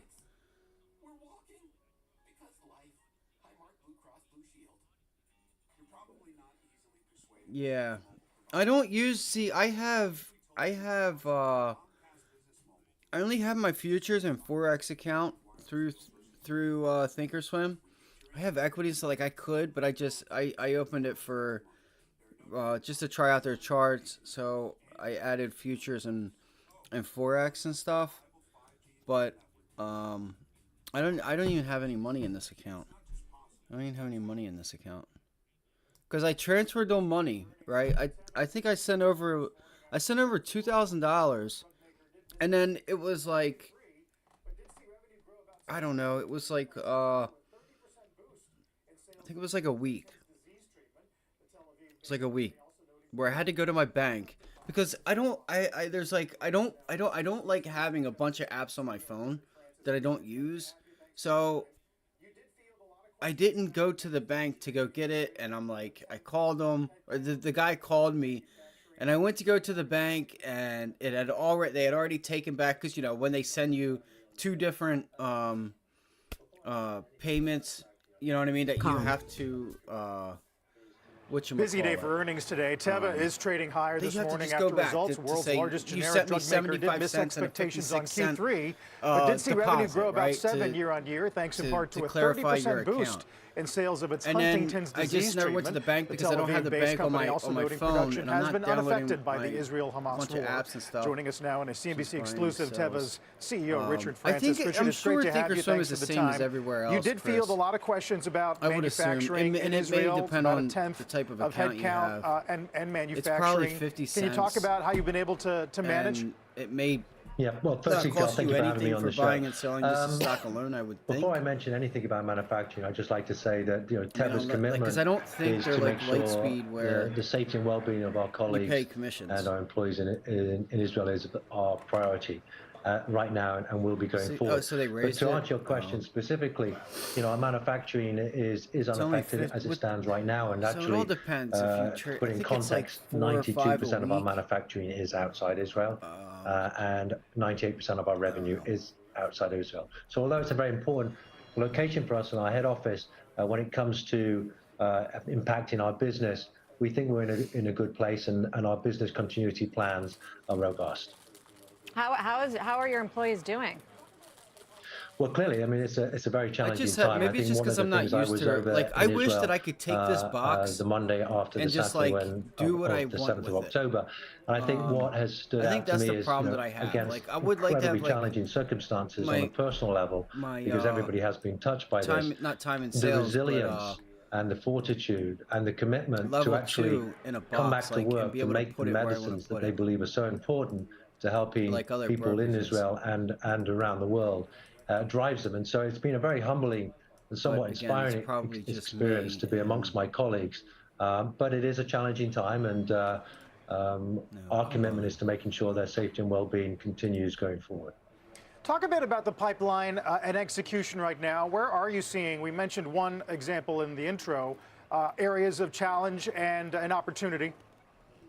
Yeah, well, look, I think, we launched the Pivot to Growth strategy for Teva back in May, and I think there was a bit of skepticism Chris, about whether we you're could do probably that, paying up particularly for it in around the the premium price pipeline anyway. and Austedo, the product we currently Like, have it's in the easy market. to think like that. I think this is the second quarter where we've I'd much grown the rather pay business, commissions and the second time even we've more upped than guidance 50, for, 60 cents if I'm for the getting year. So I think options at a we're better heading in the right price. direction. Like, We've got some momentum, and if part you of play that is our options, pipeline. Chris, and you As kind of know said, what you're there are a few doing, people I who would wondered suggest, whether Teva could actually move if you just get a innovative Thinkorswim account pipeline or Charles Schwab now, along. because it's And changed. we've shown with olanzapine, with TL1A, as well as ICS-SABA, we're maybe use actually it for, I don't recruiting know. ahead of Everybody schedule, has their own thing. and I so we're would actually go to recruiting more Interactive patients into Brokers, these studies than planned. and I would, that shows because our you can pay R&D commissions on capability Interactive Brokers that we've and get. built can execute, and so we're very pleased about that. Kind and of the that, same, but coupled it's with not, because you can the get your performance you options a mentioned lot at Austedo cheaper. growing at 30%, You can pay has allowed commissions, us to but your improve our fills guidance for the year, but are also gonna be give us is, like, confidence that your fills this are going to be a Pivot to lot Growth better. strategy is actually So gaining you're momentum. probably, you may not know it. What Like, about I M&A? would just I know look it's to been see what obviously big and that it's ramped up again see in the, what in you're the getting sector. filled I'm at curious on what your Webull posture is compared given some of the to- debt levels. Like, Well, we could do exactly. it I mean, right I think now. to a certain degree we are constrained by our debt, but at the same time, I think we can do some in-licensing, and we're looking actively on BD bring up, to bring in some products because we have a big commercial footprint and we puts. can leverage that more. But I would go back to strike the products price, we have in the market, 436. our CNS franchise of Austedo, For Ajovy, today. and Uzedy, a new product we launched for schizophrenia, have real potential to grow. I mean, Like, Austedo, what's we're going your, to do what are they 1.2 asking billion for this on year, Webull? but we've already forecast that in 2027 that'll be 'Cause I'm 2.5 sure there's, billion. So we have a lot of opportunity to continue to And I grow the wonder if revenue Webull has of level Teva 2 in for innovative options, too. based on the products we have. wonder if Now they our have it. I'm sure pipeline they coming do. through, The thing about Webull that I olanzapine, don't our like ICS-SABA, is that and our TL1A, these are you have products to which worry have the about ability to about generate China. hundreds of Just millions, if not given, billions of dollars. your So financial that statements allows to us to China. focus our growth organically. That's why I don't. That's I we just do, don't though, like want to Webull supplement for that with reason. some business I development just don't activity think it's safe to be as and able when we to see value, and as and when we just, see it's going to be for them to synergistic have for our records of cost base that people's- we have at the company. Finally, where would you rate the United States November right now in 8th, terms of 436 regulatory put for pressure, today. the collective 436 puts. environment when it comes Where to yours at pricing, right things now? like that, vis-a-vis the rest of the world? Well, I think for me, the US is still a very attractive market, which is I'm why floating Teva between focuses on it. I 45 think, cents and 46 there cents are right pricing now. pressures. We have two businesses here. 47. We have a generics business and we have a patented business. I think the Back generics down to business, 44 now. it's always about pricing 48. pressure. So there it's about launching drugs, Those are 50 having cents. a very effective manufacturing 45. network so you can reduce the cost of goods. 46. I think on our innovative, it's about making sure that we 43. bring 44. innovative products that meet an unmet medical Right. need to the 47. market. And then when we do those, I think there's an opportunity for us to have them appropriately priced. So- and we think that that is something which the United States still offers. So we You know see what I it as a mean? very Like, important it'll market. probably- But we also see, for example, You know with what I the mean? Stera, You might that get a product I better mentioned fill at the over start. at We will be Thinkorswim launching or- that in Europe. So we I see would Europe suggest also has anybody an who opportunity trades to drive options, value like across our innovative Thinkorswim business. E-Trade, that's fine. Stocks You go to continuing its Interactive run, Brokers and and you been sign going on up for about and a you pay month now, commissions holding up today. for Richard, your thank you for options. the You're gonna time. get Good to get see you. great Richard fills. Francis of Teva. You'll get great fills. Thank you, Carl. Thank you very they much have for the the thing time. for that. After the break, more from Yeah, our see, I'm at exclusive interview with the 42. CEO of $100 billion 41. insurance giant 42. Progressive. And also, we're keeping our eye on Microsoft this hour. Stock's hitting an all-time high, having its longest win streak since 2021. Brent gonna Thill be about Jeffrey the saying in same. the last hour that it's hard to get off this bullish No matter story where you go, when it'll there's be about the quality in same. every I know you're nook paying and cranny 10 of cents or Microsoft's whatever, but business right now.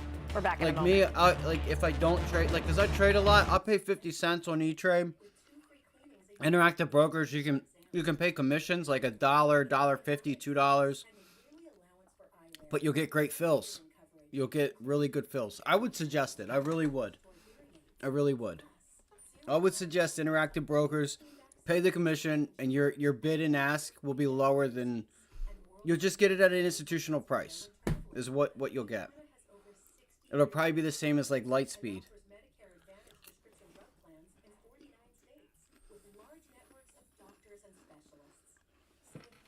No. I know. Listen, I know you're tired.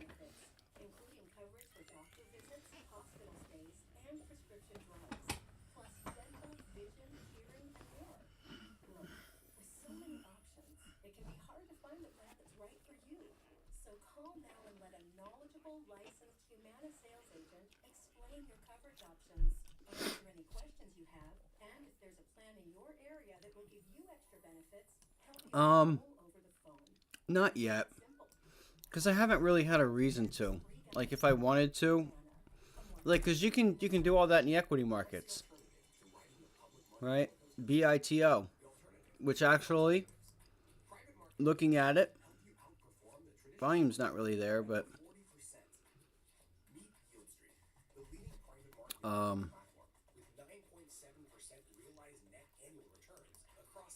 Sorry, I want to get this level too. I just don't like it.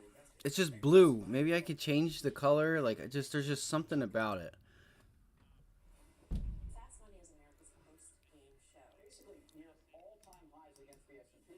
We want to arm people with the information to make great decisions. Valuations matter in a higher interest rate environment. Fast Money, weekdays 5 p.m. Eastern on CNBC. People are really excited about the sport and where it's going. The US is woken up to what Formula One is. Our business today generates about $600 million in revenue. A CNBC documentary. But yeah, Chris, sorry about that. I had, like, you just kind of have access to it in the equity market. There's Bitcoin futures here. But I will. I think I should do more.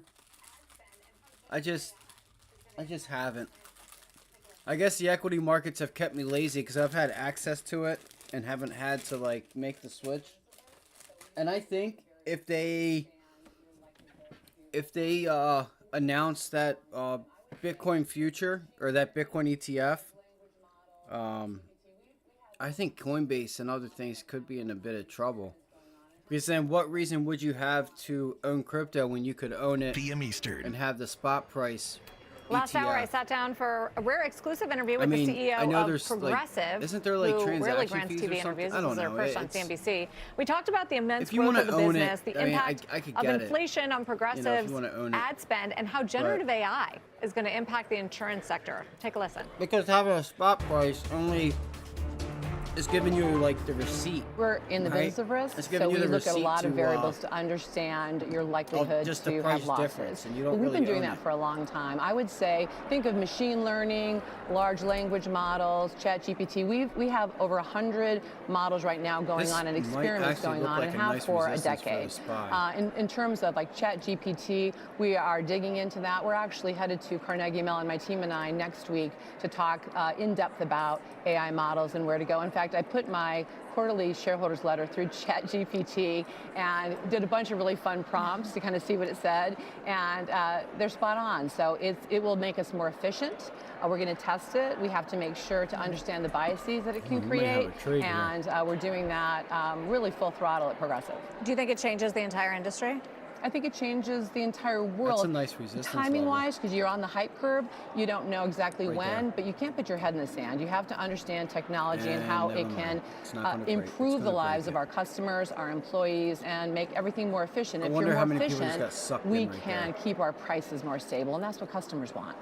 What about marketing spend? I know that's a big part of the business. Where are you right now in terms of increasing it, Abby, throttling it back? You can be It mad feels like at we me. still You see can flow whine all everywhere. you want, but you have Well, we food. do You a lot have of everything you upfront want. buying, as you know, You don't so we need have that anything. sort of in play. This year, we pulled back substantially because of some profitability me to issues call your because mom? of inflation.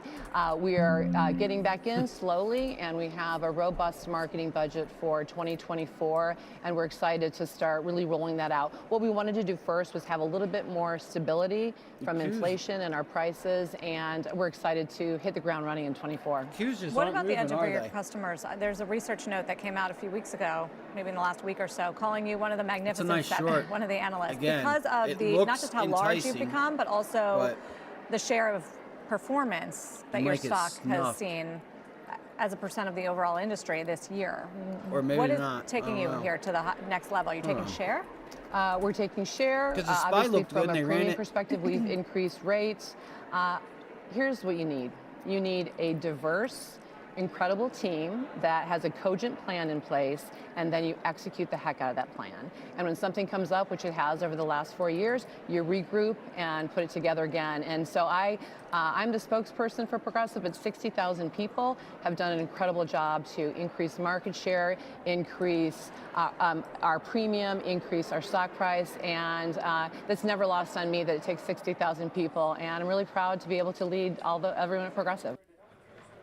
Tricia Griffith, CEO of Progressive, she has a pretty interesting story. She started at the company more than 30 years ago as an insurance agent. Wow. Worked her way up to I know. the I'm top. with you. And I'm with you. yeah, that was Bank of America who said Magnificent Seven, where It just Progressive feels like- stands it's just among the like- giants on October 23rd. It's like holding it in front of you, like just and daring huge you market to do cap. it. Yeah, It's like- it they've grown. I mean, they're taking a lot of share in places like auto. I don't know. And I thought the biggest takeaway for me from her was that, you know, inflation has been a problem for consumers. just sucks, We've all I seen know. our premiums go up, and we're paying more. And Just she after wasn't willing to yesterday, say, I just want to redeem you know, it's myself fully so coming bad. down next year. But I can't. They It's still not on my aren't quite terms. sure because this was an industry that didn't have that for years. Yeah, we'll see if it tracks car prices in the future. Meantime, Amazon pushing further into healthcare space, planning to offer some low-cost primary care to its Prime members. We're going to break down that story next. Plus, join CNBC's Your Money virtual event tomorrow, 12 p.m. Eastern. I'm almost- Hear from Jim Cramer and other top financial experts on how to maximize your don't want- finances amid this current I don't wanna volatility. be You can that scan the idiot. QR code or visit I almost cnbcevents.com/your wanna put money. on another We'll be right back. position short there. I'll give it a minute. But it's like this thing blasts through with an increase in volume.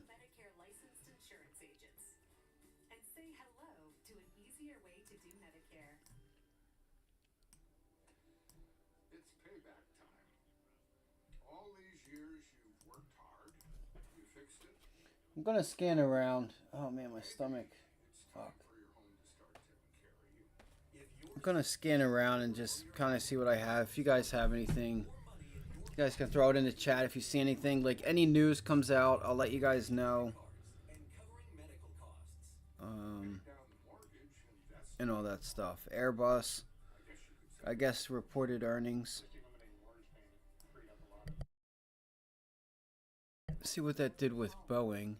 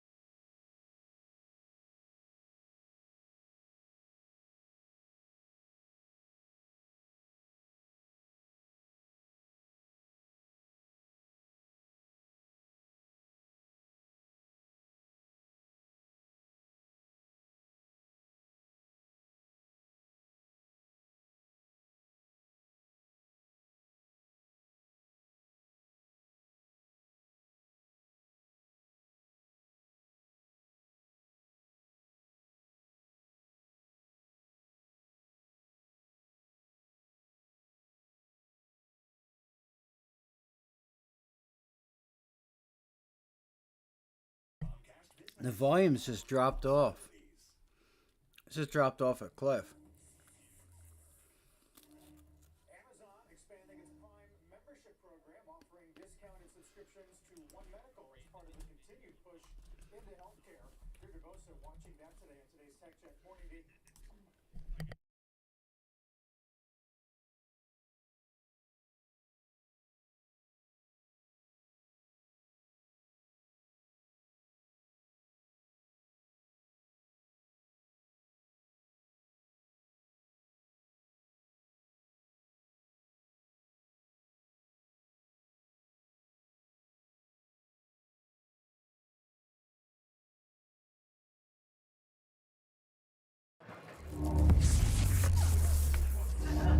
Amazon expanding its Prime membership program, offering discounted subscriptions to One Medical as part of the continued push into healthcare. Dear DeBosa watching that today on today's Tech Check. Morning, Dee.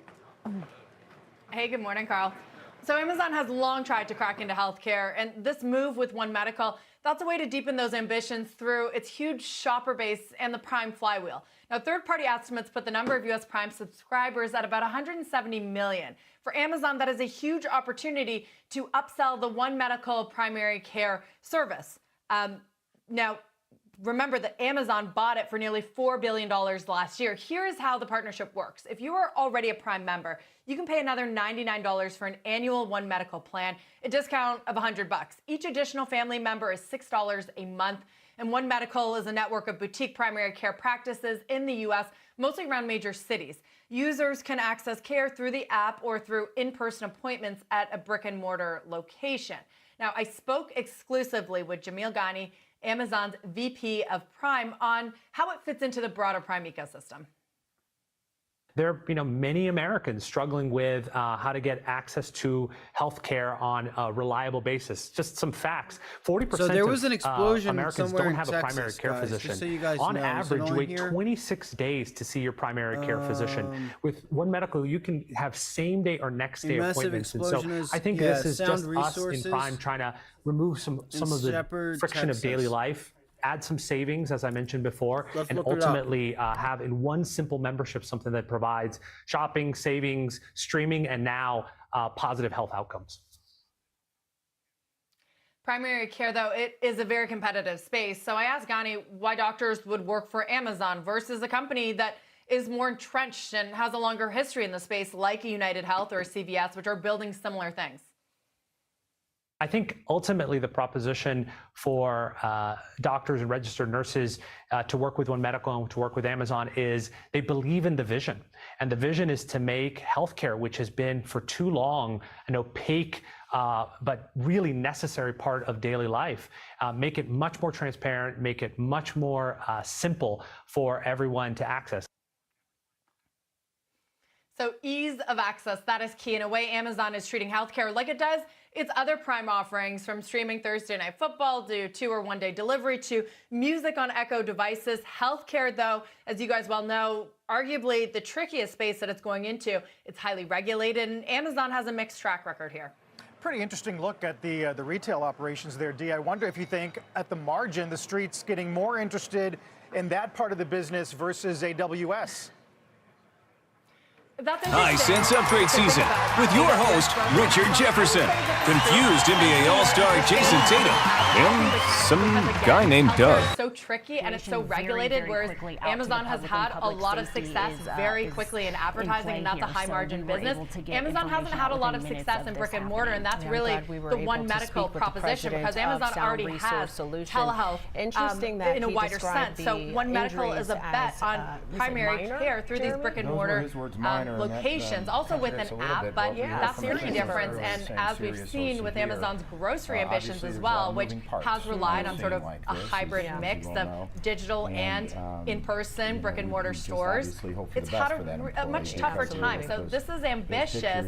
It's not going to be easy, but this is sort of them putting their flag in the ground and saying that we're going to attack healthcare like we have other industries. I think a lot of industries will be watching to see if they can successfully scale it from retail to healthcare. Thank you. Thank you, Deirdre. Whether it's minor, Deirdre Bosa. but in One stable mover want to condition, hit also is really related to something to be earnings said. is Ralph Lauren. Top and bottom line beat, reaffirming the full year 2024 revenue growth. Some caution relating to North American wholesale business, which was lower in the quarter. When compared to luxury rivals LVMH and let's say Canada Goose, for instance, the stock is outperforming this year, but still underperforming the overall S&P 500. I did speak, Carl, this morning with Ralph Lauren's CEO, Patrice Louvet, on the results. He said, look, they executed well in a tough economic environment, predicts that it's going to continue to be a choppy environment for the foreseeable future. I asked him what that included. He says a combo of high promotional activity across the industry and consumers being more careful, which he really only sees in the value-oriented consumers. Ralph Lauren gets a peek at that through its outlet stores, for instance. Not a big change, though, in the high-income consumer, which is where it's most exposed. China, growth there of 20%, which was a step down. But remember, last quarter it was easy comparisons because they were coming out of the COVID lockdowns. Right. On that, he said we're still bullish, near-term and long-term opportunities, not much of a slowdown there.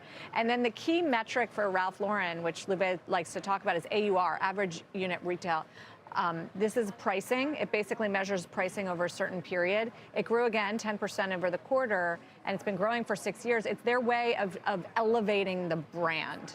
In other words, in a tough promotional environment, they are still able to capture pricing, whether it's more cashmere sweaters or outerwear instead of, the hoodies, that sort of thing, or just geographies in Asia where they're able to get better pricing than in the U.S. But that is something that Louvet points to as far as some of the success here. Yeah, something they protect fiercely. Yep. Meantime, have your packages been arriving late recently?